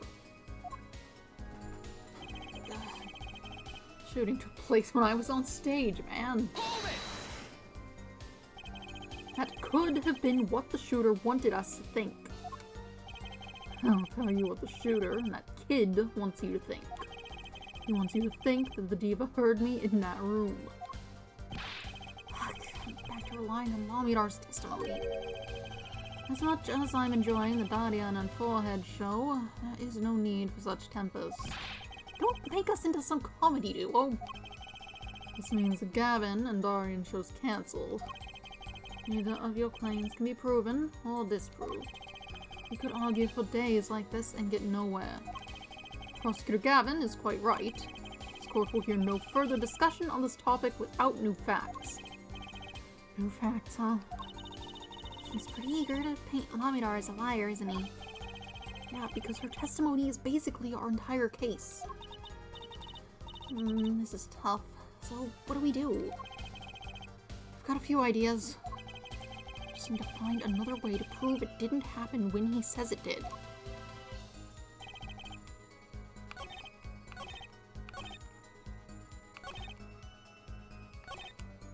Do I want to hit this thing or this thing? What do I have?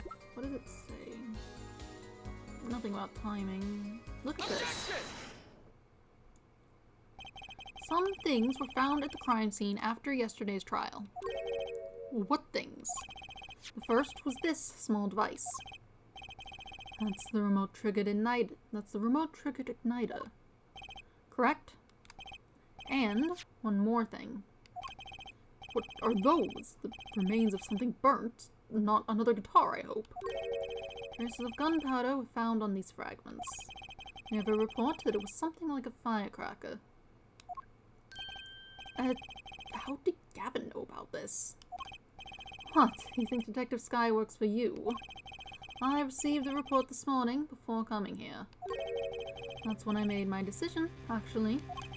What decision is this, Prosecutor Gavin?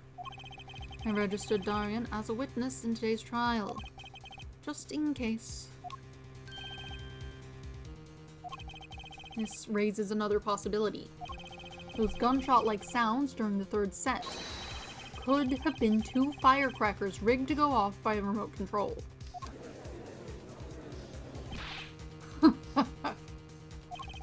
You've got an active imagination, don't you? But you shouldn't say every little thing you think. Your explanation there seems a bit too convenient for me. How so? So you're saying these firecrackers just happened to go off? Right when 2 witnesses came walking by? Ha! That's right. Guardian was out on stage when it happened, Apollo. How would he know if someone backstage... How would he know if someone was backstage right then? If a firecracker goes off before us and there's no one there to hear it, you get my drift. Why go through the trouble, man? How do I explain this? You may not look it, but Guardian is a gifted detective. Show any weakness and he should find it. May not look it, partner. Gee, thanks, man. That reminds me, I happened to pass through that very hallway several times that day myself. And I saw something odd there, just before the third set. Something odd. A headset, the kind all the band and staff members were wearing. That's right. We picked this up in front of the door to that dressing room. What if that headset wasn't dropped but placed? And what if it was turned on? You could hear what was going on in that hallway, even if you were out on stage. Whose side are you on, Gavin? Listen to me, Darian. There are no sides in a court of law. Which is why I now turn to you, Airforehead. I have a question for you. Huh?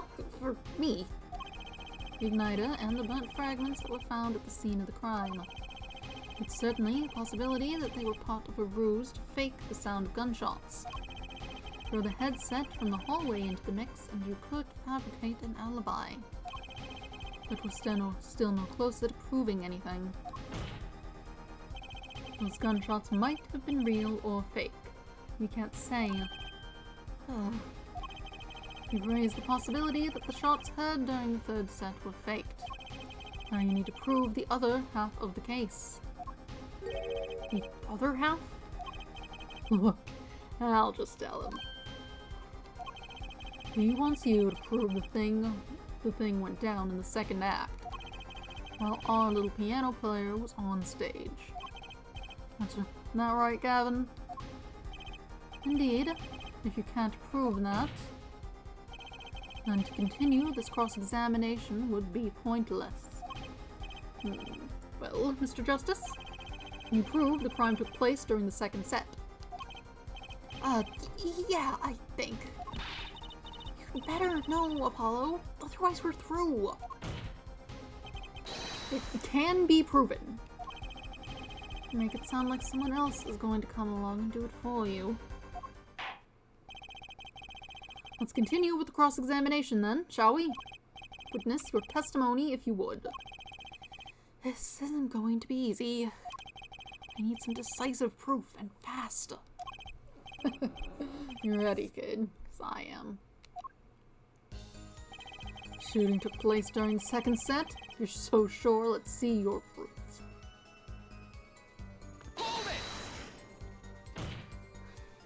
But the gunshots heard during the third set could have been... what? Some kind of setup? I heard that one before. We need proof, Apollo. We need to prove that the shooting took place during the second set. Well, if you know how to do that, I'm all ears.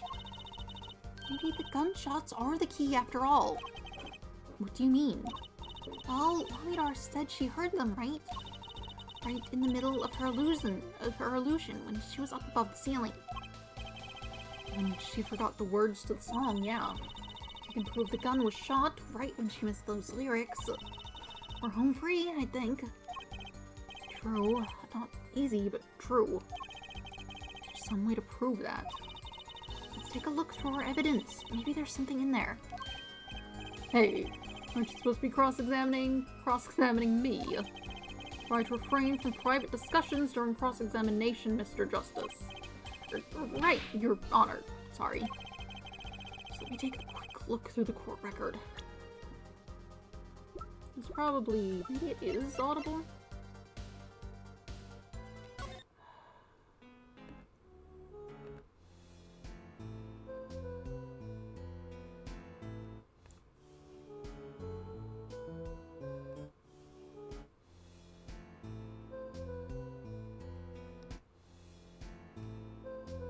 There's a noise, but it sounds like cymbals. Can I... is it at the end of this? That would be bad design. It's hard to say, though.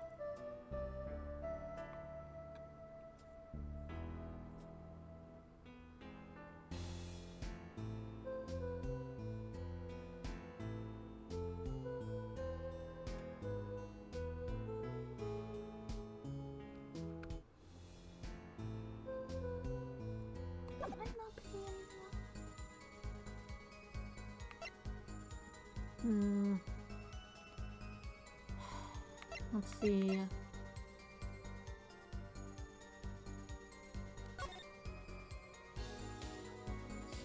Something that proves the gunshots went off.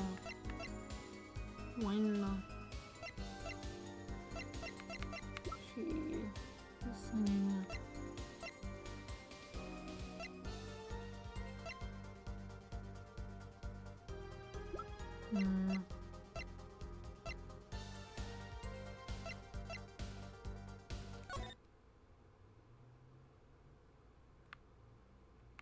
Which one is she in?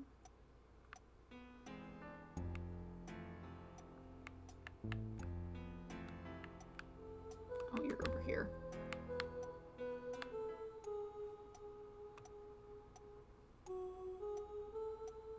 That should be up on that next bit, and that should help.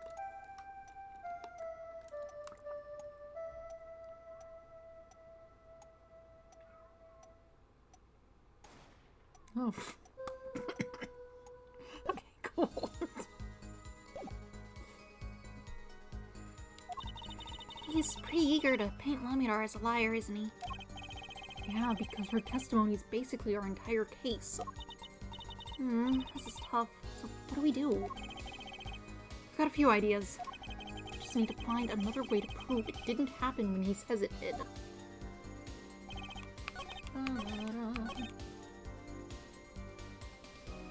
I have proof. Listen to this. Objection! It seems there was clear proof left behind. Right here in Lamidar's song. Her song. What exactly is this device thingy?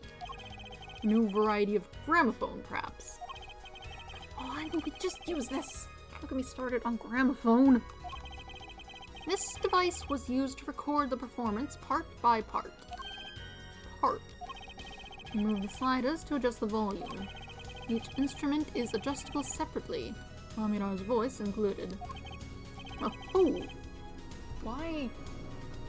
Helicopter? Plane? The chopping noise sounds like either an incredibly low plane or a helicopter. Why are they flying around? Go away. But what does this prove? According to Lamidar's testimony, at the moment of the shooting, she forgot the words to the song. Ah, you intend to examine the recording at that moment, yeah?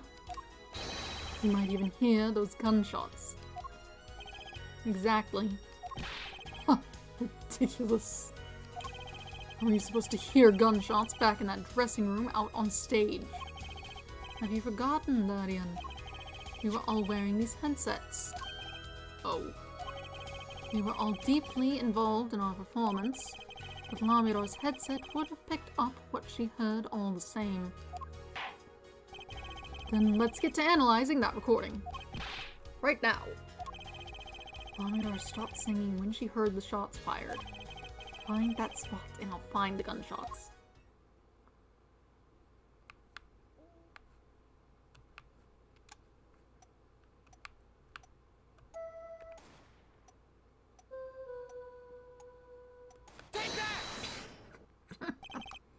Okay. Your Honor, listen closely to this part. This is the track with Lamidor's vocals.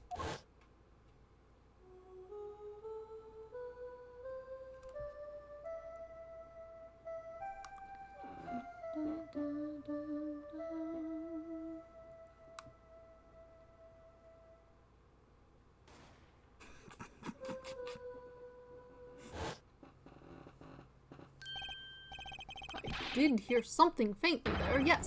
Why, it sounded like a gunshot. What? This has to be some kind of mistake. I believe a case has been made. Gunshots were heard during the second set, which means Lamiro's testimony is true.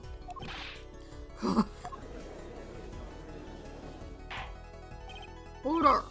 So she was telling the truth about what she heard. It was the other man speaking, not Mr. Latos. Well, what did he say? It's over. Press the switch, now. Just after that, there was a gunshot, and then the guitar caught on fire. Detective Crescend, you went on stage during the second set. You could have done it. But why did we only hear one gunshot on the recording? There weren't two bullets fired from this weapon. Lamidor was moving through the air vent, Your Honor. She must not have been close enough for her mic to catch the first shot. But then, as she passed over the dressing room, the gun fired again, and Mr. Latos' life was taken. Well, Detective Crescend? Once again, I am reminded of something. Our performance that day. Your performance? Seeing the mixing board jogged my memory. You were there too, forehead. What is it with today? Problem after problem. I don't know how you're meant to pronounce that.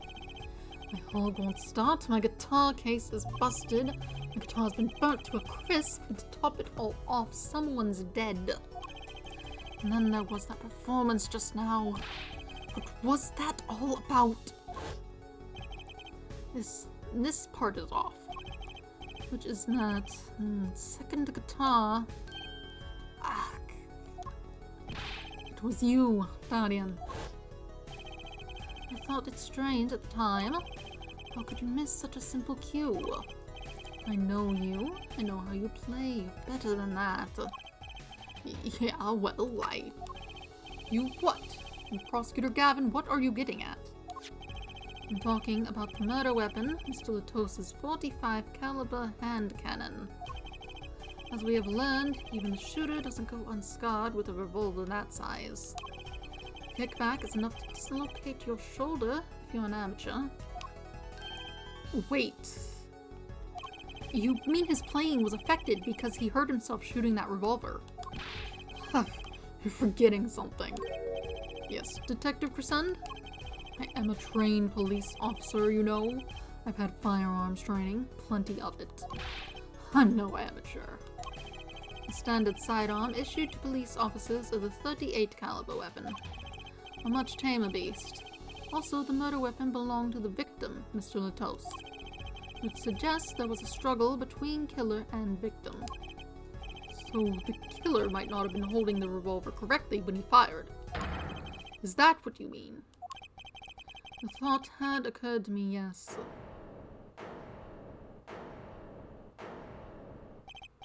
Well, does the witness have anything to say to this? Detective Crescend! What I want to ask is what Mr. Sleeves rolled up ready for action has to say. Hey, you attorney. Me? Exactly which piece of your evidence is decisive again? Got a little noise on a tape that could be anything. You have an alleged guitar cue missed due to a .45 caliber kickback. I weep for this case, Gavin. I really do. You can line up your little weak pieces of evidence all you want. I didn't shoot that manager. And that's the obvious truth. The witness has a point. The defense's arguments, while persuasive, are not decisive. I believe we should hear what the witness has to say in response to the case so far. Your testimony, please, Detective Presend. Tell us your reasons why you couldn't have done it.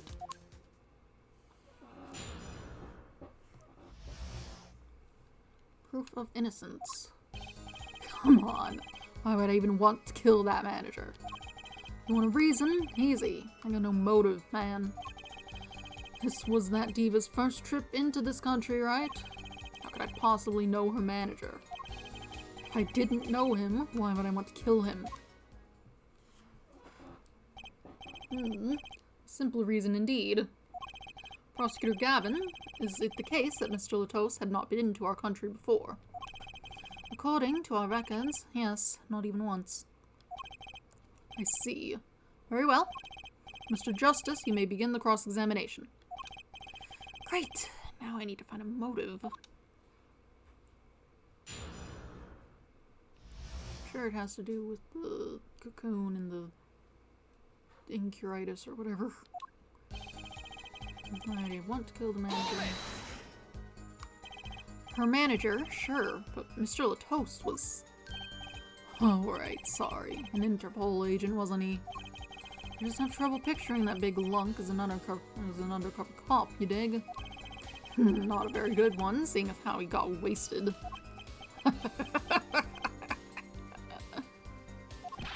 That's cold, dog. Right? Not that it matters either way. See, I had no reason to kill the man, whatever he was. You want a reason? Easy. I got no motive, man. But that's the same for Machi. No motive was proven for him. Come on, he traveled around the world with that old fart. He had plenty of time to come up with a motive of his own. More than I sure did. I mean, think about it. This was that diva's first trip to the country, right? Guardian, you're a detective with international affairs. Yeah, what of it? Even if this was Mr. Latos' first trip to this country, you still could have met him prior to the concert. Huh. Or don't you take any international trips in international affairs? That's right. Well, Detective Presend? That's your game, is it? Guess I better confess then. Confess? Yeah, it's been a bit of an embarrassment, but I've never been sent overseas. What? But you're international. See, me and Plains got a difference of opinion. We don't like each other much. My condolences, Fallhead, but he's telling the truth. He's never set foot outside the country. I can guarantee it. As it turns out, my division has plenty of work to do locally as well. That's so unfair. How could I possibly know that? How could I possibly know her manager? So you didn't fraternize with him at all during the concert? Fraternize? I don't think we exchanged a single word. As if anyone would want to talk to that old Eastern blockhead. Now the ladies, that's a different matter altogether. So you see, didn't know him. Why would I want to kill him? You sure about that? What? Wipe that look off your face before I do it for you. Listen, you try throwing out one of your wild accusations, I'll throw it back at you so hard you'll forget who you're accusing of what. Fallhead, Perhaps it's best if you let your evidence do the talking, yeah? Man, what evidence? That's what I want to know. So, he's using this motive question as ammunition, huh? Well, I've got ammunition too. Evidence. Alright. Clearly, it's about... I suppose you want... This should be what indicates it, sure. Objection! Your Honor, take a look at this. What's that? Looks like candy. It's not. Don't lick it, please. Detective Crescend, ever seen this? Looks like a piece of candy. What it is evidence. Don't lick it before you try it. It's plastic. Specifically, this is a replica of a cocoon. It was found among the victim's belongings. A cocoon? Never seen one that color. It is a variety only found in the Republic of Boginia. Nowhere else. Alright, what is this cocoon replica doing in my courtroom? Surely this has nothing to do with a motive for killing Mr. Latos, does it? It does. Wait, I think it does. You don't sound so confident, man. A cocoon. Is it one of those silky cocoons? The kind that you can make, well, silk out of? Not this one. This cocoon makes a powerful curative. A curative for what? Apparently, it is most efficacious at treating a disease thought incurable. It's the only medicine of its kind. However, it is illegal to take one of these healing cocoons out of Boginia. Whatever for? If it's such a miracle cure, why not share it with the world? Yeah, that's what I've been wondering. I looked into the matter at some length. Apparently, it isn't difficult at all to manufacture the remedy from the cocoon. Yet if you change the process only slightly, you can easily make a large quantity of something else entirely. A deadly poison, in fact. What? There was an incident several years ago where some of these got out onto the black market. Caused quite the commotion in the global community, though the media was kept largely unaware. Intriguing. All this has led to a strict ban on the cocoon's export. Could they make sure to make it right and then ship off the medicine itself? One rigidly enforced by Interpol, among others. Interpol. Right. The victim, Romain Latos, was an Interpol agent. Detective Crescend, you insist on referring to him as a manager, but that is misleading. Romain Latos wasn't killed as a manager. He was killed as an undercover agent. So I was trying to smuggle this gumball into the country. That's what you're trying to say? I'm saying that could very well be a motive for murder. Oh, so I was going to sell it on the black market, make myself a pretty penny? Ridiculous. And totally unthinkable. Unthinkable, you say? Why? Perhaps it's time for another testimony about this smuggling of cocoons business.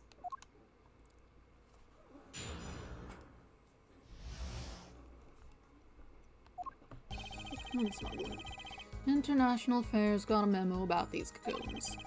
Interpol's all hot and bothered about them. Can't sell them on the black market, too dangerous. Yeah, cocoon smuggling ain't exactly lucrative anymore. Man, I'm in international affairs, I know the deal. Indeed, Interpol wanted these cocoons bad enough to send Mr. Latos undercover. You kids think up the craziest things. No way am I going to risk life and limb just to get my hands on some dirty cocoon money. Not the most noble of statements, but duly noted. According to reports, these cocoons top Interpol's list. Selling them to an underground organization would be risky. Very well, you may begin the cross-examination. This is the only motive I've got. He was up to something, and I'm going to find out what.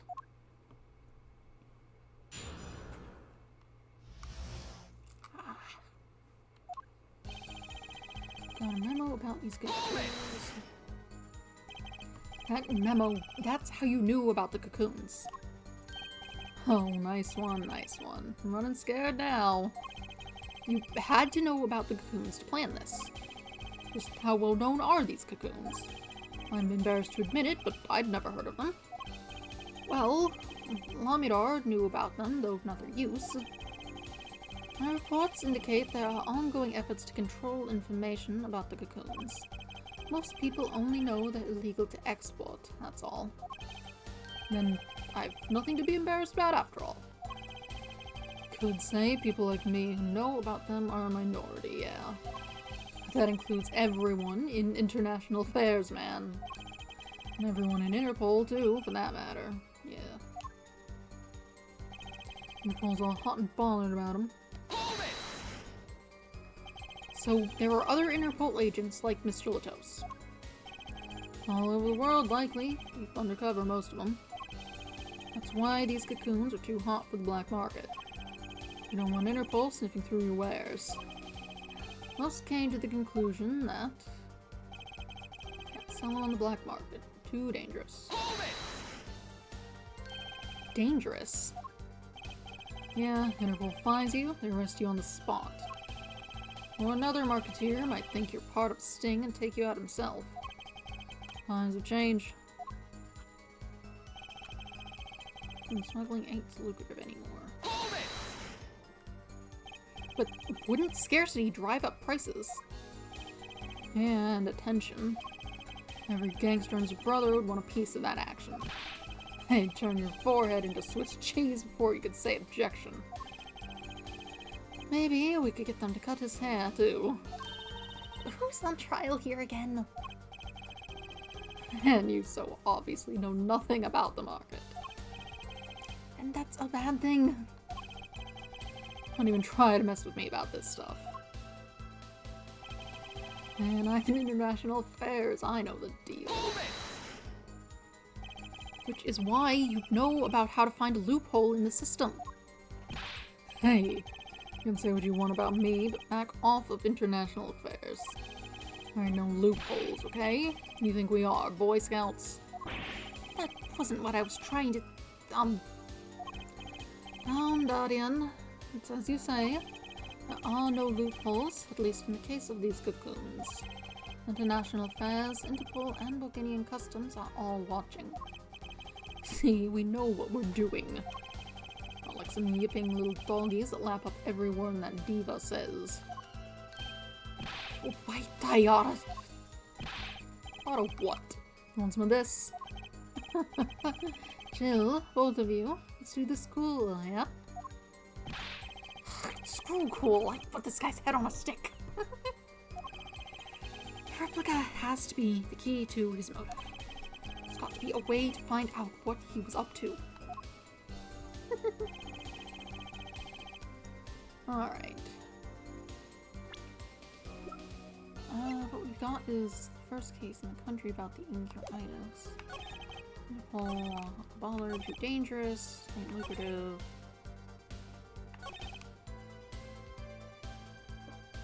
Okay, if we show that and say, hey, you didn't want to sell it for money, you wanted it for this, for...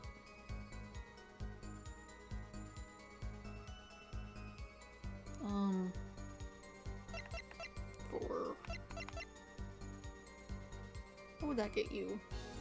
I guess the Chief Justice would like you, and then that would be good for your career, I suppose. Objection! Why not choose a less dangerous buyer then? I would. How clueless are you? Everyone in the market's dangerous. The second they found out I was a cop, I could kiss my keister goodbye. Why sell it to a black market buyer? How about someone like this?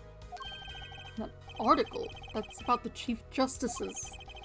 The deadly poison can be extracted from the cocoon, but so can a cure. Not a cure for just any disease. A cure for incuritis. Incuritis? I've heard of that somewhere. You went to visit a victim of the disease this morning. Huh. Why, that's the disease the Chief Justice's son has. You aren't sane. Our witness is a detective. He would have contact with the Chief Justice. You are sane. The Chief Justice would never deal in contraband. Not even to save his own son's life. Even if the deal went through, why, it'd be an international scandal. That's Detective Crescen's insurance.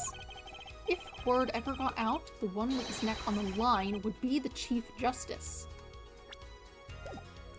I didn't miss anything. Detective Crescent, is this true? First I'm a murderer, now I'm a smuggler. How many crimes are you trying to pin on me way? Distasteful as it is to think about, if the Chief Justice were the buyer, why a seller couldn't hope for a better deal. A very cowardly seller. Don't let sleeves over there trick you. So I made a deal with the Chief Justice. Where's your proof? Oh, well... Oh yeah, and you're forgetting one other important thing. Do tell? Interpol isn't the only ones out there watching this. Organian Customs barely sleeps, so they're so worried about getting cocoons getting out. I can speak. So we were informed. Let's continue with the cross-examination. Organian Customs is very thorough. Everything and everyone gets checked. Hold it! Just how strict is this customs check? Way strict. They keep planes on the ground for hours. I do recall it being a bit extreme. They were even confiscating gumdrops and marshmallows. Yes, it would be hard to distinguish them. That's right, Gavin was in Borginia, wasn't he? I remember setting off the metal detectors several times. I had to practically strip naked to walk through. Here's a travel tip for you, Gavin. Leave the bling at home, you glimmer spot. Alright. Cocoon possession will get you arrested on the spot and send us to death. Hold it! That's pretty extreme. Borginia has this rep as an idyllic, laid-back place. Truth is, they're beyond hardcore with security. The Republic of Borginia is a peaceful, pleasant country. So this level of security shows us how truly concerned they are about these cocoons. That's the situation. Hey man, if there's a way to get cocoons out of there, I'd sure like to know. Hold it! You're in a position to know quite a bit about smuggling. Yeah, I need to know a bit for work, sure. All we get are reports on the failed smuggling ops. Not exactly something you want to go copying. But if you want, I can tell you a few of them. Maybe you'll succeed and get rich. I would be interested in hearing, purely from a legal perspective, of course. I wait for our judicial system. Replica has to be the key to his motive. There's got to be a way to find out what he was up to. National Affairs got no cocoons. This one's very thorough, everything and everyone gets checked. Get you arrested, sentenced to death. You'd like to know how to get one. What do I have?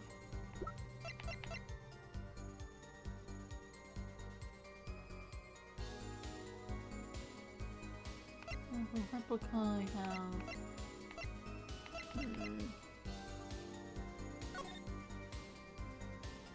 He's like over there, but that's not helpful.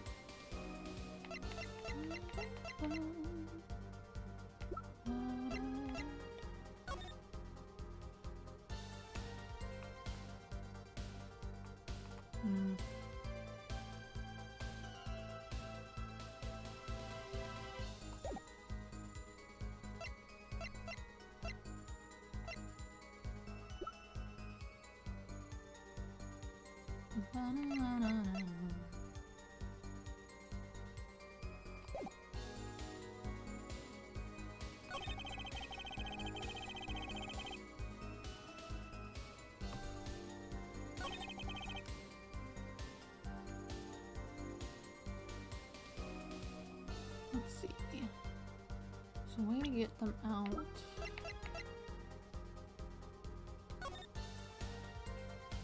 Never did look at this closely. Sample, it says. Sample, huh? Think they put a big enough label on it? Maybe it's to keep people from eating it by mistake. Yes, they might think it was an otherwise tasty, multicolored lump of plastic. Maybe it's a manufacturer sample toys, when you can't afford the real thing. Sounds like a company Mr. Wright would like.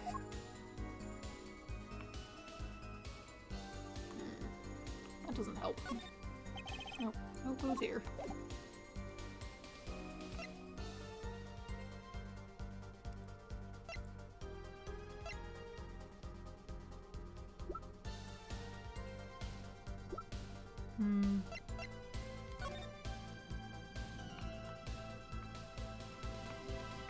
Don't have a good sense of scale, huh?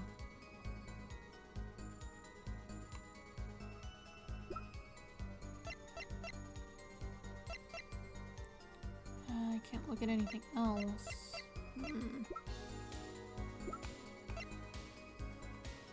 Best guess.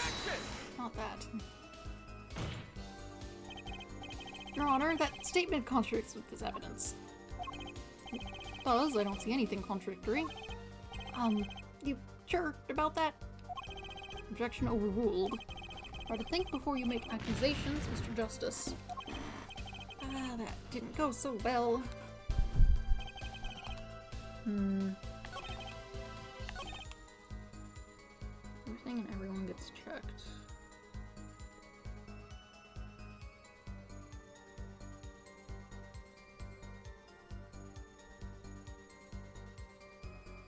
Maybe this. Anything in every...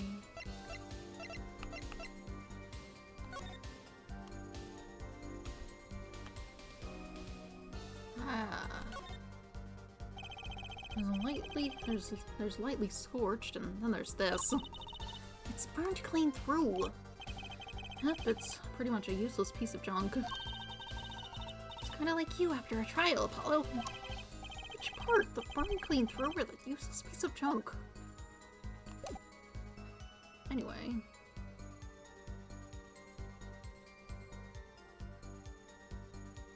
This didn't get checked, right? Objection! Actually, there is one way. One way to get something out of the country. No checks. What is it? You become a prosecutor. A prosecutor? I don't believe it. Believe it, Prosecutor Gavin. What was it that you told me yesterday at your office? It was a beautiful instrument. It was played lovingly for many years. A guitar befitting a woman like Lamiro. How did it end up here? I mentioned how much I enjoyed playing it that night, and she made a present of it. So this guitar is from Virginia. That it is. You couldn't carry it on the plane. Changes in air pressure and humidity ruin the wood. So we vacuum packed it in Lamiro's studio. We used a special shipping service available to me for transporting evidence. He brought it right up to my office for me. Pristine and untouched. Did I get that right, Prosecutor Gavin? Untouched. Quite. The guitar was wrapped in several sheets and vacuum packed in Virginia. The pack was untouched until the day of the concert. Are you saying that guitar was... With cocoons this small, it would have been very easy to use your guitar as a mule to smuggle a cocoon out of Virginia. What? Which reminds me, Prosecutor Gavin, That guitar had some work done on it recently, right? Work. Good memory, forehead. Well, you know how guitars have a round hole on the front? It's called the sound hole. Well, they found something attached to the wood just inside the hole. A broken device of some sort. Broken device? Yes, this, in fact. An igniter. Exactly. Consider this, if you will. What if that igniter wasn't the only thing that was attached inside your guitar? You mean... Means this, of course. Uh-huh! There was a way to get a cocoon out of the country. They could use picky Prosecutor Gavin's privileged guitar as a mule. And who better to do that than someone with access, like a member of the band. Phew.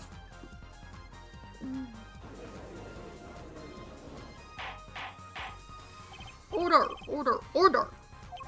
So the igniter was placed in there for a clear reason, it seems. It was a safety precaution. A precaution? I have forehead. At last it all comes together. Every strange thing that happened that day. Care to review? Maestro, the gentle sounds of Lamido's... I missed it. First, my keys were stolen. A harmless misdemeanor. Lamido's ballad, if you please. Okay. First, my keys were stolen. A harmless misdemeanor. Which forced me to break the lock on my guitar case. The key was stolen to retrieve the cocoon from the guitar. I see. But things didn't go so well. The smuggler wasn't counting on the guitar being wrapped. Only a member of the band could get near that case. Unwrapping the guitar would raise too many suspicions. Then the concert began. Right about this time, a very large problem presented itself to the smuggler. What's that? Mr. Latos. Aha. Mr. Latos, an undercover agent, was on to something. He would have known about the guitar. He'd only have to check the shipping records. So Mr. Latos tried to examine the guitar himself. If the cocoon were confiscated then, the gig would be up. The only thing left for the smuggler to do was get rid of the whole lot. It's over. Press the switch now. The guitar burst into flames, and the cocoon was lost. And then, Mr. Latos died. Was Lamidor there to witness it? There's your case.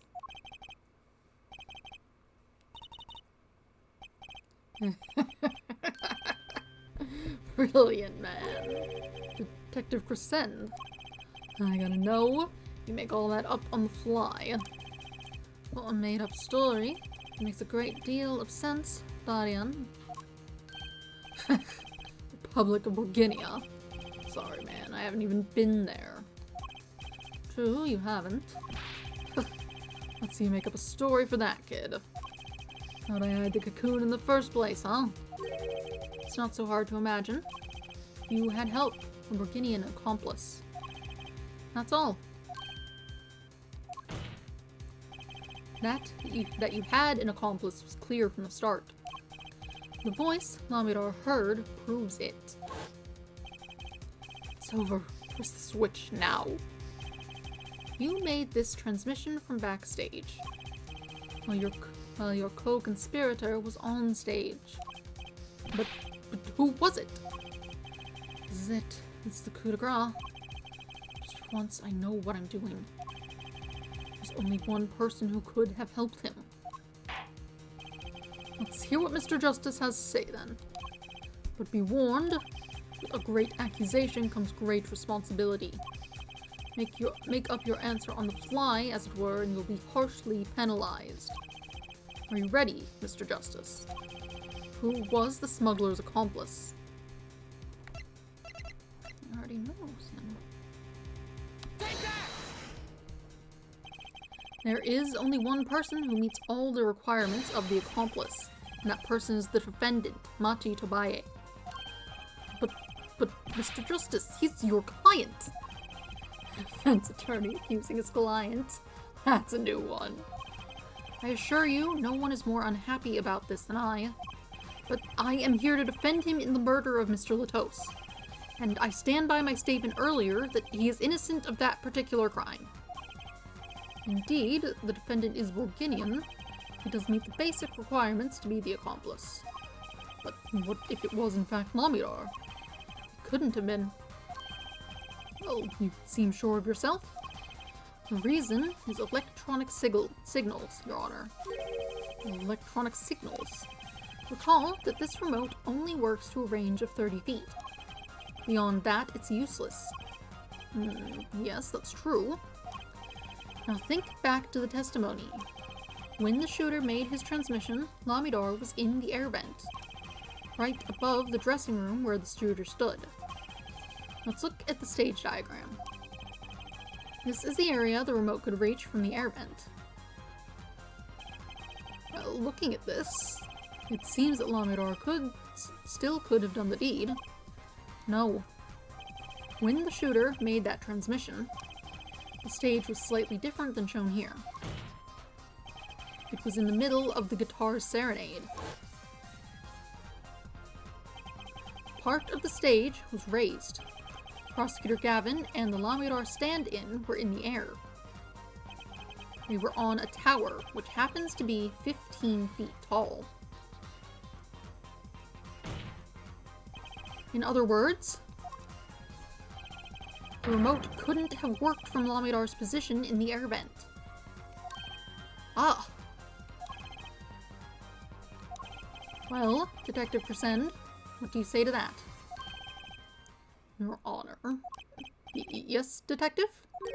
Can we see the video where Gavin's guitar burns? Just one more time? Well, I don't see why not. But what? Don't tell me he has a way out of this.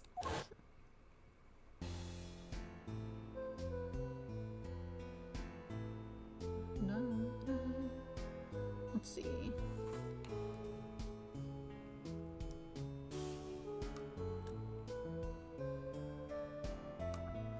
And we saw the spark, saw it go.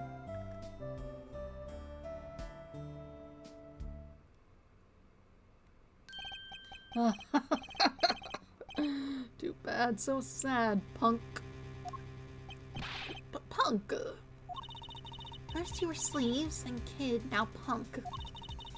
You're losing rank fast, Apollo. What exactly were we supposed to see in this video? Problem isn't in what we see, correct, Thadian? Right, it's in what you hear. We are musicians after all. Care to explain for us non-musicians? Sure thing, punk. Let me get your yarn straight first. You're saying I ordered the wee pianist to set off that igniter. That right?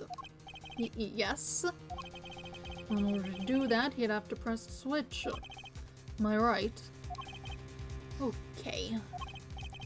I'll take another listen. Pay attention to the piano. Piano?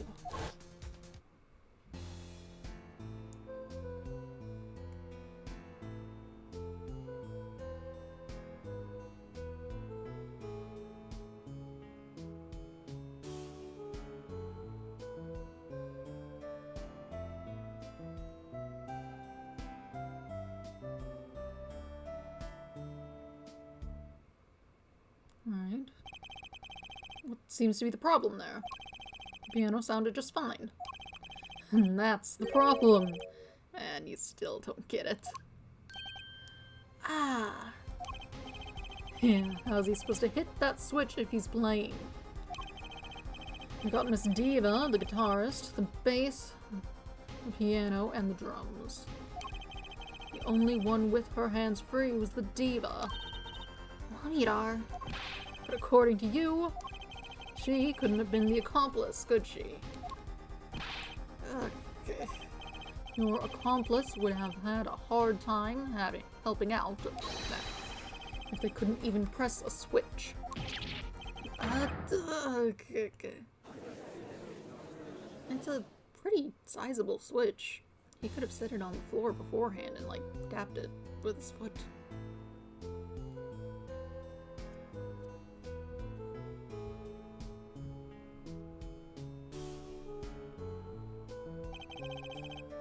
The piano plays non-stop.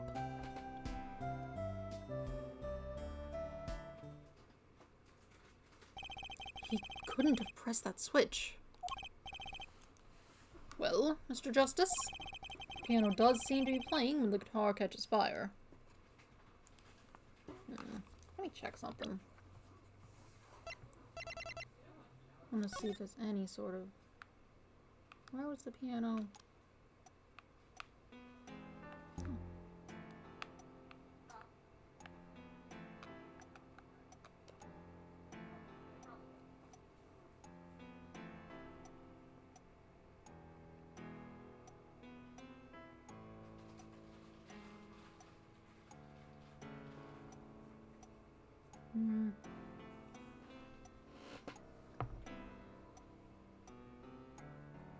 There you go. That sounds normal. Piano does seem to be playing when the guitar catches fire. Well... It's okay. We all make mistakes sometimes. Apollo, were you wrong? I can't be wrong. Everything makes perfect sense. How could it all just... Strange. What's strange? No, it's just... something's odd about the performance there. Odd? Mr. Justice, if Machi Tobaye didn't press that switch, then he could not be the accomplice you claim he is. But everything points to it. Every fact says he's the accomplice. You got the facts wrong, man. Here's some facts for you. Gavin's guitar is on fire, but the pianist didn't press that switch. In other words, your story is full of holes. Mr. Justice, let's hear your final opinion on this matter now. Was the defendant, Machi Tobaye, the accomplice? The answer will reflect on everything you've said here. Give it some thought. Apollo, if Machi's not the accomplice, then our whole case is ruined. I know that. It has to be him. He was the only one who could have helped the smuggler. He had to press that switch. Well, you better find a way to prove it. Ah! What do I do? What do I do? Yelling at the audience. Ah, there has to be something that doesn't fit. Something odd. Something odd. Wait a second. What? You thought of something? What was Gavin saying just now? Strange. What's strange? Oh, it's just something's odd about the performance just there. The performance there.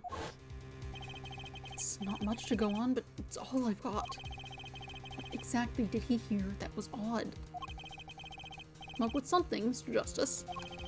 May I remind you that everything rests on this. Can you prove Machi Tobaye pressed that switch? Let's hear your final answer. Can you prove that Machi Tobaye pressed that switch? I don't know if you call this proof, per se, but I can prove it was possible. Then, as prosecutor, it falls to me to ask you to show us evidence supporting this. Forehead, you're sure about this? Accept it. There's no evidence, man. Let's see your evidence, Mr. Justice. On what do you base your claim that the defendant pressed that switch? Let me just listen to it again.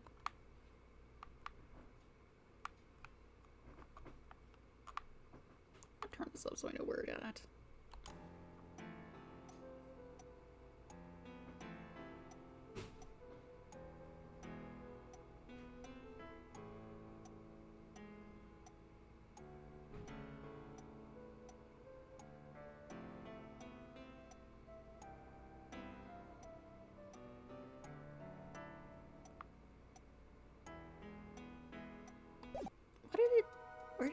fire start at?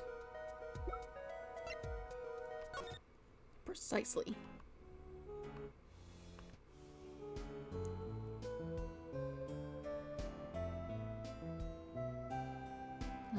Okay.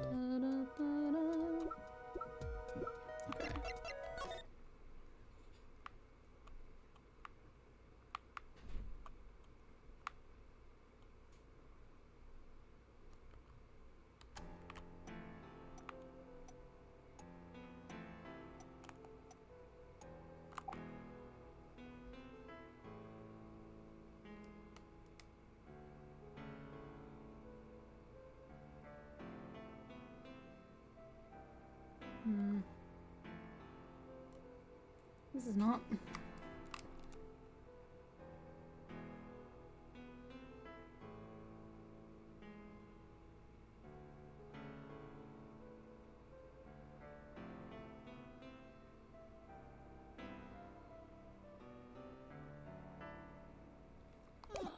maybe it'll be more clear once I, am doing something.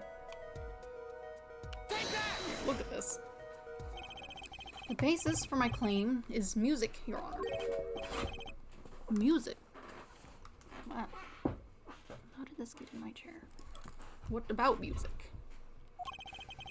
Let's listen to the piano part around the time when the switch was to be pressed. Right before the guitar burst into flame.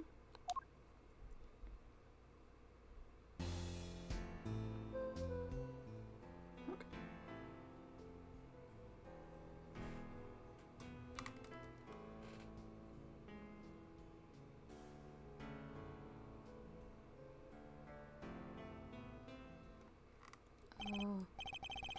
I hear a piano being played.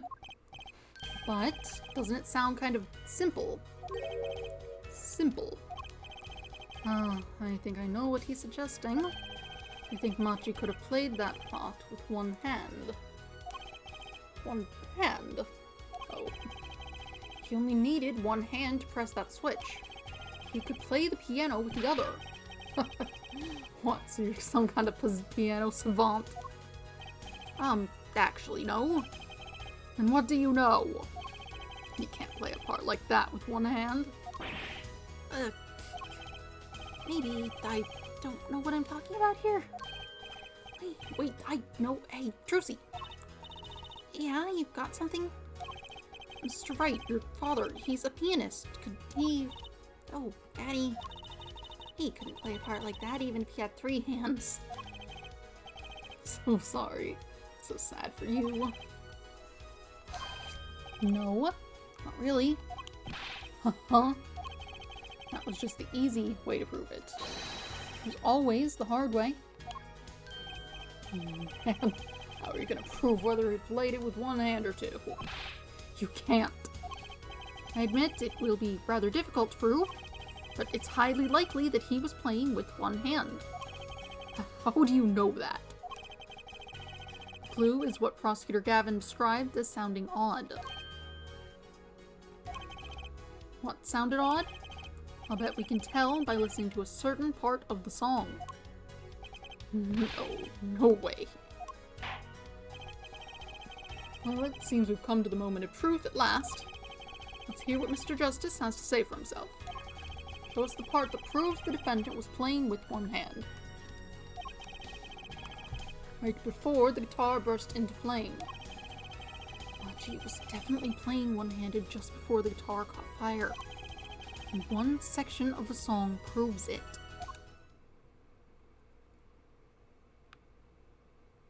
Nightmare.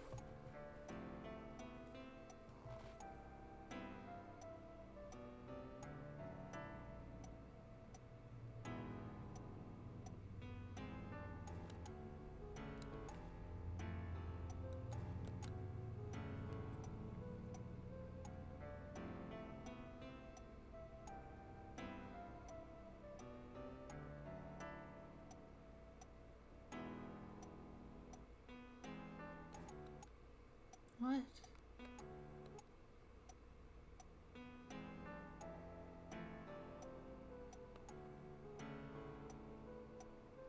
Hmm.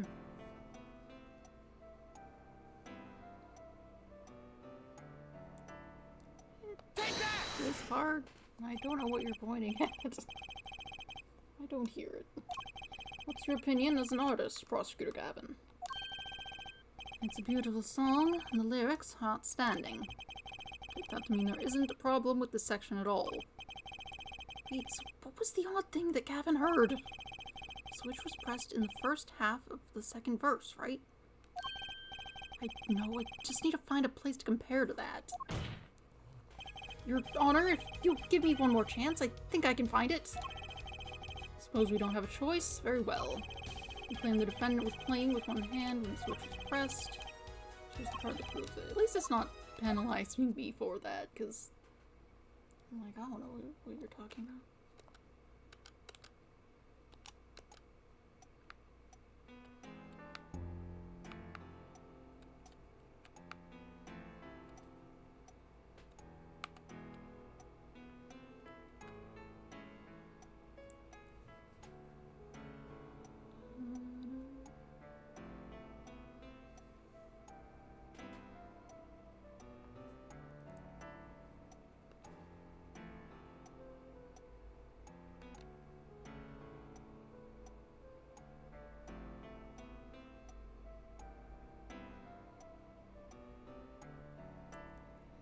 Is it because these are meant to be the same? Take that! That's the section. I'm afraid I don't hear it.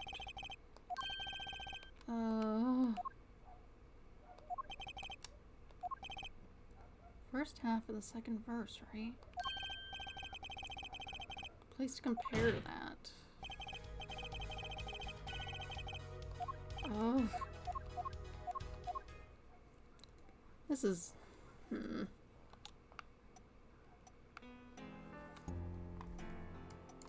Try to use my mouse. Make it easier.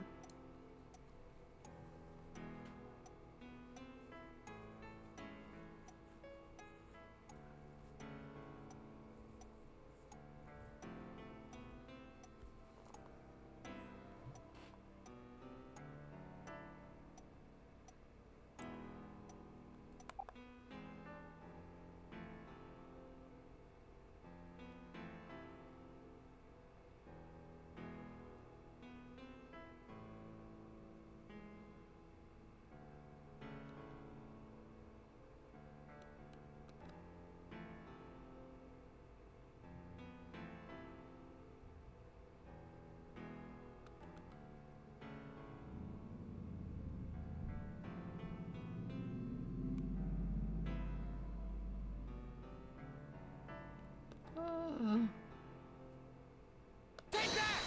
It has to be one of them.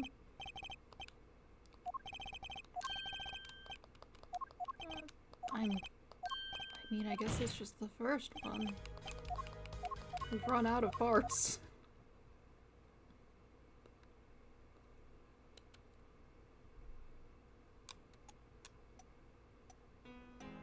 Take that! I'm dying.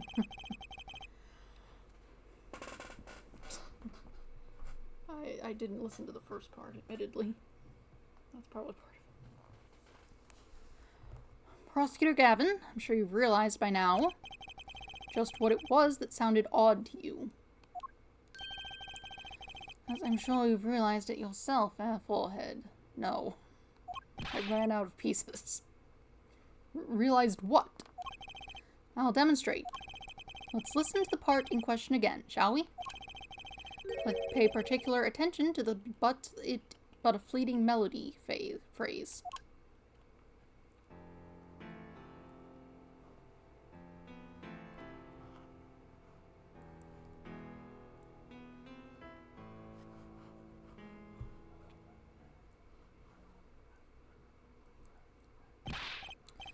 Man, how many times do we have to listen to the same thing? You're right, enough of that. Let's listen to another section, shall we? Another section? The guitar burst into flame at the end of the second verse. Let's listen to the same spot in the first verse. Pay attention to "Oh, that night in your embrace."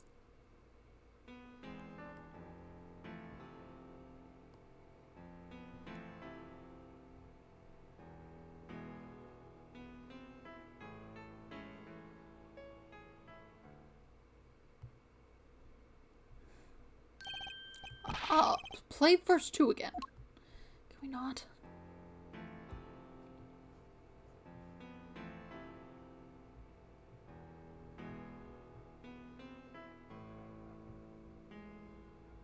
There, did you hear that? They feel the same, true. But they're clearly very different. What? Well put, Your Honor. The phrase in verse 2 is quite simple, but the same phrase in verse 1 has high and low notes. You'd have to use 2 hands to play that for sure. Oh. What's that prove? I would think you'd know that by now. This is why I hate dealing with amateurs, man. So the 2 verses had different arrangements. Happens all the time. Not this time, Darian. There's no point in changing an arrangement if you can't hear it clearly. And that wasn't the point. I had him play specifically so that the piano would stay in the background. Oh. That was what I noticed. Why should the same phrase sound slightly different, I asked myself. Now, ask yourselves why Machi changed how he played. And there's only one answer. He needed a free hand in order to press the switch. No!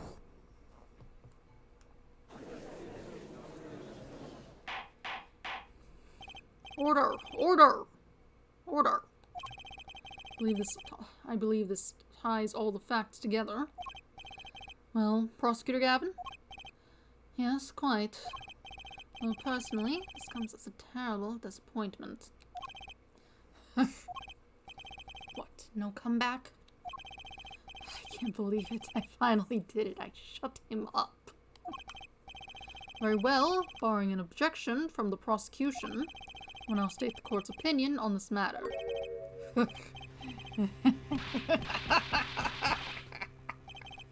Good show, Sleeves. No great show. It's not over. I don't like it when he looks so happy. You tell him, Gavin. Tell him what's so disappointing. Personally, I'm terribly disappointed. In you, airforehead. Me? Yes, don't get me wrong, your case is solid. The facts all check out, but even now, you have yet to show us a single piece of decisive evidence. Yeah, but the facts anyone can see was him. Unfortunately, anyone does not include the law. I'm afraid your case doesn't cut it. But 1,000 facts might point toward the same conclusion. Without decisive evidence, it's not proof. That's the rule under our current legal system. I don't believe it. It does not seem as though the defense has any more evidence to present. Oh, I think if he did, we already would have seen it a long ways back. It's unfortunate, but at present, this court is unable to acknowledge your accusation. What? The truth is staring us all right in the face. Why can't they see it? What's the point of a legal system that protects criminals? Apollo, remember what Daddy said? It won't be easy proving he did it. Especially not under the current court system. So what do I do? Like I said, good luck. Be aware that it will be impossible to prove his guilt by conventional methods. Every man has an igniter inside him. Find Darian Krasen's igniter and set it off. upset him so much that he confesses. Or at least says enough to prove it was him. I wonder what he meant by every man's igniter. I think he just meant a weak spot, no? The kind of thing that a single spark could turn into a wildfire of emotion. I won't be able to press him further by conventional means. I've got to find a weak spot in the sky. Something fatal. So, can I get back to work now, or what? It may look like I got a lot of time on my hands. I got no more time to play pretend with this dead-weight attorney. Well, Mr. Justice, we've come this far without decisive evidence. This witness won't be coming back to the stand once we let him go. Every man has an igniter. Huh. Didn't you say the better the guitar, the brighter it burns, Prosecutor Gavin? Ah yes, good guitars are kept dry is why. That provides the best sound. Even a small spark could cause irreparable damage. Your plan has an igniter in it too, Detective. It was there from the very beginning. What? Fighting time, Justice. If you blow this one, it'll be out of your hands for good. Go for it, Apollo. What? This igniter's supposed to come and burn me up. That's almost poetic there, Mr. Attorney. All the better. I'm rather fond of poetry. I intend to hear this one through to the very end. Forehead, you are accusing this man, Darian Crescend, of 2 crimes. The murder of Mr. Latos and the smuggling of a Bulgarian cocoon. This is your last chance to prove your case. This trial has already run on for far too long. Mr. Justice, this will be my last warning. The moment this igniter of yours turns out to be a dud is the moment this cross-examination ends. Understood? Yes, Your Honor. Then let's have it. Show us the basis for these accusations against Darian Crescend. Save. Save the game. Don't mess me up. Okay. This is really my last chance.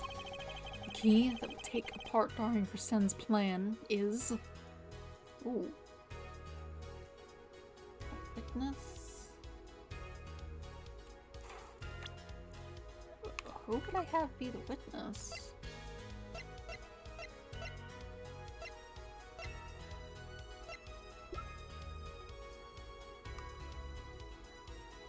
He left. I don't think we can get him back here.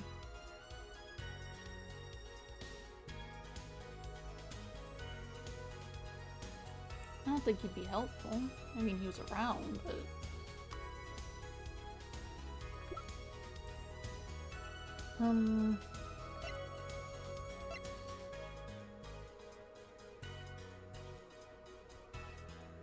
Oh, wait.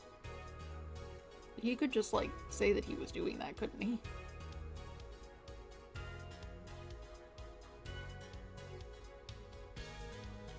You have to look for murder. Other problems are happening, but, you know, I'm not sure how that would go. I don't think I have evidence.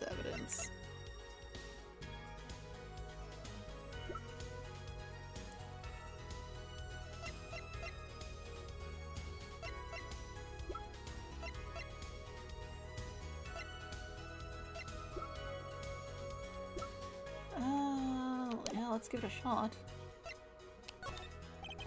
Your igniter isn't a piece of evidence. Huh? So what is? It's true that I couldn't show decisive evidence, but perhaps what I needed to prove my case was something else. I mean, a witness. Proving his guilt is a tall order, but I've got just the person to do it.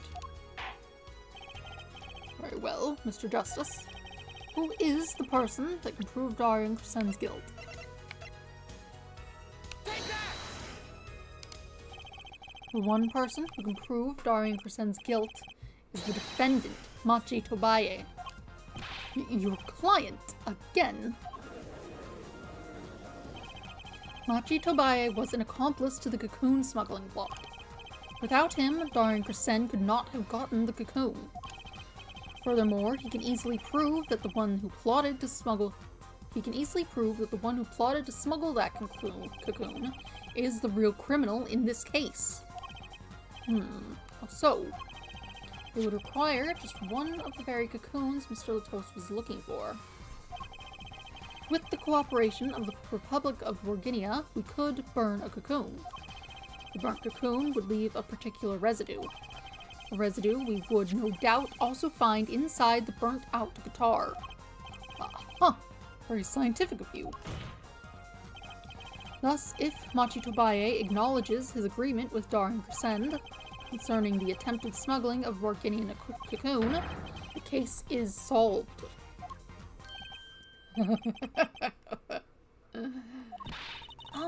Darian's laughing again. Your unrelenting passion is remarkable. You really want to get me. You really want to get me, don't you? Too bad you'll never be able to. Why not? Little key tickler won't acknowledge anything. Especially not anything to do with cocoon smuggling. What's this all about? Taking a cocoon out of the country means death. By Borginian law. Yeah, see? If our pianist really was a smuggler, testifying about it would be suicide. Believe me, he's not talking. But you're wrong, Detective Crescend. What? It's the other way around. If Machi doesn't admit to smuggling here, he's in deep trouble. Huh. How? He's on trial for murder. Look, if Machi admits to smuggling here, then he'll be tried in our courts, by our laws. You don't get the death penalty for smuggling in our country. The victim in this case was an undercover Interpol agent. I'm sure that news has already reached Borginia, and they'll likely broadcast our dealings in court today, including the part about the Borginian cocoon. Yeah,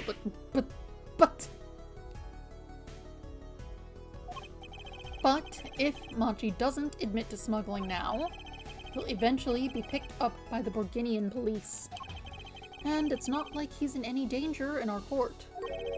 We're not going to find him guilty of murder here. Not now. Yeah, but you can't do this. You can't accuse me. Maybe the law doesn't allow it, but who's going to think you're really innocent after hearing this trial? The same goes for Machi Tobaye. The cocoon smuggling, your entire plan, Machi Tobaye knows everything. There's only one way out of it for him, and that's to acknowledge his own crime. The crime of cocoon smuggling.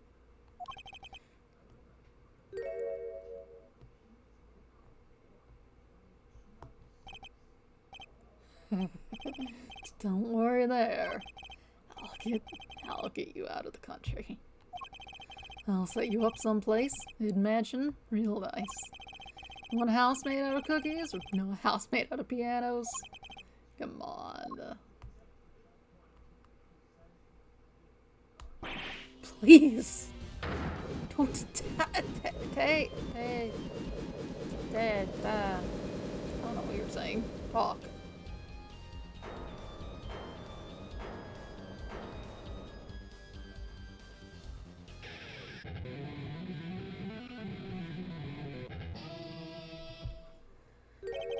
Darian, I consider that my last session with you, we rocked. I'm guessing we can treat that outburst as a confession. Uh-oh, he's laughing again. There's kind of sick desperation in it now, though.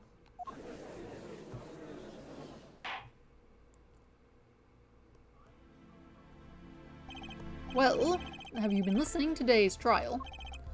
Yes. And you'll talk. You'll tell this court everything. I didn't want it to turn out this way. But I'm not the kind of lawyer that can overlook a crime. Today's trial is all for your benefit, you know. I see no reason why you should hesitate now. I knew from the beginning, I knew. Machi, Situation I cannot explain, but money I needed. Very much money. today's trial raises a delicate issue with our legal system. The only thing definite in a court of law is evidence. This is the golden rule. However, it has become apparent that not all things can be tried by this standard.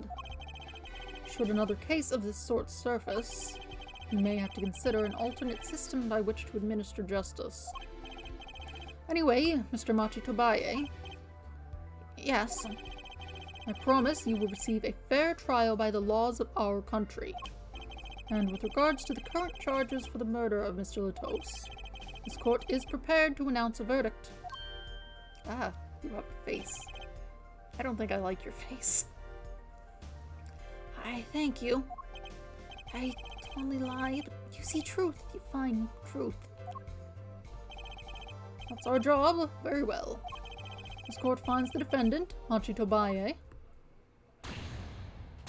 Not guilty. I went way over time. I didn't think the continuation of the trial would be that long. Court is adjourned.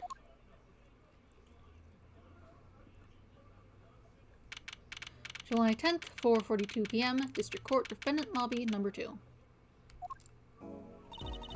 I wonder what'll happen to Machi. Well, he did smuggle a cocoon out of Burkinia. I guess there will be another trial here. All's well that ends well. Daddy! I owe you both my thanks. Lamidar? Why, is something wrong? I'm sorry. Machi was your partner on stage, your friend. Yes, I thought of him as my own son.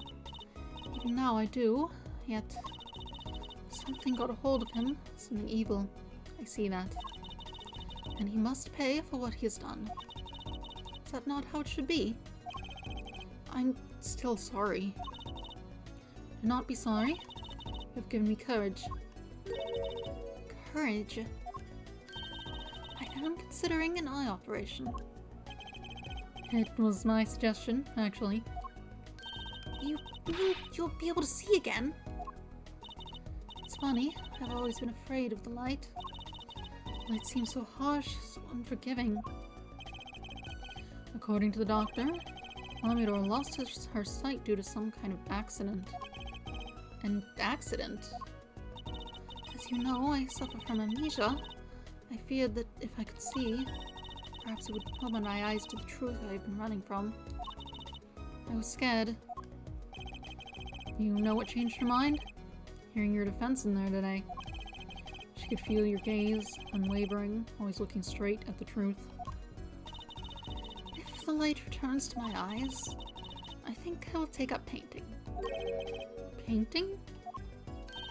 That's right. She's the landscape painter in sound, after all. I will paint the two of you. I promise. I can't wait, Lamidar. I owe you my thanks too, Apollo. Thanks, Mr. Wright, but for what? You reminded me I need to hurry things along. My secret mission, that is. Right, your secret mission. Apollo, Trucy, I hope that we will meet again someday soon. You bet. Me too. And so, like a ballad, the trial flowed on until it came to the end. Thanks to the trial, the guitar's serenade was a huge hit. Prosecutor Gavin's even more dazzling to look at now. But there's something I want to say to that guy. Next time you write a ballad, have them catch the killer at the end. Yay.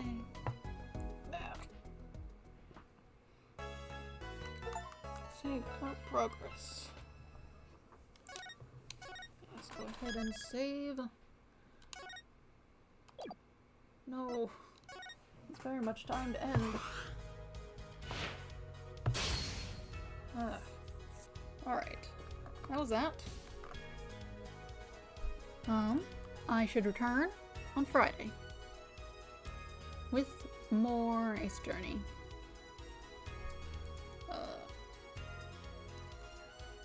Yes.